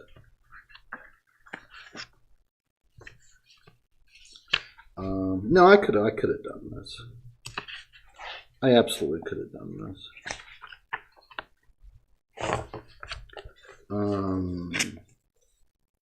Brigands, which I did do. I did ink this, but this would have been an early version of it. Yeah, I did do this, but I did it from another source. I did a lot of photoshopping. There's something else of the Brigands reacting. Yeah. Yeah, the Brigands reacting. I didn't do. Could have done it. Zigzag that I didn't do, but I did a very similar zigzag from the card scene. Something else from the wedding that I didn't do. A Calvert Witch for some reason. Yeah, a whole Calvert Witch scene that I didn't do for some reason. Zigzag Attack looking shocked, surprised. Yeah. Kind of amusing. Kind of unnecessary. Kind of amusing.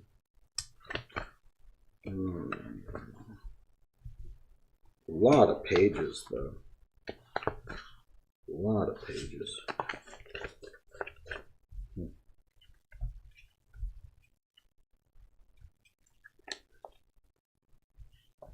I'm going to put that up. Let's see. Here's a side view of Yum Yum, which must have been too rough to work with at the time. Clearly I considered that. So it looks like a very rough gopher. That's about it. That's interesting. Tempting. Some of that stuff's a little tempting.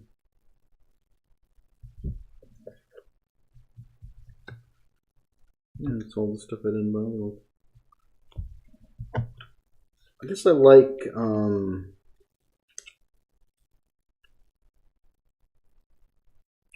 I kind of like Nanny fighting that brigand. That was something where we did Chris Fern did new animation for that, as I recall.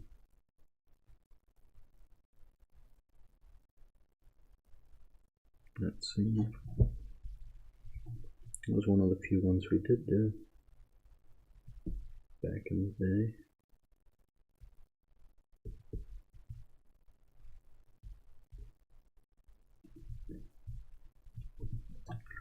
I'm still making mistakes.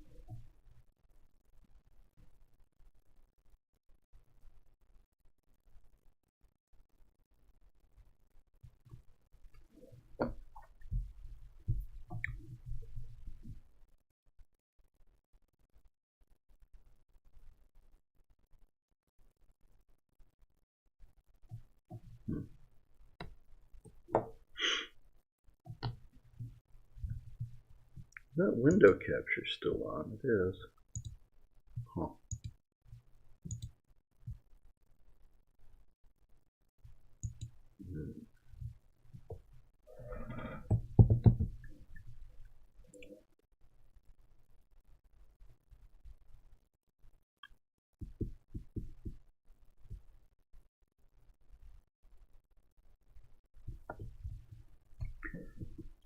What's probably happening here is I'm inking it too small compared to what the original drawing was. That's probably what's happening here. But that's okay.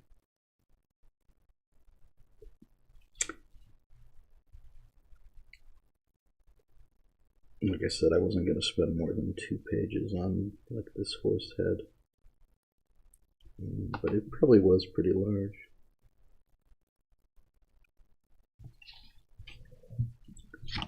I don't think it'll matter that much.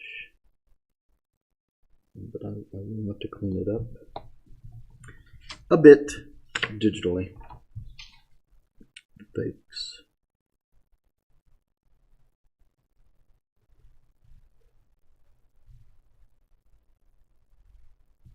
Maybe even do more rounding. Make this round eye. Maybe.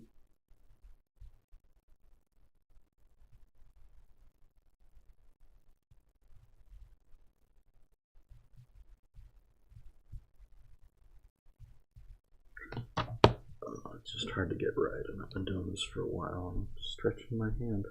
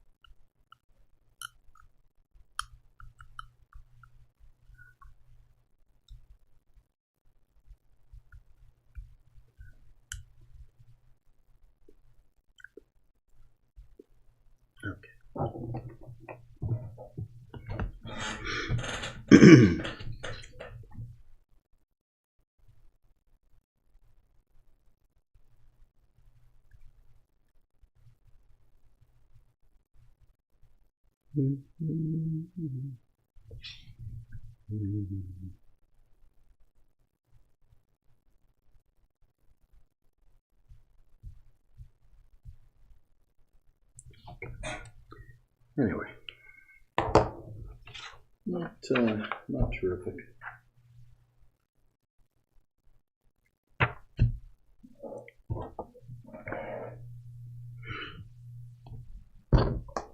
But when you get to this point, when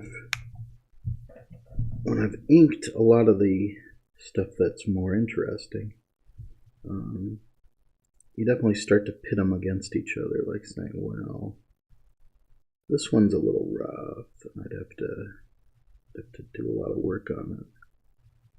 I'd probably fuck it up.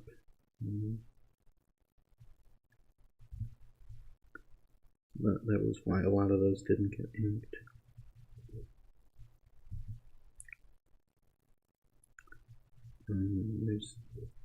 There's a few in there that did get inked, just not at that time, or they needed more Photoshop work. Those big images of Ruthless and the Brigands were some of the more difficult stuff I did. And I think what happened was I originally printed them out a little smaller, and there was just so much to deal with that I printed them out larger and with more Photoshop work based on the later version, which we only have part of. I only have like a partial image of the later version of that image. But I wanted to make it more like the later version. So I kind of photoshopped in portions of the later image into both. And printed it all out again, and that's what I ended up inking. And very difficult. It's like a big Brigands. My group shot. There's just a bunch of Brigand stuff didn't ink. They're kind of overrepresented in the book as is, so not the biggest loss.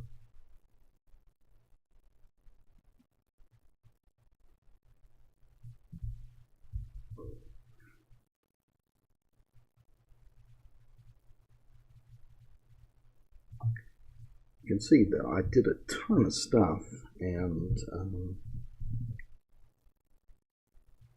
yeah, I would just kind of go on sprees and print a whole bunch of stuff based on what interesting reference, and then really ink quite a lot of it in a day,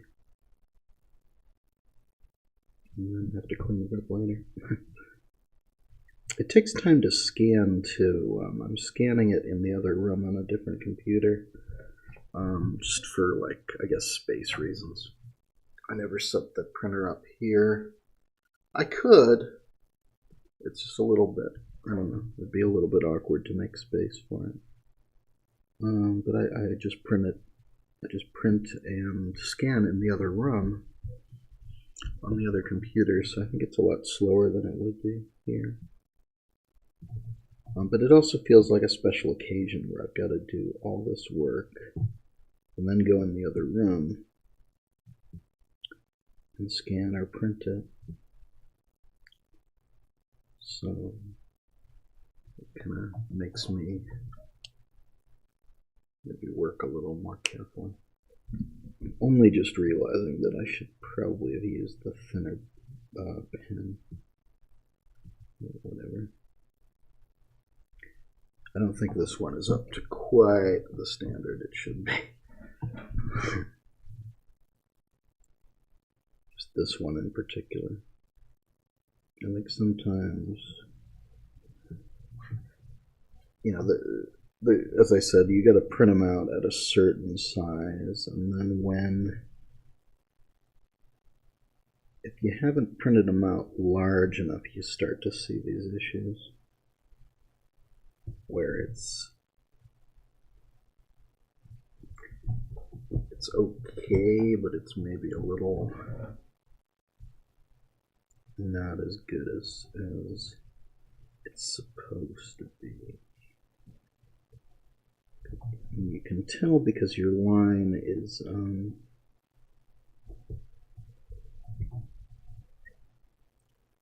not noticeably thinner than the pencil line.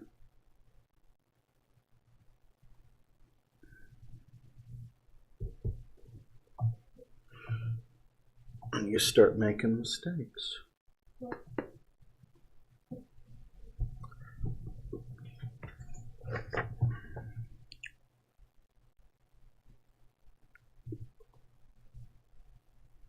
But I would say we are at the point where I've done, I don't know, a lot of this other stuff feels optional.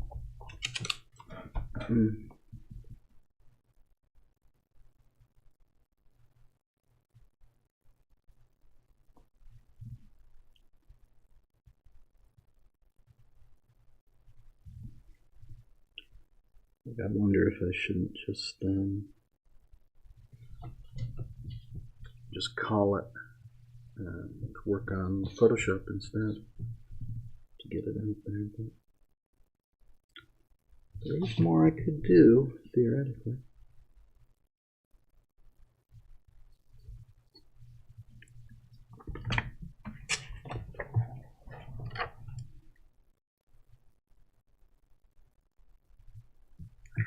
Also, just, God, my hand hurts. I've done a whole stack today, so my hand hurts. I might need to give it a rest. I don't know. Might be what's happening here. I have been streaming for a while. 5 hours.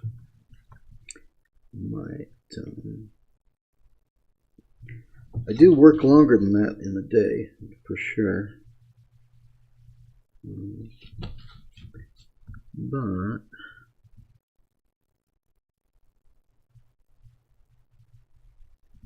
might also want to give my hand a rest for a bit. Like, I don't think I can do that really complicated zigzag right now.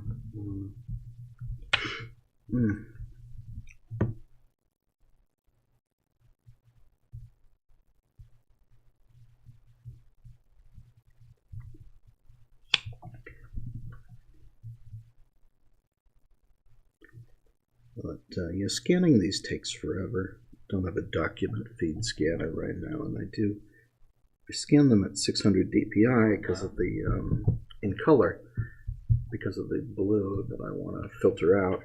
I want to make sure I get a nice high quality scan. So that takes time. I don't know if I'm actually gonna ink this zigzag.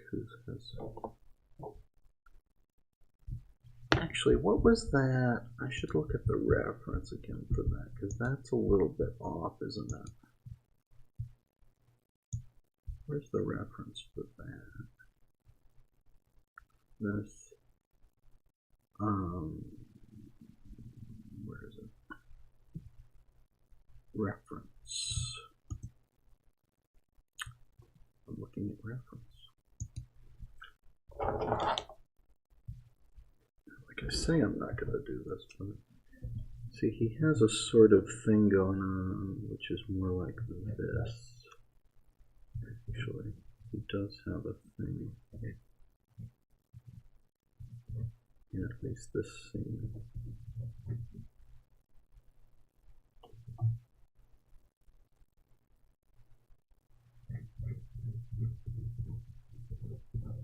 Yeah, so it'd be more like that. Anyway.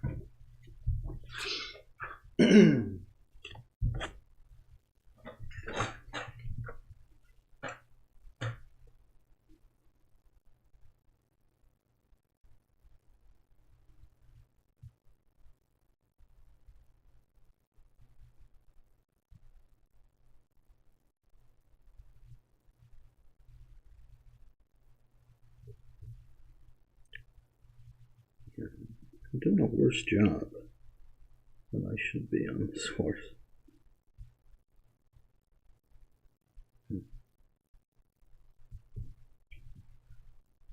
I'm doing a worse job than I should be on this horse, so.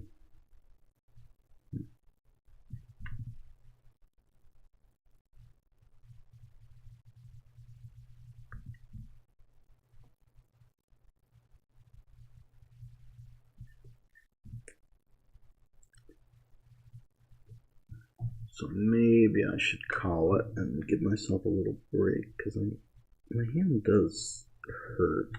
I'm making more mistakes than I should be. There's some stuff I'm tempted to work on. But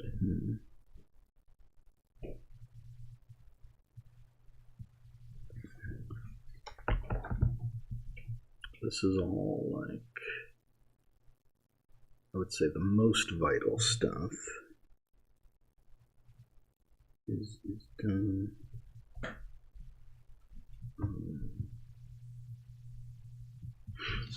Scratching my head.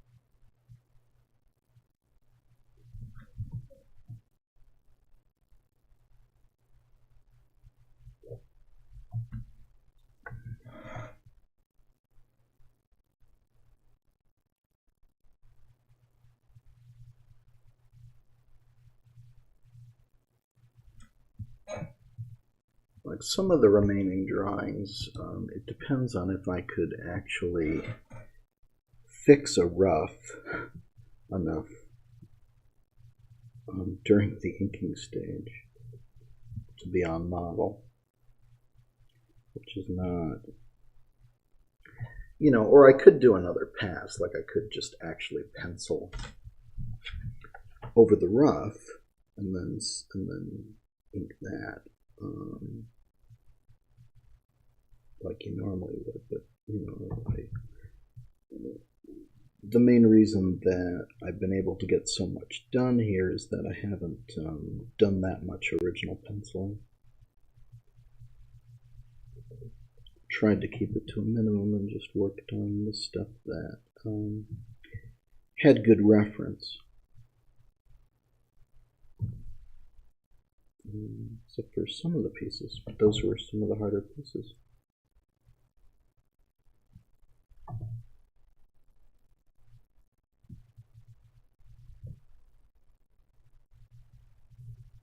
Okay.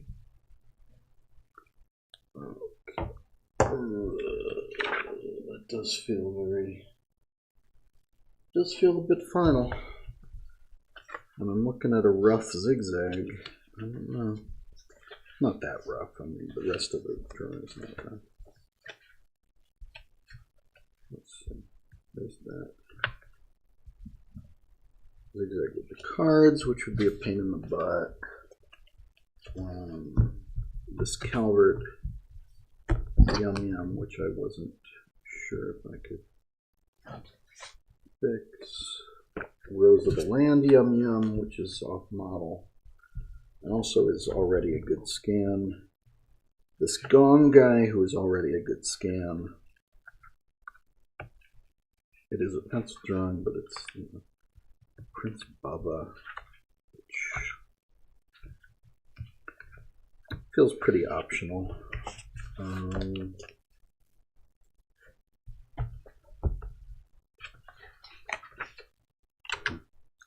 This thief. Very rough thief.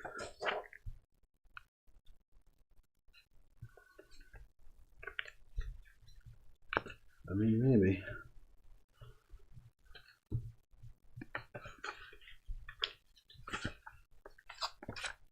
Okay.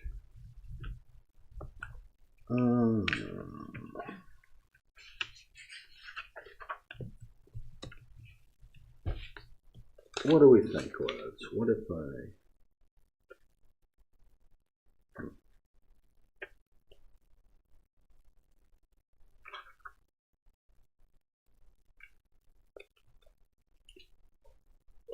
I wonder if I could pull this off. This is probably the most interesting of the remaining things.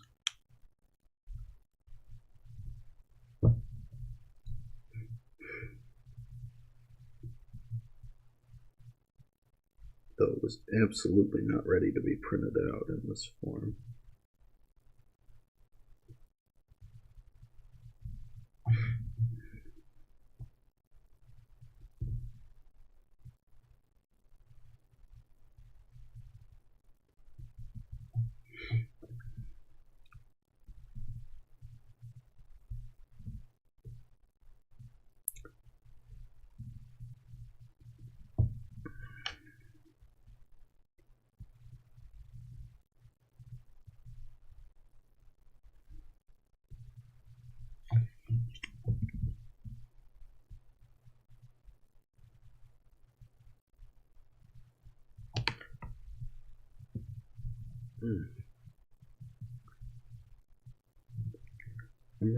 I'm divided about Prince Bubba. Some of these pieces are interesting, like interesting enough to ink. But they are getting down to the point where they're not as interesting, and where my hand hurts. My hand hurts like hell after doing 5 hours of this. So,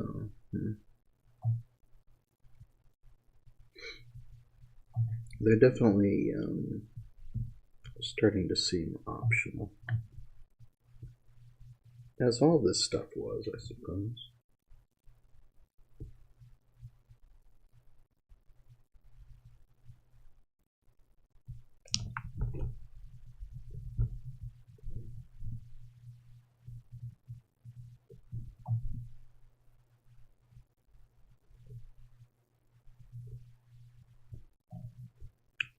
But you know, this sort of thing is from such rough reference.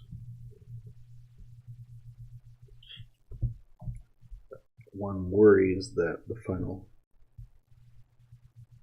inks won't be great. But it is kind of a fun scene. I get why I wanted to do something with it.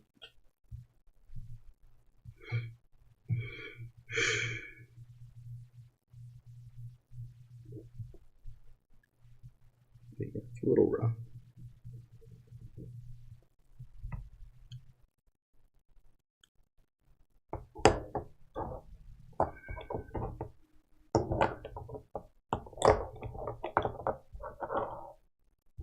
I'm definitely running out of gas here.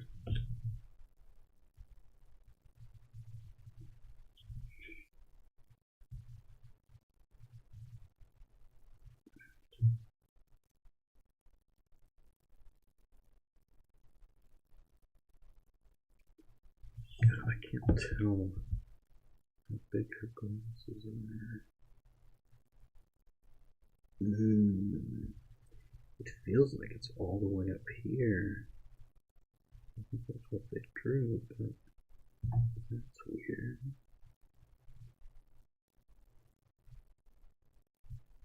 Yeah, thanks, I hate it.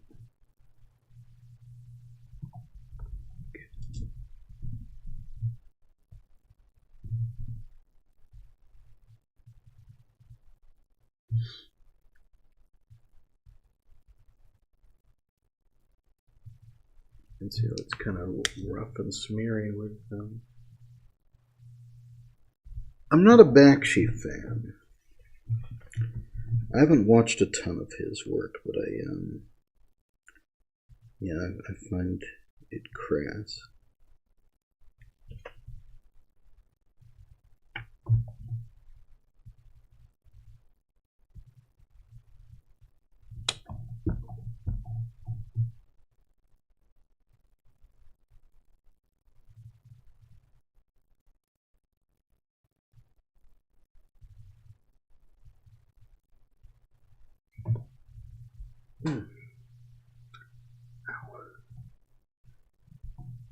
I feel like I have to finish this now, but I'm definitely taking a break after this, right? Or at least stopping, not taking a, like, just not drawing after this, right? This is for sure going to be the last one.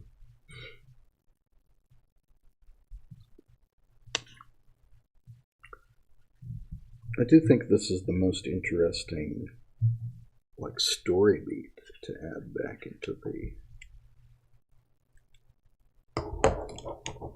the book from here, from what's left in that pile.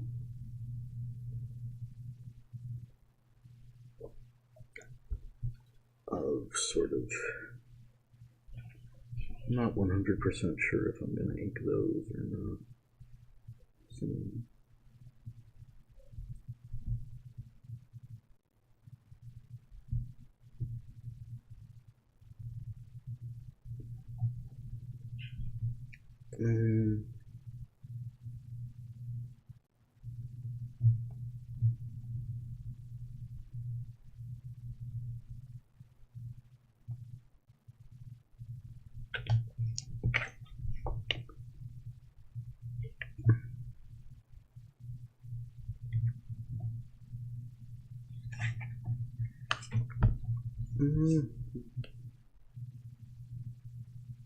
But yeah, after this I should probably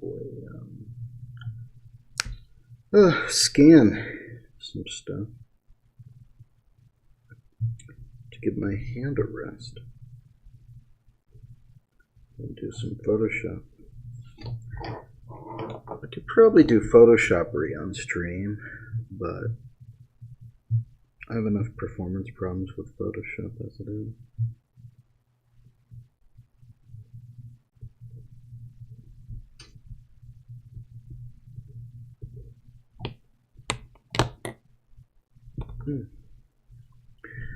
Thank you for joining me, though.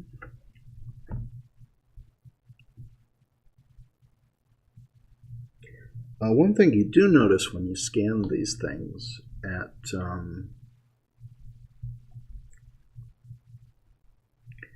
a 600 dpi is that these are little blue dots. Like it's kind of a grainy blue dot pattern that you can't really scan accurately.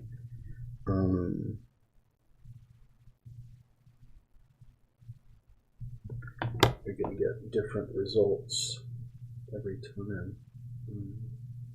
It's just a little old knots. Patterns. Printer dots. What's your thoughts on modern hand-drawn films? Any you like in particular? I need to see more of Tom Moore's stuff because I like what they've been doing. I remember The Secret of Kells. But he's done a few more since then. Song of the Sea and Wolfwalkers.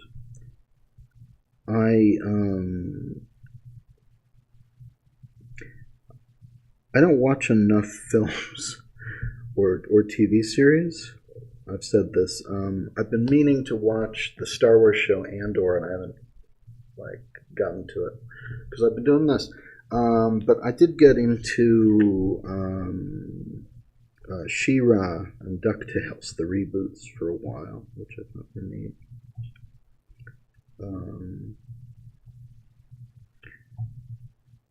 I was just emailing. I didn't watch OKKO, but I was just emailing the guy who made it about something else. He didn't get back to me, but probably will.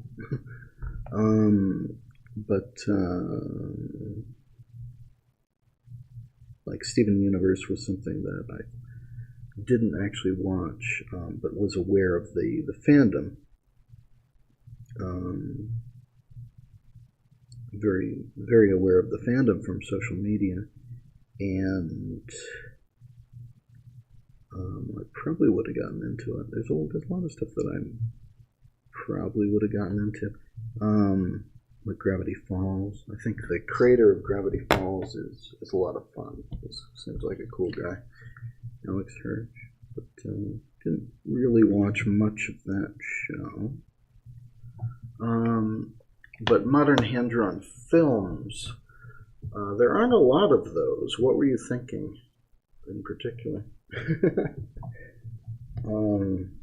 There's a lot of television, at least. What they're doing with the Looney Tunes these days seems fun, but I'm not like...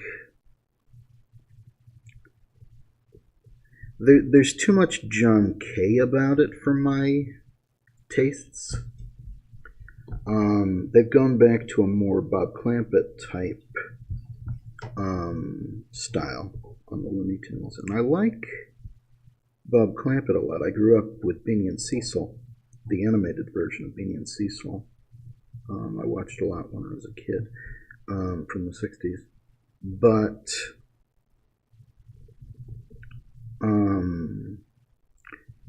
John Kricfalusi of Ren and Stimpy was also a big Bob Clampett fan, and is also a real wanker. So it was always like Bob Clampett's work reinterpreted very badly by a pervert.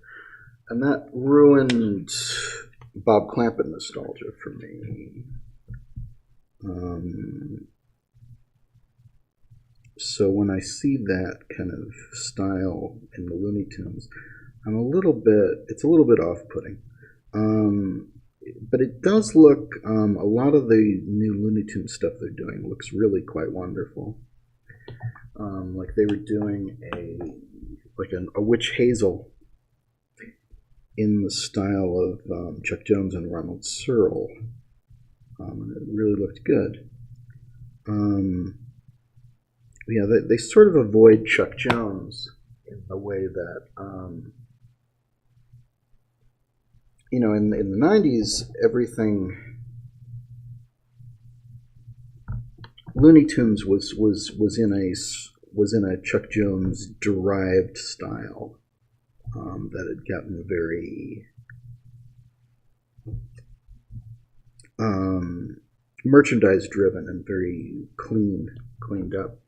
And I liked that style, and I was used to that style, and I think we were all used to that style. And they've been trying to do something different ever since.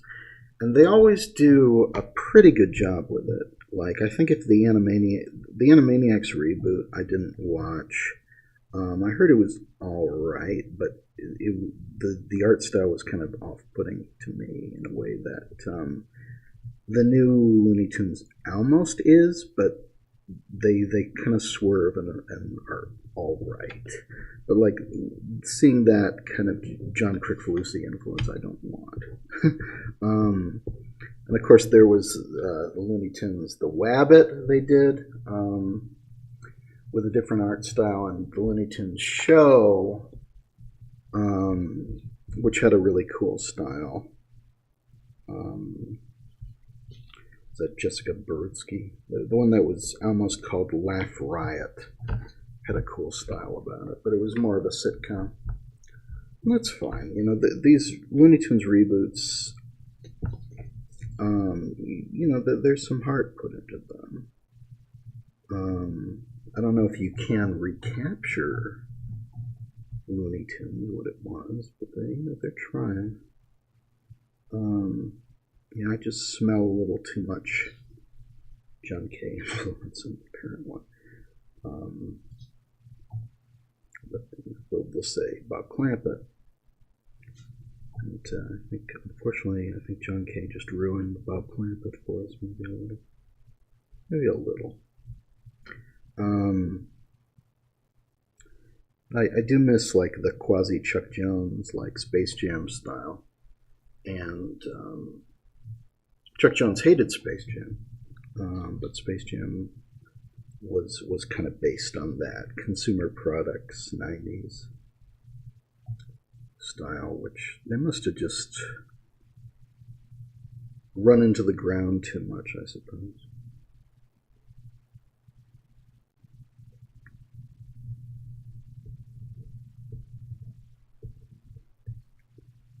Oh, did not watch Space Jam 2. That was a thing. Good Lord. That happened. That occurred.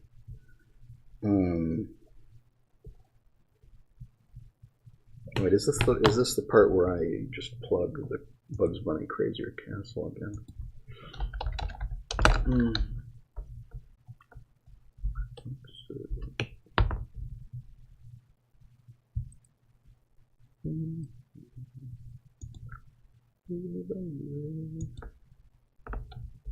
It's making me crazy.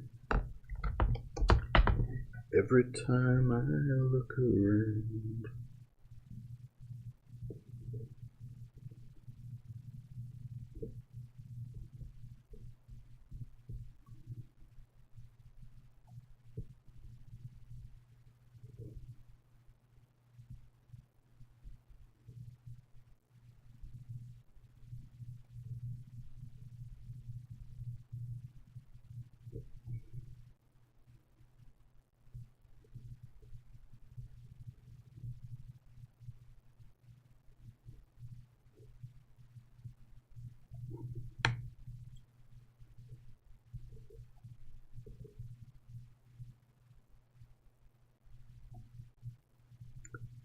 Should look at this scene, this actual scene, to see what I'm supposed to be drawing, because I'm not 100% sure what I'm supposed to be drawing at this point. I won't, though. I'm just going to barrel through it, I think, and not look at the scene. I was looking at that version of the movie, Princess and the Cobbler, is what I'm talking about. No, I think this scene is in every version. For another reason, reference ZIgzag earlier. The early Chuck Jones characters. I mean, obviously, the late Chuck Jones style is increasingly weird, but you know, that sort of consumer product style was based on peak Chuck Jones, I suppose, from the golden days. God, I don't know what I'm drawing. I absolutely do not know what I'm drawing. Maybe I can fix it later.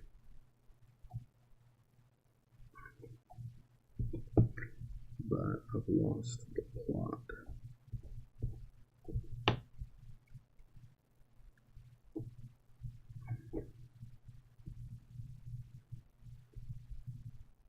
I absolutely lost track of it.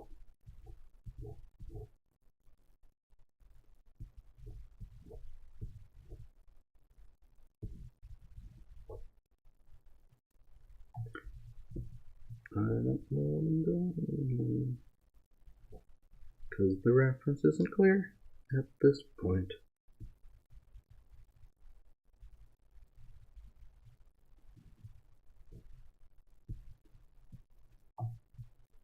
It does take a little pressure off in a weird way.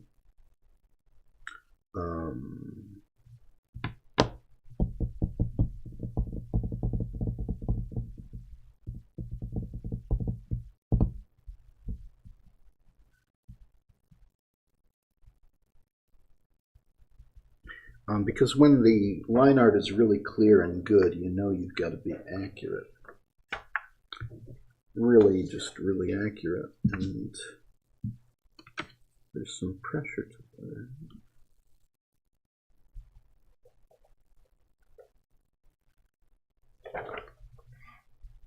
Let's see. Destination unknown as we're pulling for some years.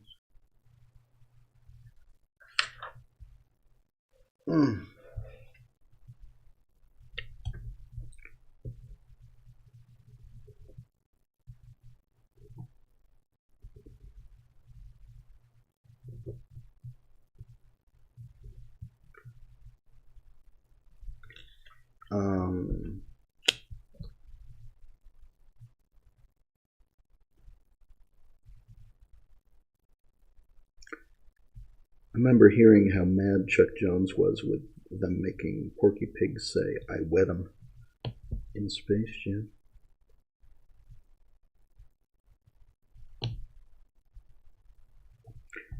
He'd gotten very weird in his later years with his style, like way too cutesy.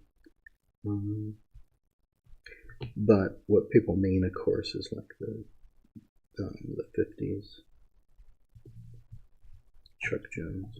I was watching a documentary someone did on YouTube. I think it's called like The Last Days of Termite Terrace. It came out either just now or very recently. And I didn't get very far, but it's about those sort of sad last days of Warner Brothers Animation after they shut it down. Then they brought in DePatie and Freeling, and just the conditions that caused those really rubbish 60s Looney Tunes that nobody likes.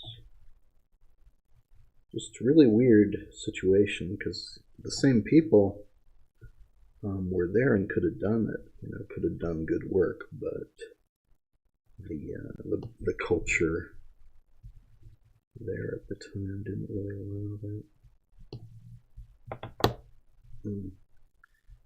But this is going to be more of an interpretation, which is probably okay for the Brigands.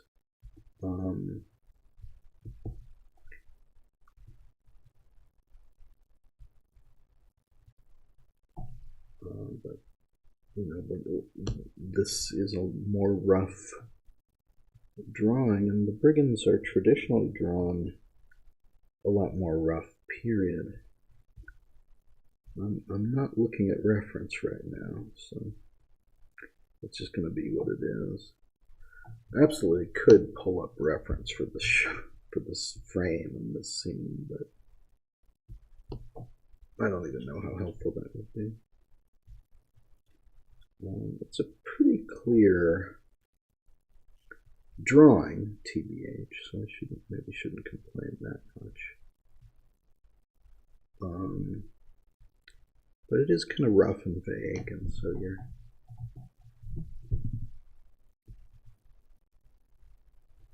I am interpreting it and drawing a cleaner version.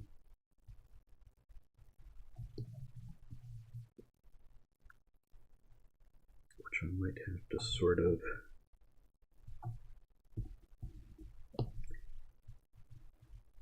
fix later, because, you know, a lot of times when I get these into Photoshop, when they're done, that's when mistakes become more apparent all of a sudden. Ah, fuck, I don't know. I don't know what this guy's ear looks like or anything. Do I have... I don't have anything plugged in. I can't even check reference if I wanted to. Fuck. Oh well. I guess it just is what it is. It's wrong. Like, I don't know what this specific model is for this character. I could pull it up, you know. I could look at reference and maybe do a little better than I'm doing, but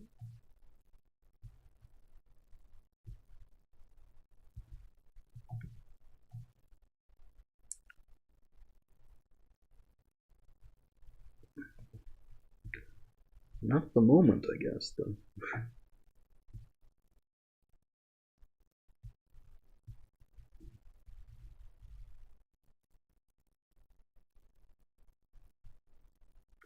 God, I'm not really sure what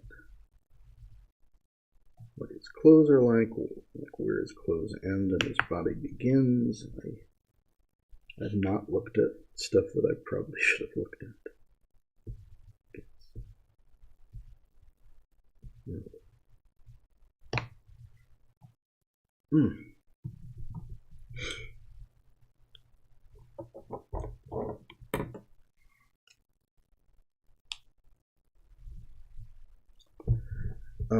I did a bunch of rooflesses, and they were pretty inconsistent.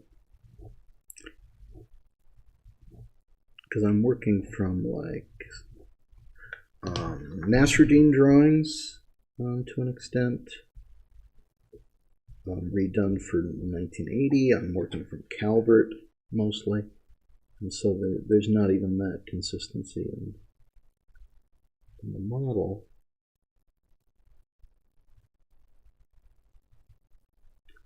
So it was tough.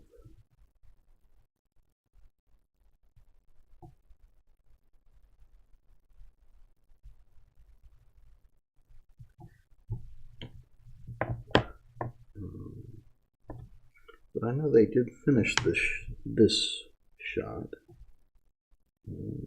Not the next shot so much, but this shot is in the film, so I could look at it. I've never done so.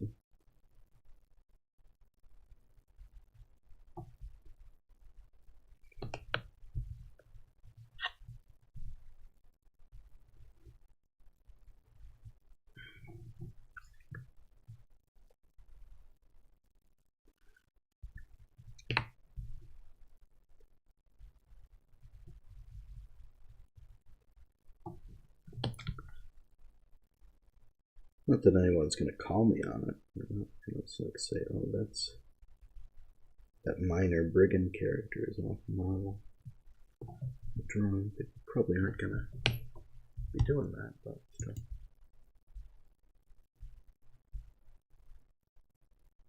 There's more guesswork involved than there maybe should be.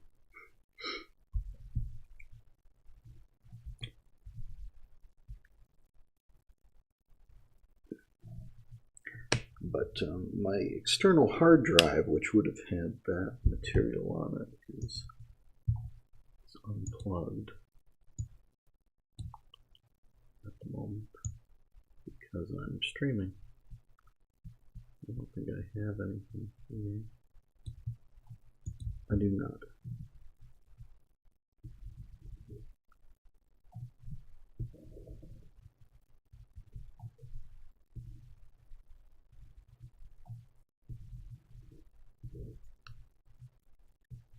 sort of have to interpret.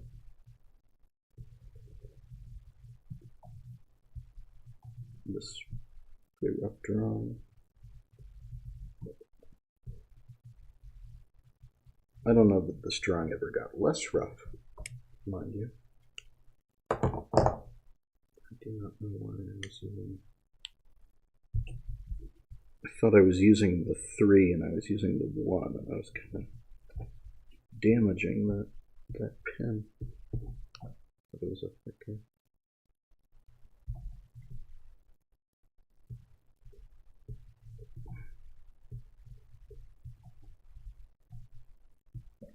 Look, there's just a lot of lines here that I do not know which I need to be drawing, which I can safely ignore. But the Brigands are weird characters. They're a little rough in the way you draw them. Anyway, sort of it is what it is. I couldn't tell you offhand whether this particular drawing got less rough or if they just went to paint after this. They probably cleaned it up in the mess, but probably.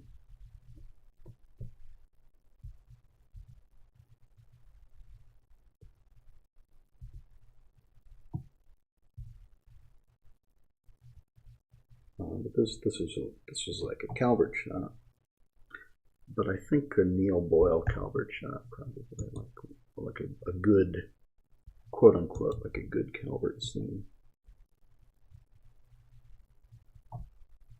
Because the line, you know, as I said, the line between what is and isn't Richard Williams in the material I used for the recobbled cut is very blurry. There's stuff done under Calvert that is indistinguishable. If it was just, you know, there's Dick Williams stuff that just got filmed under Calvert, probably.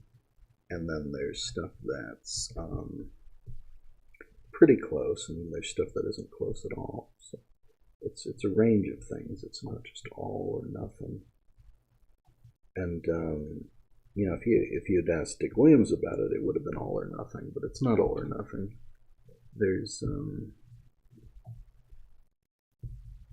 material which is more valid and close to what was intended than other material. And you just take the good and take the bad together, and it is what it is. That was my approach.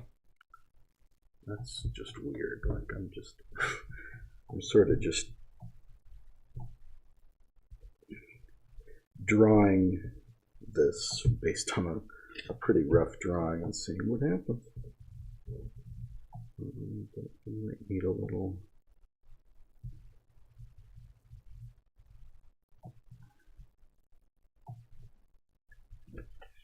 It might need a little what I don't think, a little.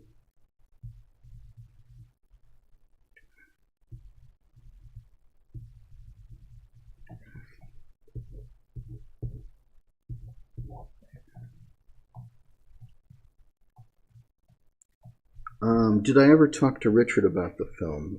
I met him once very briefly at a screening in 2013.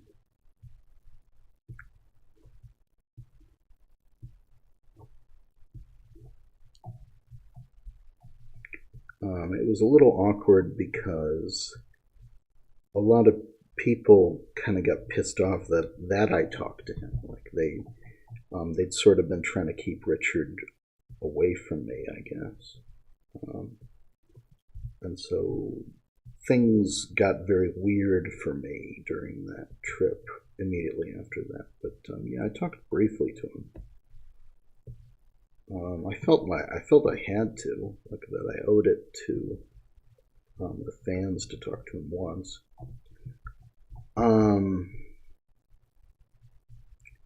But it's always something I feel a little weird about.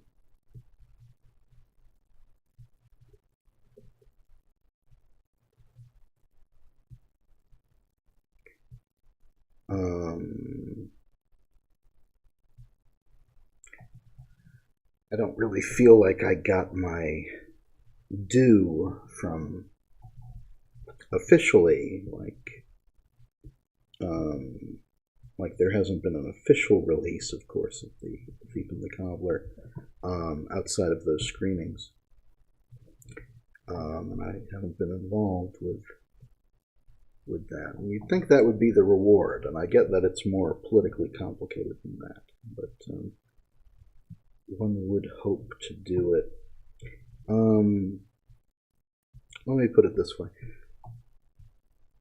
Not long ago, I did an extended restoration of the 1993 Super Mario Brothers movie, and when I was doing it, I was under the impression that this was official, and that it would be coming out on Blu-ray in the US, and there is no plans for a US Blu-ray, and the Australian Blu-ray just kind of went ahead with an unrestored version of what we were doing, one of our captures. And there was a falling out, and what I thought was an official restoration, and I was paid for it, like it was an official restoration, but it got received as a fan edit. And I think that kind of undersells For one thing, I wasn't a fan of the film. I hadn't seen the film when I did Super Mario Brothers. I was a fan of The Thief and the Cobbler. But I think that undersells the professionalism I tried to bring to the table. And I haven't gotten to do an official version of The Thief and the Cobbler or Raggedy Ann, and I think that's a shame. Let me just put it that way. But I realized that a little late when I spoke to him that I kind of walked into a political minefield. Because I think people were very touchy around Dick Williams, and for both positive and negative reasons. And that there were people who basically, for various different reasons, wanted to keep me away from him and wanted to keep the. And I gathered that Richard never understood the recobbled cut in the way that I would have liked.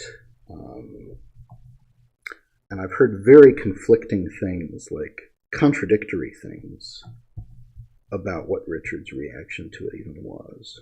But I gather that screening that I attended in 2013, in December 2013 in LA, would not have happened without me. So, and that the Academy archive of Richard Williams' work, which that was celebrating, would not have happened without me in some ways. Certainly would have not happened in that form. And so on and so on and so on. And it was just weird that I wasn't being given my due because, for a lot of reasons. I think they were just...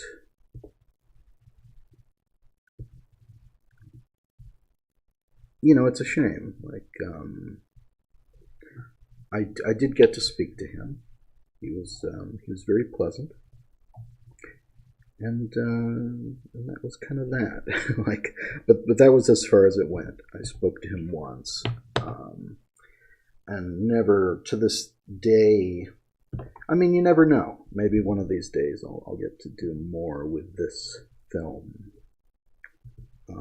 but.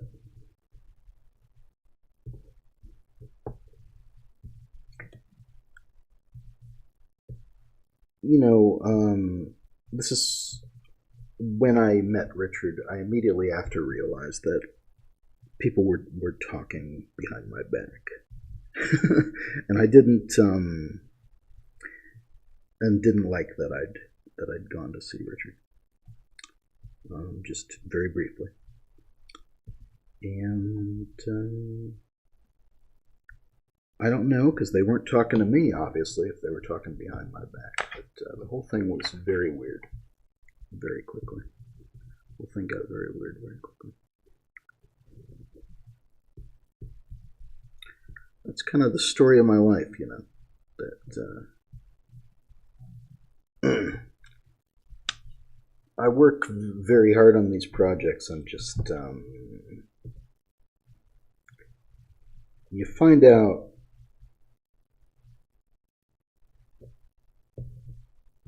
why nobody's done this sort of thing, like why nobody's restored this film, because the politics of it were complicated and people didn't want it to happen. Some people didn't want it to happen.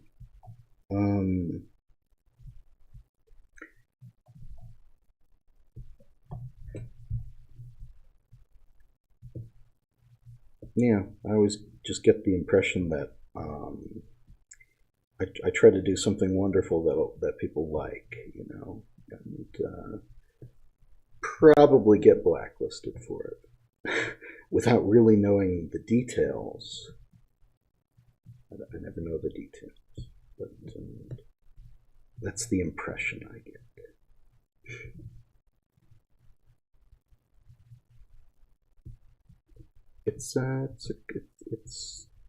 It was a politically contentious film. It was buried, you know, and Richard Williams could be temperamental. He had a reputation, and so people were kind of protective around him and about what had happened to the film. He always said that he hadn't watched Calvert's version. And that people told him, you know, if you ever want to jump off a bridge, you should watch Calvert's version. So, and I think you need to understand Calvert's version in order to understand what I'd done. And I don't know if he ever understood what I'd done. I got very mixed reports about that, which are contradictory. And I don't know for sure, but a lot of people told me a lot of things.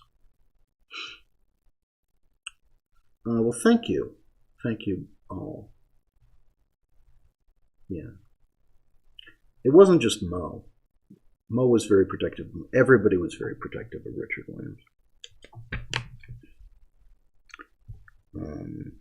And so it was more complicated than it really should have been, I suppose. But no, I didn't have much contact with him. But I did speak to him once, exactly once. And thank you.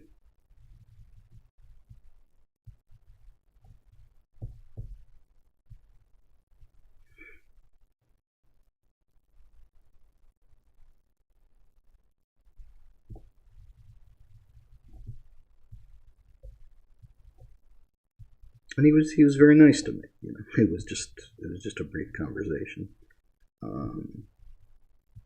Yeah.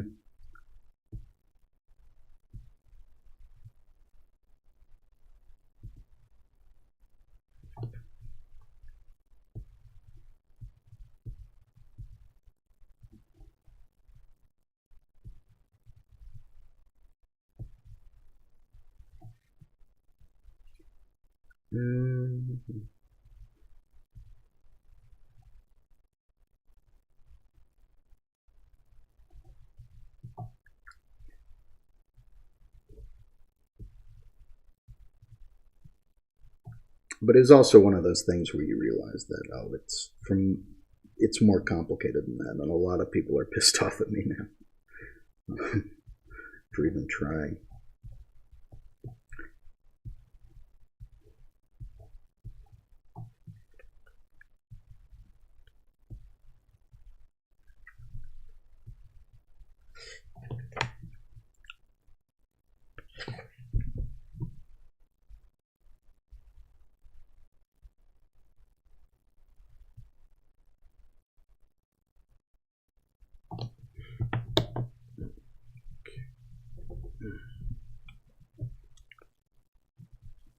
I do not know how accurate this is. It's like I'm drawing what I see, right? But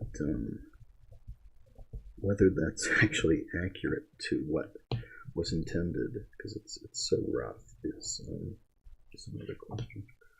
This is really kind of a weird drawing.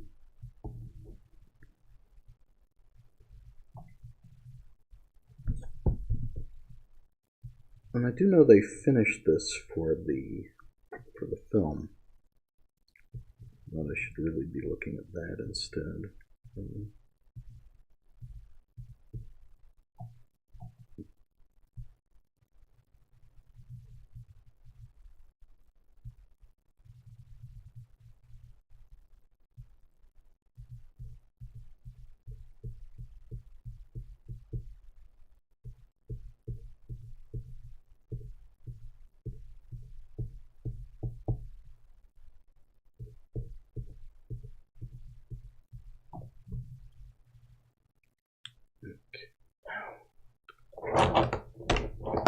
This is absolutely going to be the last of it because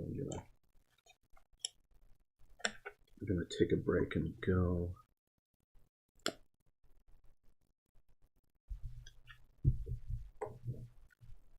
Probably scan after that.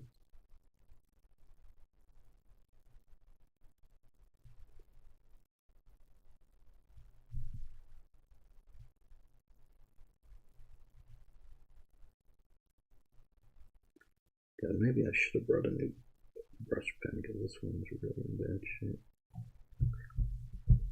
I don't know if I have a favorite character to draw on this.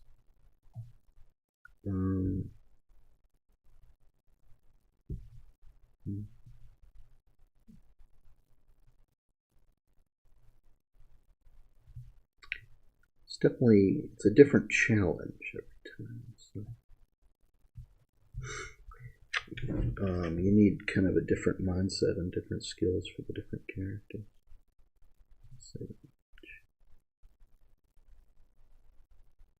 This brush pen is in very bad shape.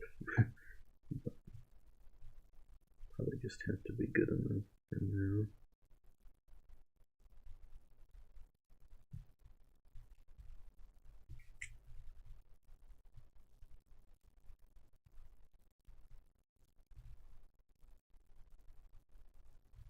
It's fraying around the edges.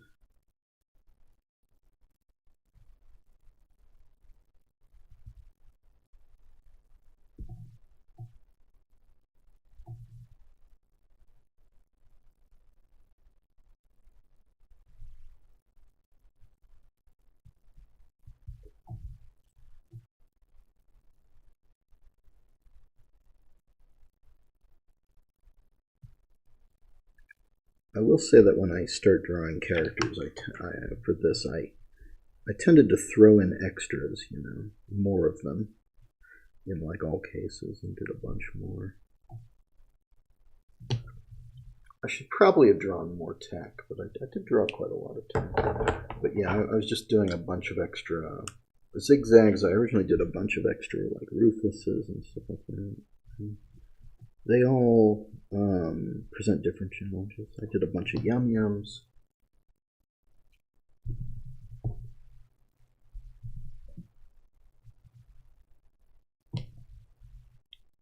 I'll probably just have to be good enough. I do like Roger Rabbit.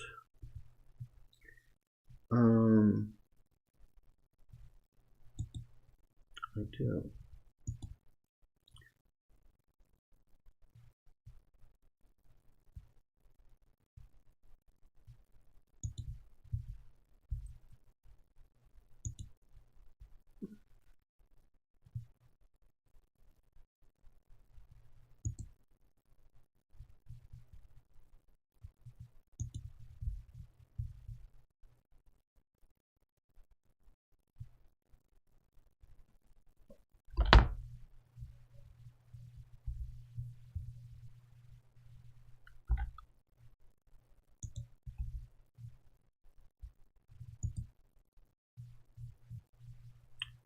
Damn it, I'm trying to open something up here.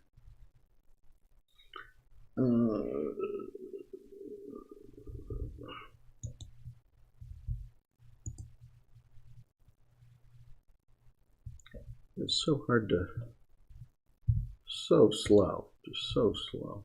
Okay. So fucking slow. Waiting for this computer to do anything. Is that it? Yes. Okay. I'm just gonna do this for a minute. Okay.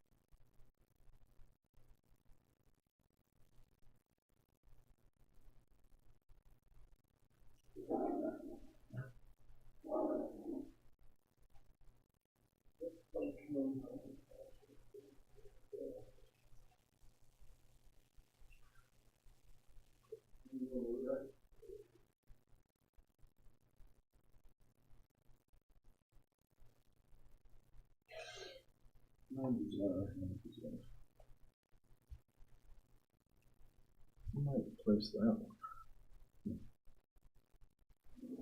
Ooh, baby.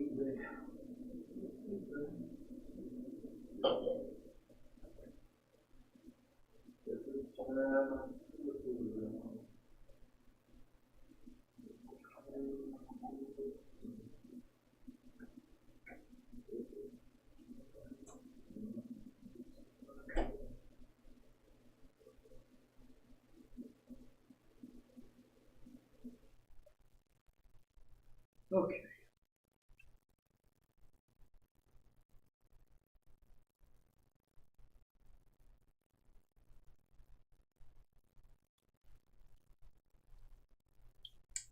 Hopefully that is screening.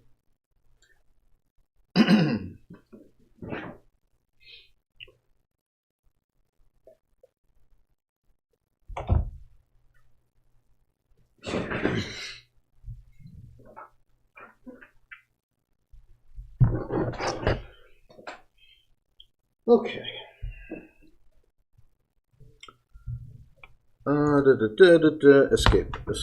Escape. No.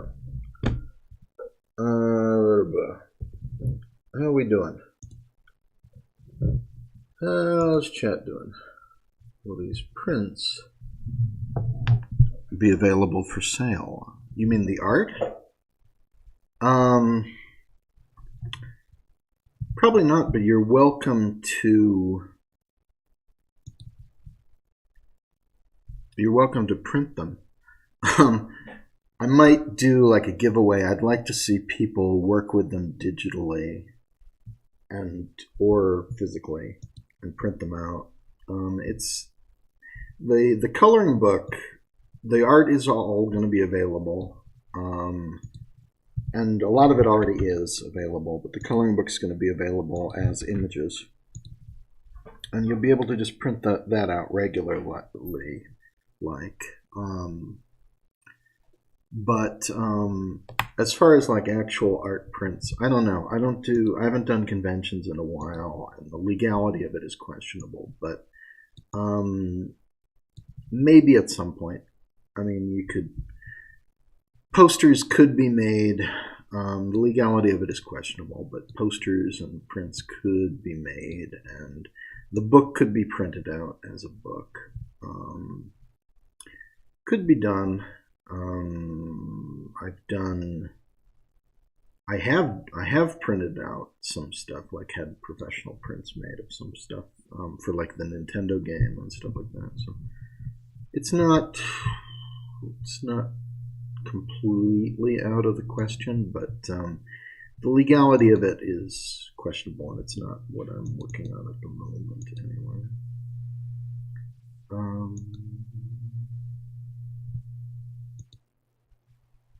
Let's see. But thank you for being here. You will be able to check out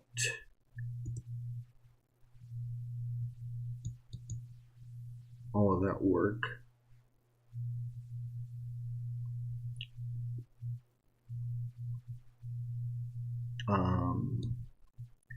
As it's being released, and we'll see how that goes.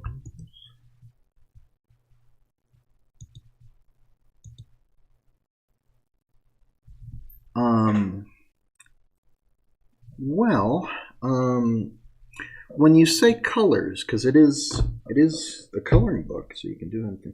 But there's also professionally coloring the artwork.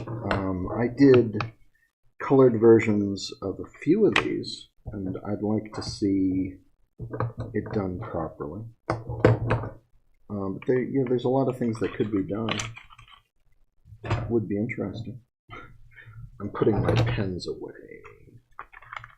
I'll shut off the camera. Oh god, I'm putting them in the wrong thing. Yeah, that would be interesting. Oh god, I don't know. I'm putting these in the wrong places. I'm putting my pens away. And is Photoshop loaded?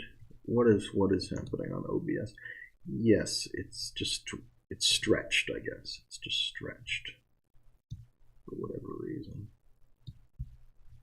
So we'll just do that there. That's weird. Okay.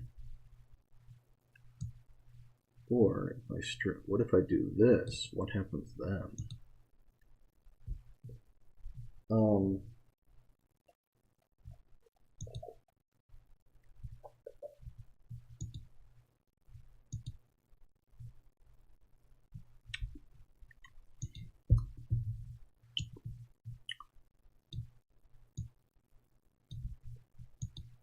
But yeah, thank you for being here. Thank you for supporting. But yeah, keep in touch about coloring. I would love people to just be doing coloring of like all kinds on social media, like whether it's serious or just for fun. I was thinking that this could just be something that people do, maybe. Maybe. Oh, I should shut this light off. Okay. It's gonna be dark when I do. I have some automatic Photoshop actions here, I should probably say, which allow for, yeah, there's definitely some mistakes were made here.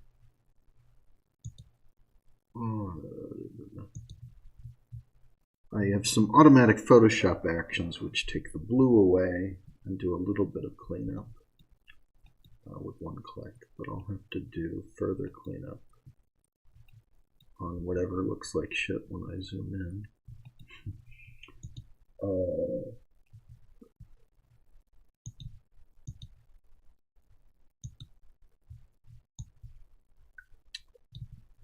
And these will also have to be assembled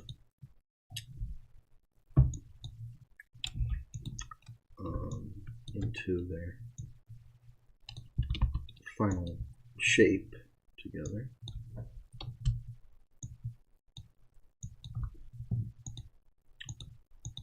Doesn't take that long, but it has to be done.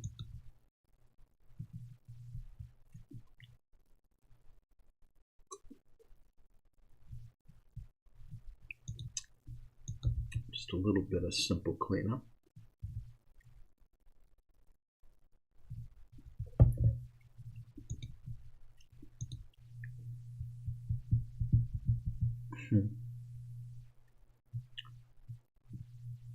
Well, you can check out the archive download, and I'll have more. Put in a custom Blu-ray case. Well, the poster is available. My current official poster is something that exists. Okay, finished. Oh, I'm getting tired.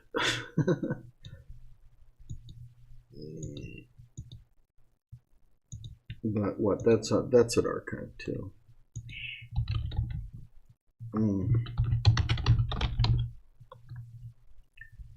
Yeah, that's there somewhere too. The do-we-do. The do-boy-do.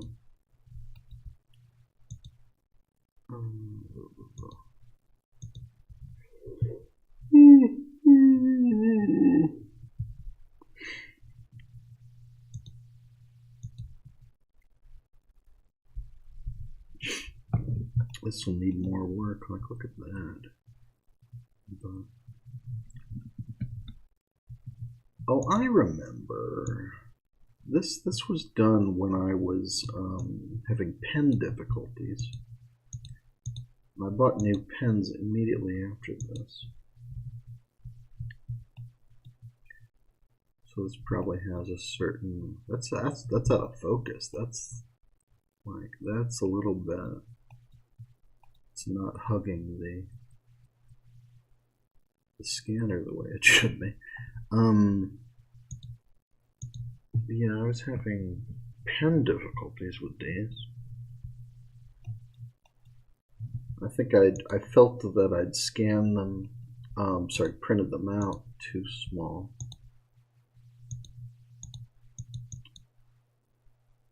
I was really struggling with these. Yeah, you can tell when you zoom in a lot bigger than it actually would ever be. But yeah, I was struggling with these that night, and I wound up buying new pens immediately afterwards.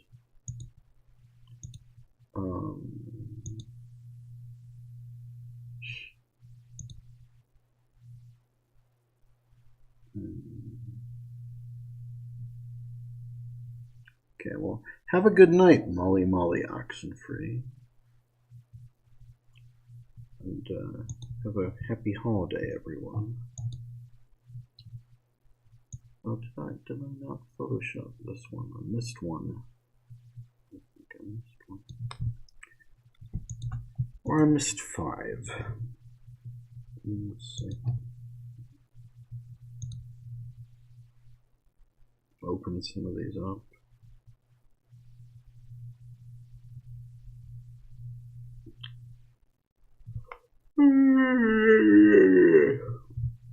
This was one I really struggled with because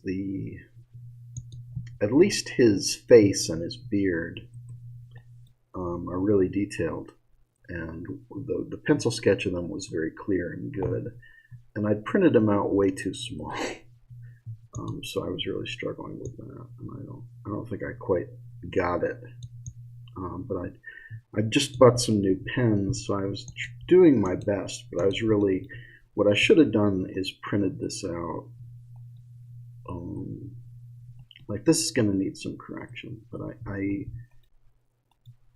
should have printed it out larger, just at least his face, because I never quite got it right.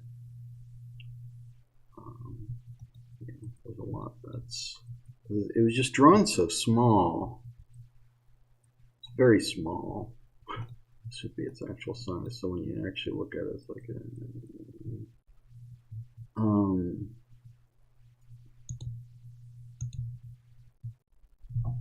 yeah. I'll probably fix it digitally, like just make a lot of corrections. Is what I'll probably do.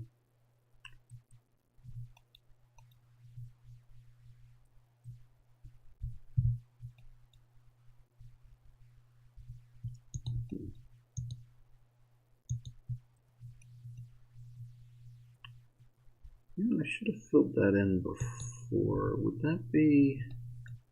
Hang on. I think just his eyebrows. Eyebrow.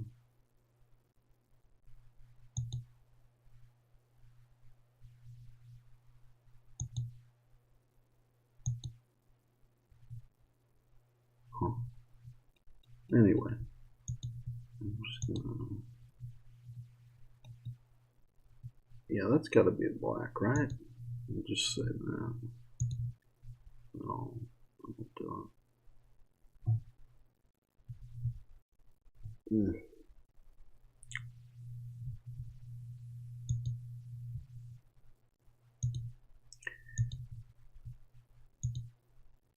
I definitely, it's not as hard for all the details, but it was hard. Like, I felt that, like, this probably fared better because it's just his hand, this page. But like, his face is so detailed, and you want to honor that and work larger, and I just wasn't working large enough.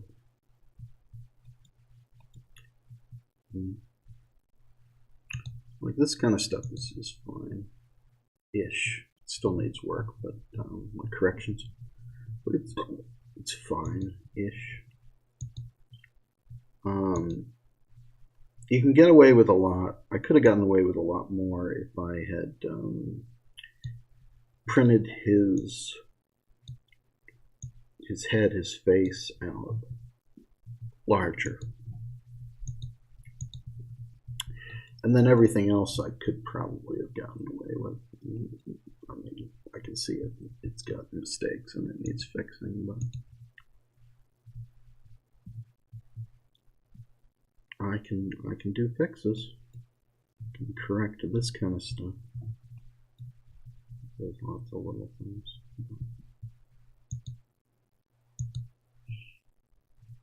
So I'm going to assemble all of this. I'm going to find the original drawing and then put these all in the right place. With that. Yeah, none of these are perfect. Like, there's definitely lots of little things that you need to correct. I use the median filter in Photoshop selectively, which rounds things out and will correct things. So you can smooth things out digitally, or just draw the little extra thing that needs to be drawn to correct it. But I definitely felt that with both of these pieces, which are very complicated pieces, I should have printed them out bigger because it was just too much to deal with. Even over 4 pages or 6 pages. Whatever these were. It's tough. But I think that it's okay. I just don't know if it'll be like... The trouble is you want it to be as good as the original art. You want it to be archival quality where it could be kind of a stand-in for the original cell, which might not still exist. And I don't always get to that point with these. But if you did put this in color, I mean, once I've got these cleaned up, I'll clean up any little errors. But if you do color these in the style of the cells, they can really sort of pass for being the cells. I just noticed I need to fill this.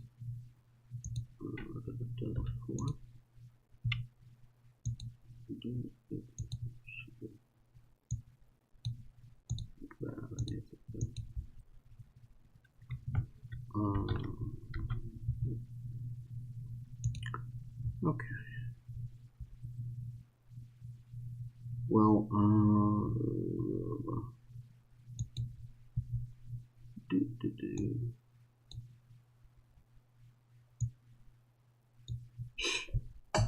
Okay.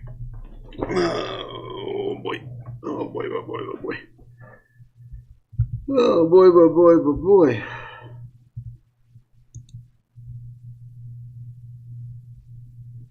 Wait, which one's this? Oh, it's this one.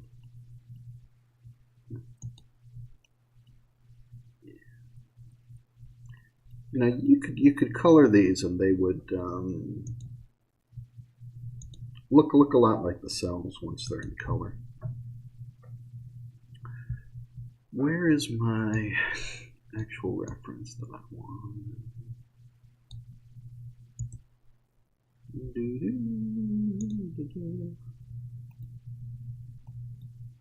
So this is the original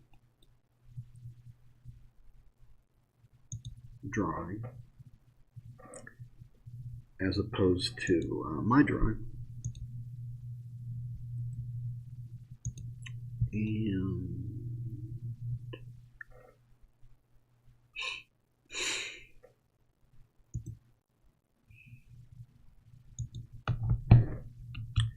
this is mine. So what I'm going to do, I'm going to see what the size difference is here. I'm going to have to work very large. Let's see what the size difference is.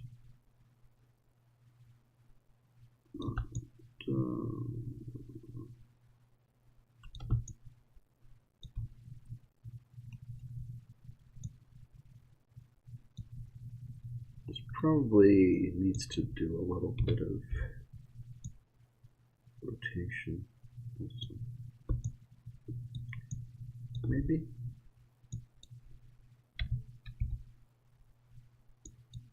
Or not. Maybe not. 0.2.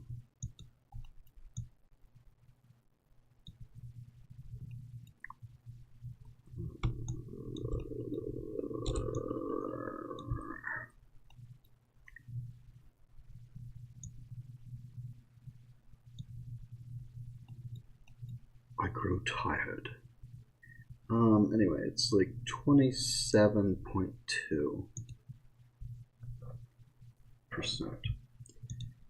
So 100 divided by 27.2 is 367,647. 367,647.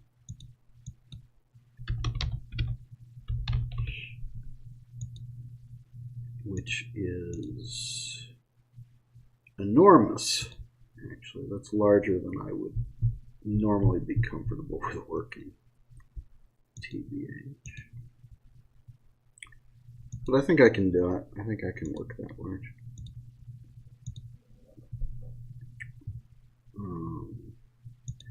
But it's pushing it. It's pushing my luck.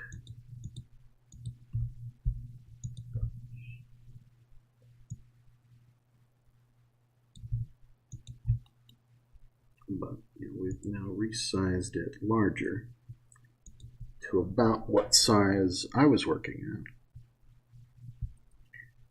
which was too small, but is also too big, you know, for most. There's a little bit of difference. Didn't quite get the some of the roundness right.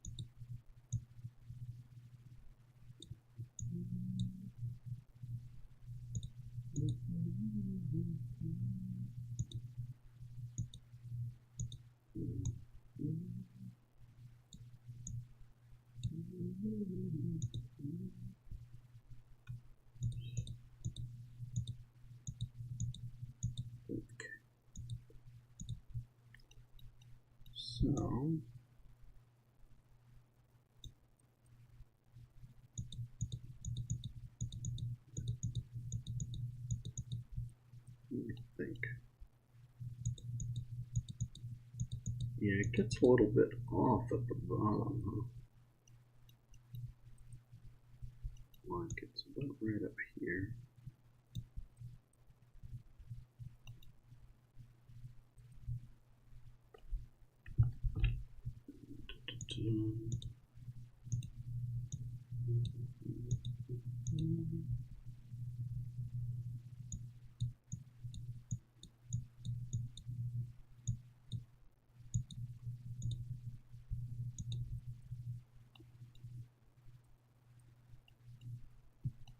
Yeah, by the bottom we were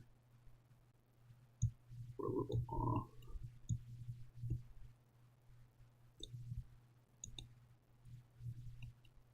Which is odd.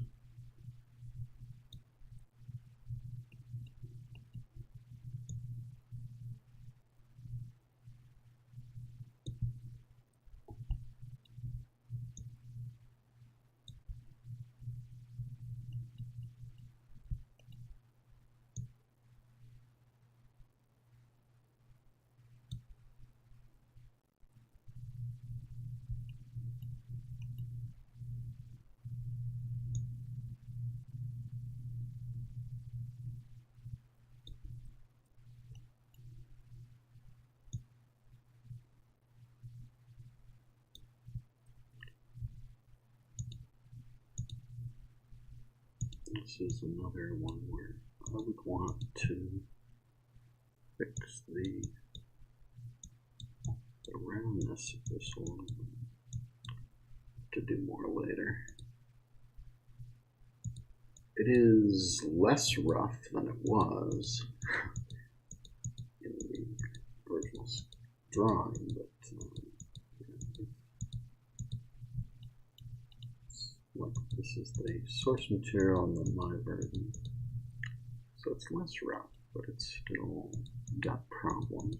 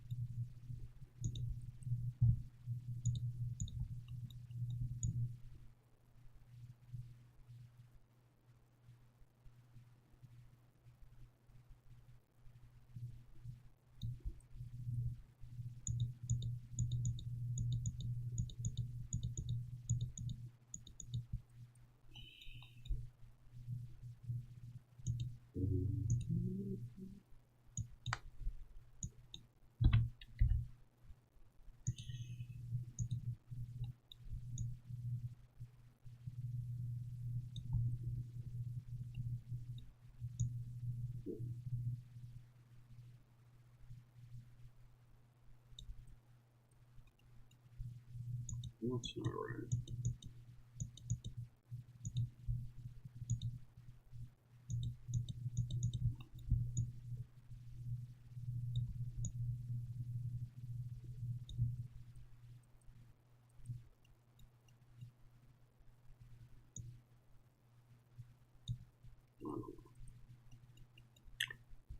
So I'm just going to have to warp that again into the position.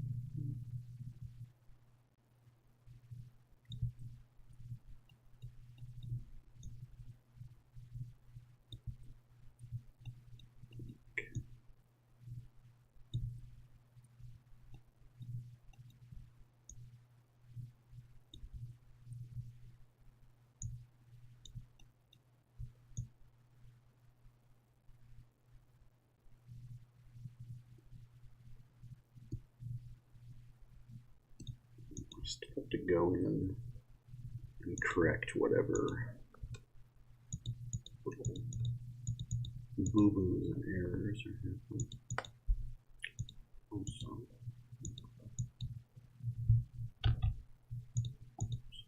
anyway, these two are now present.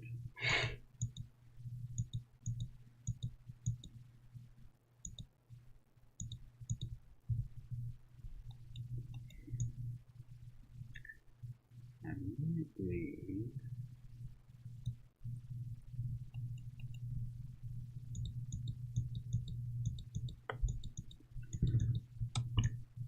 That's weird.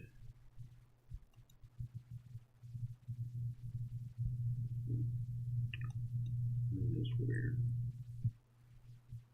I'm going to need a little more height.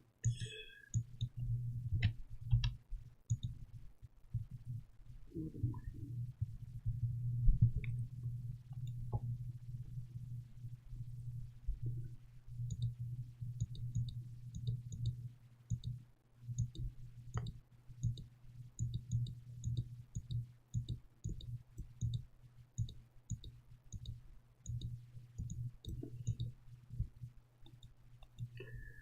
Oh boy, okay.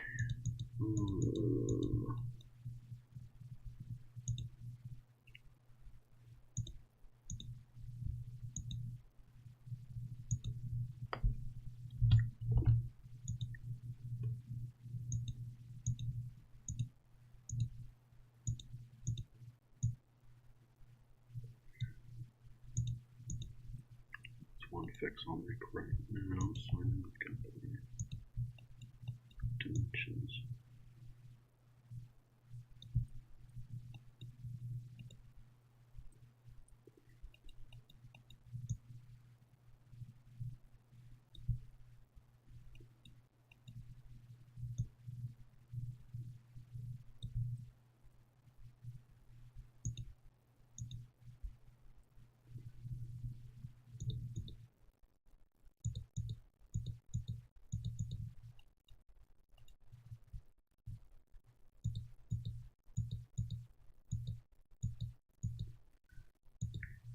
I'm going to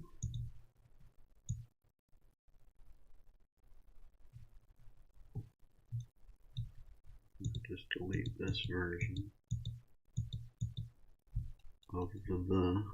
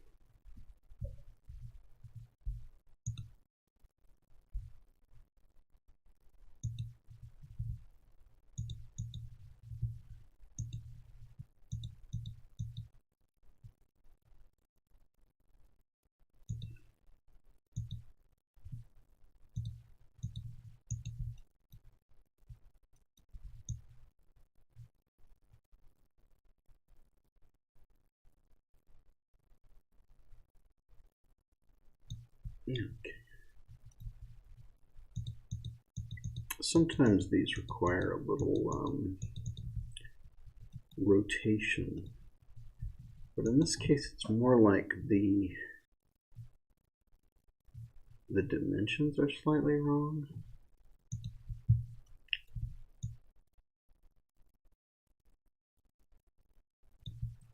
Just very slightly wrong. So I'm just kind of warping them to fit a little bit there. Overall.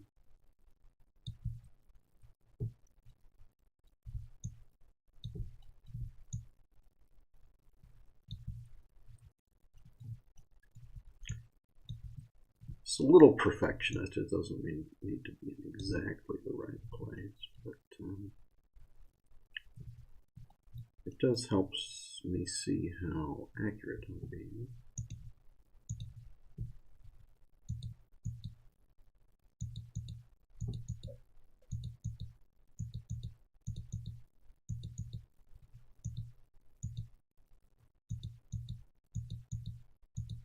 Okay, so that should just fit right over it.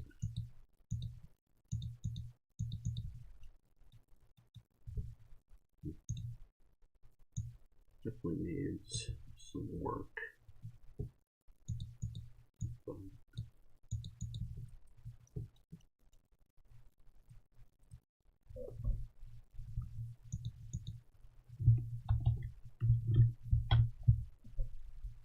This is going to be seen at a bit of a distance also, but that doesn't mean I could get away with worse work, I guess I'm saying, but I don't want to.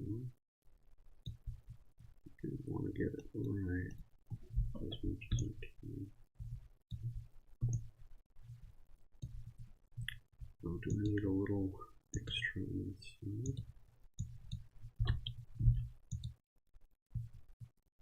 I guess so.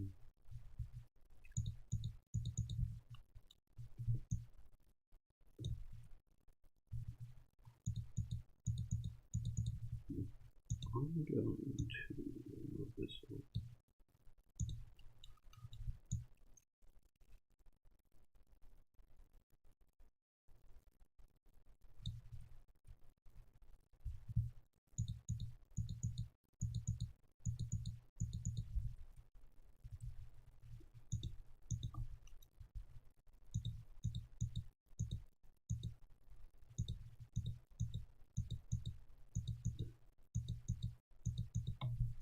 This should be pretty good.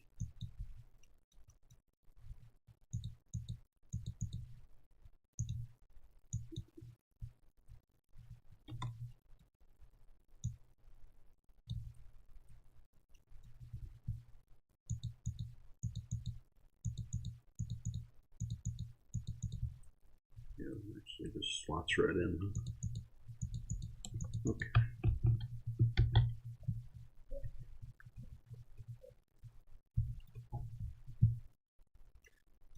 It's definitely stuff I need to correct on a close-up level.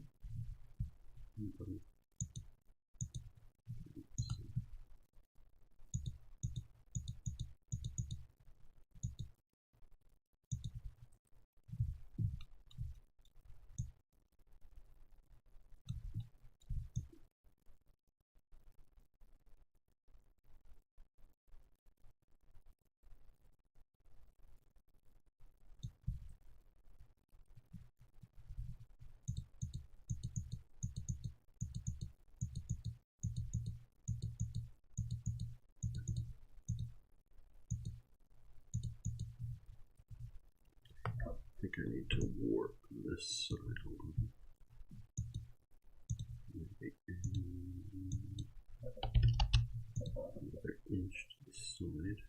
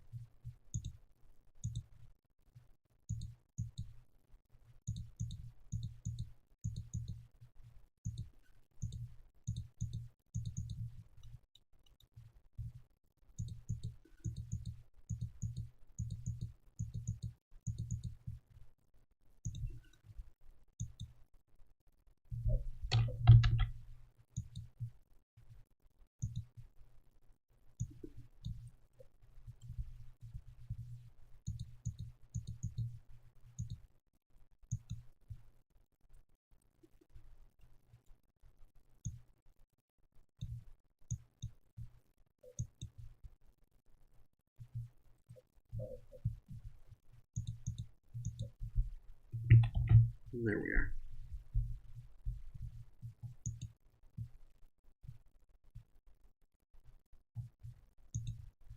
It needs retouching, but that's a full assembly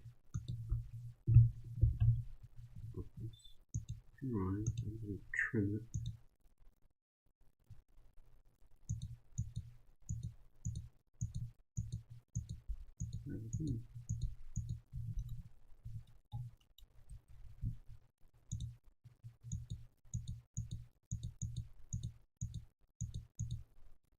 Yeah, it's going to need work. There's some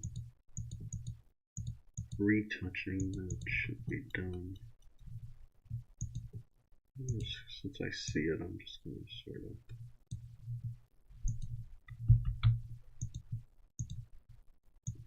do do some dumb shit here. Fix this later.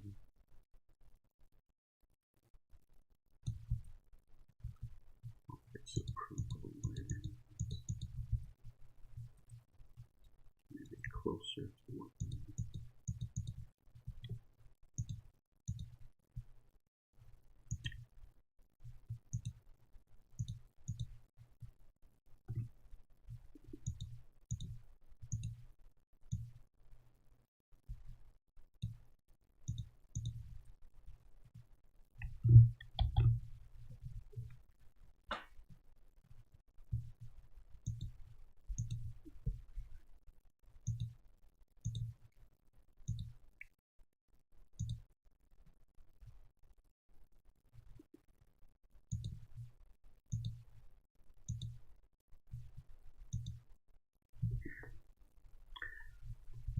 Okay.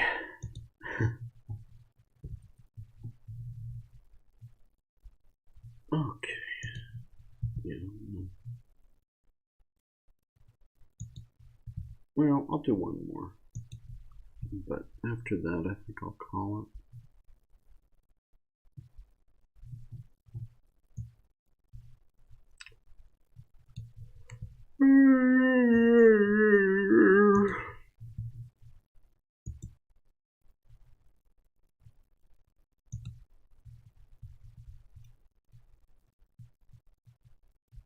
Did I ever resize this?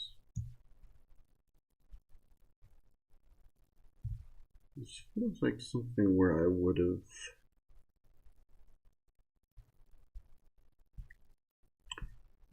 resized it, but maybe I didn't.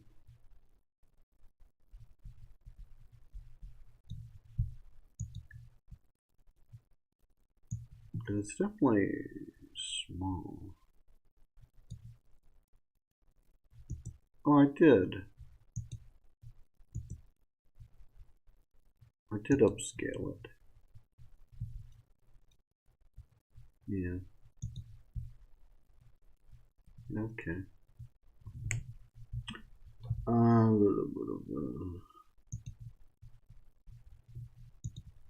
did upscale it.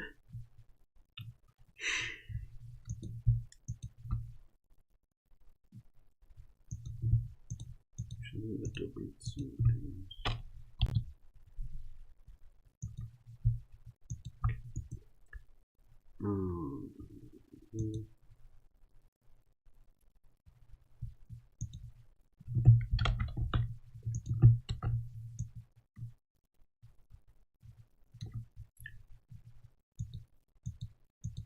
So this is actually a little larger, which is interesting.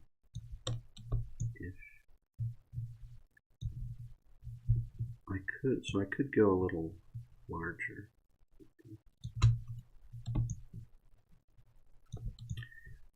I upscaled this to 10,000 because that's about the size you should be working at, and anything larger than that gets to be a problem. But it is larger than that.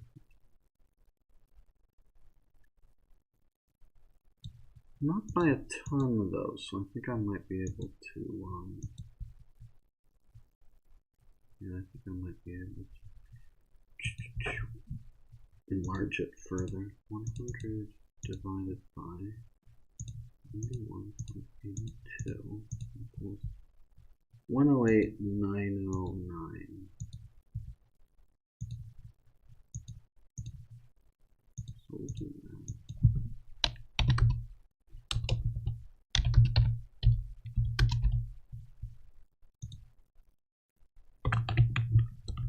This will be a little bigger than that was.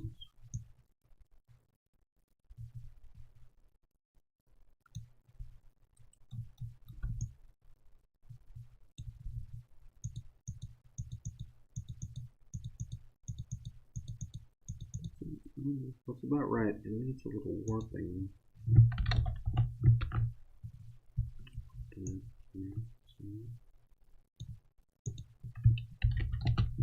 This here somewhere. Looks like I'm going to need a little more height here.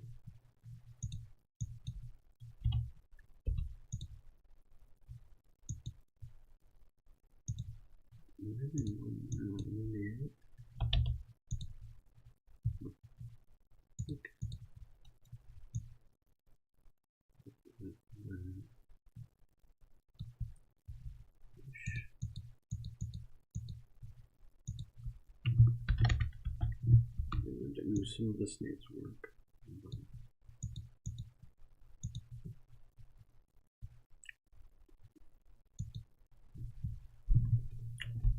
Anyway, I'm tired, so I'm going to call it, but thank you all for being here. Really appreciate it. And I hope you have a happy holiday if I don't see you. Have a good one.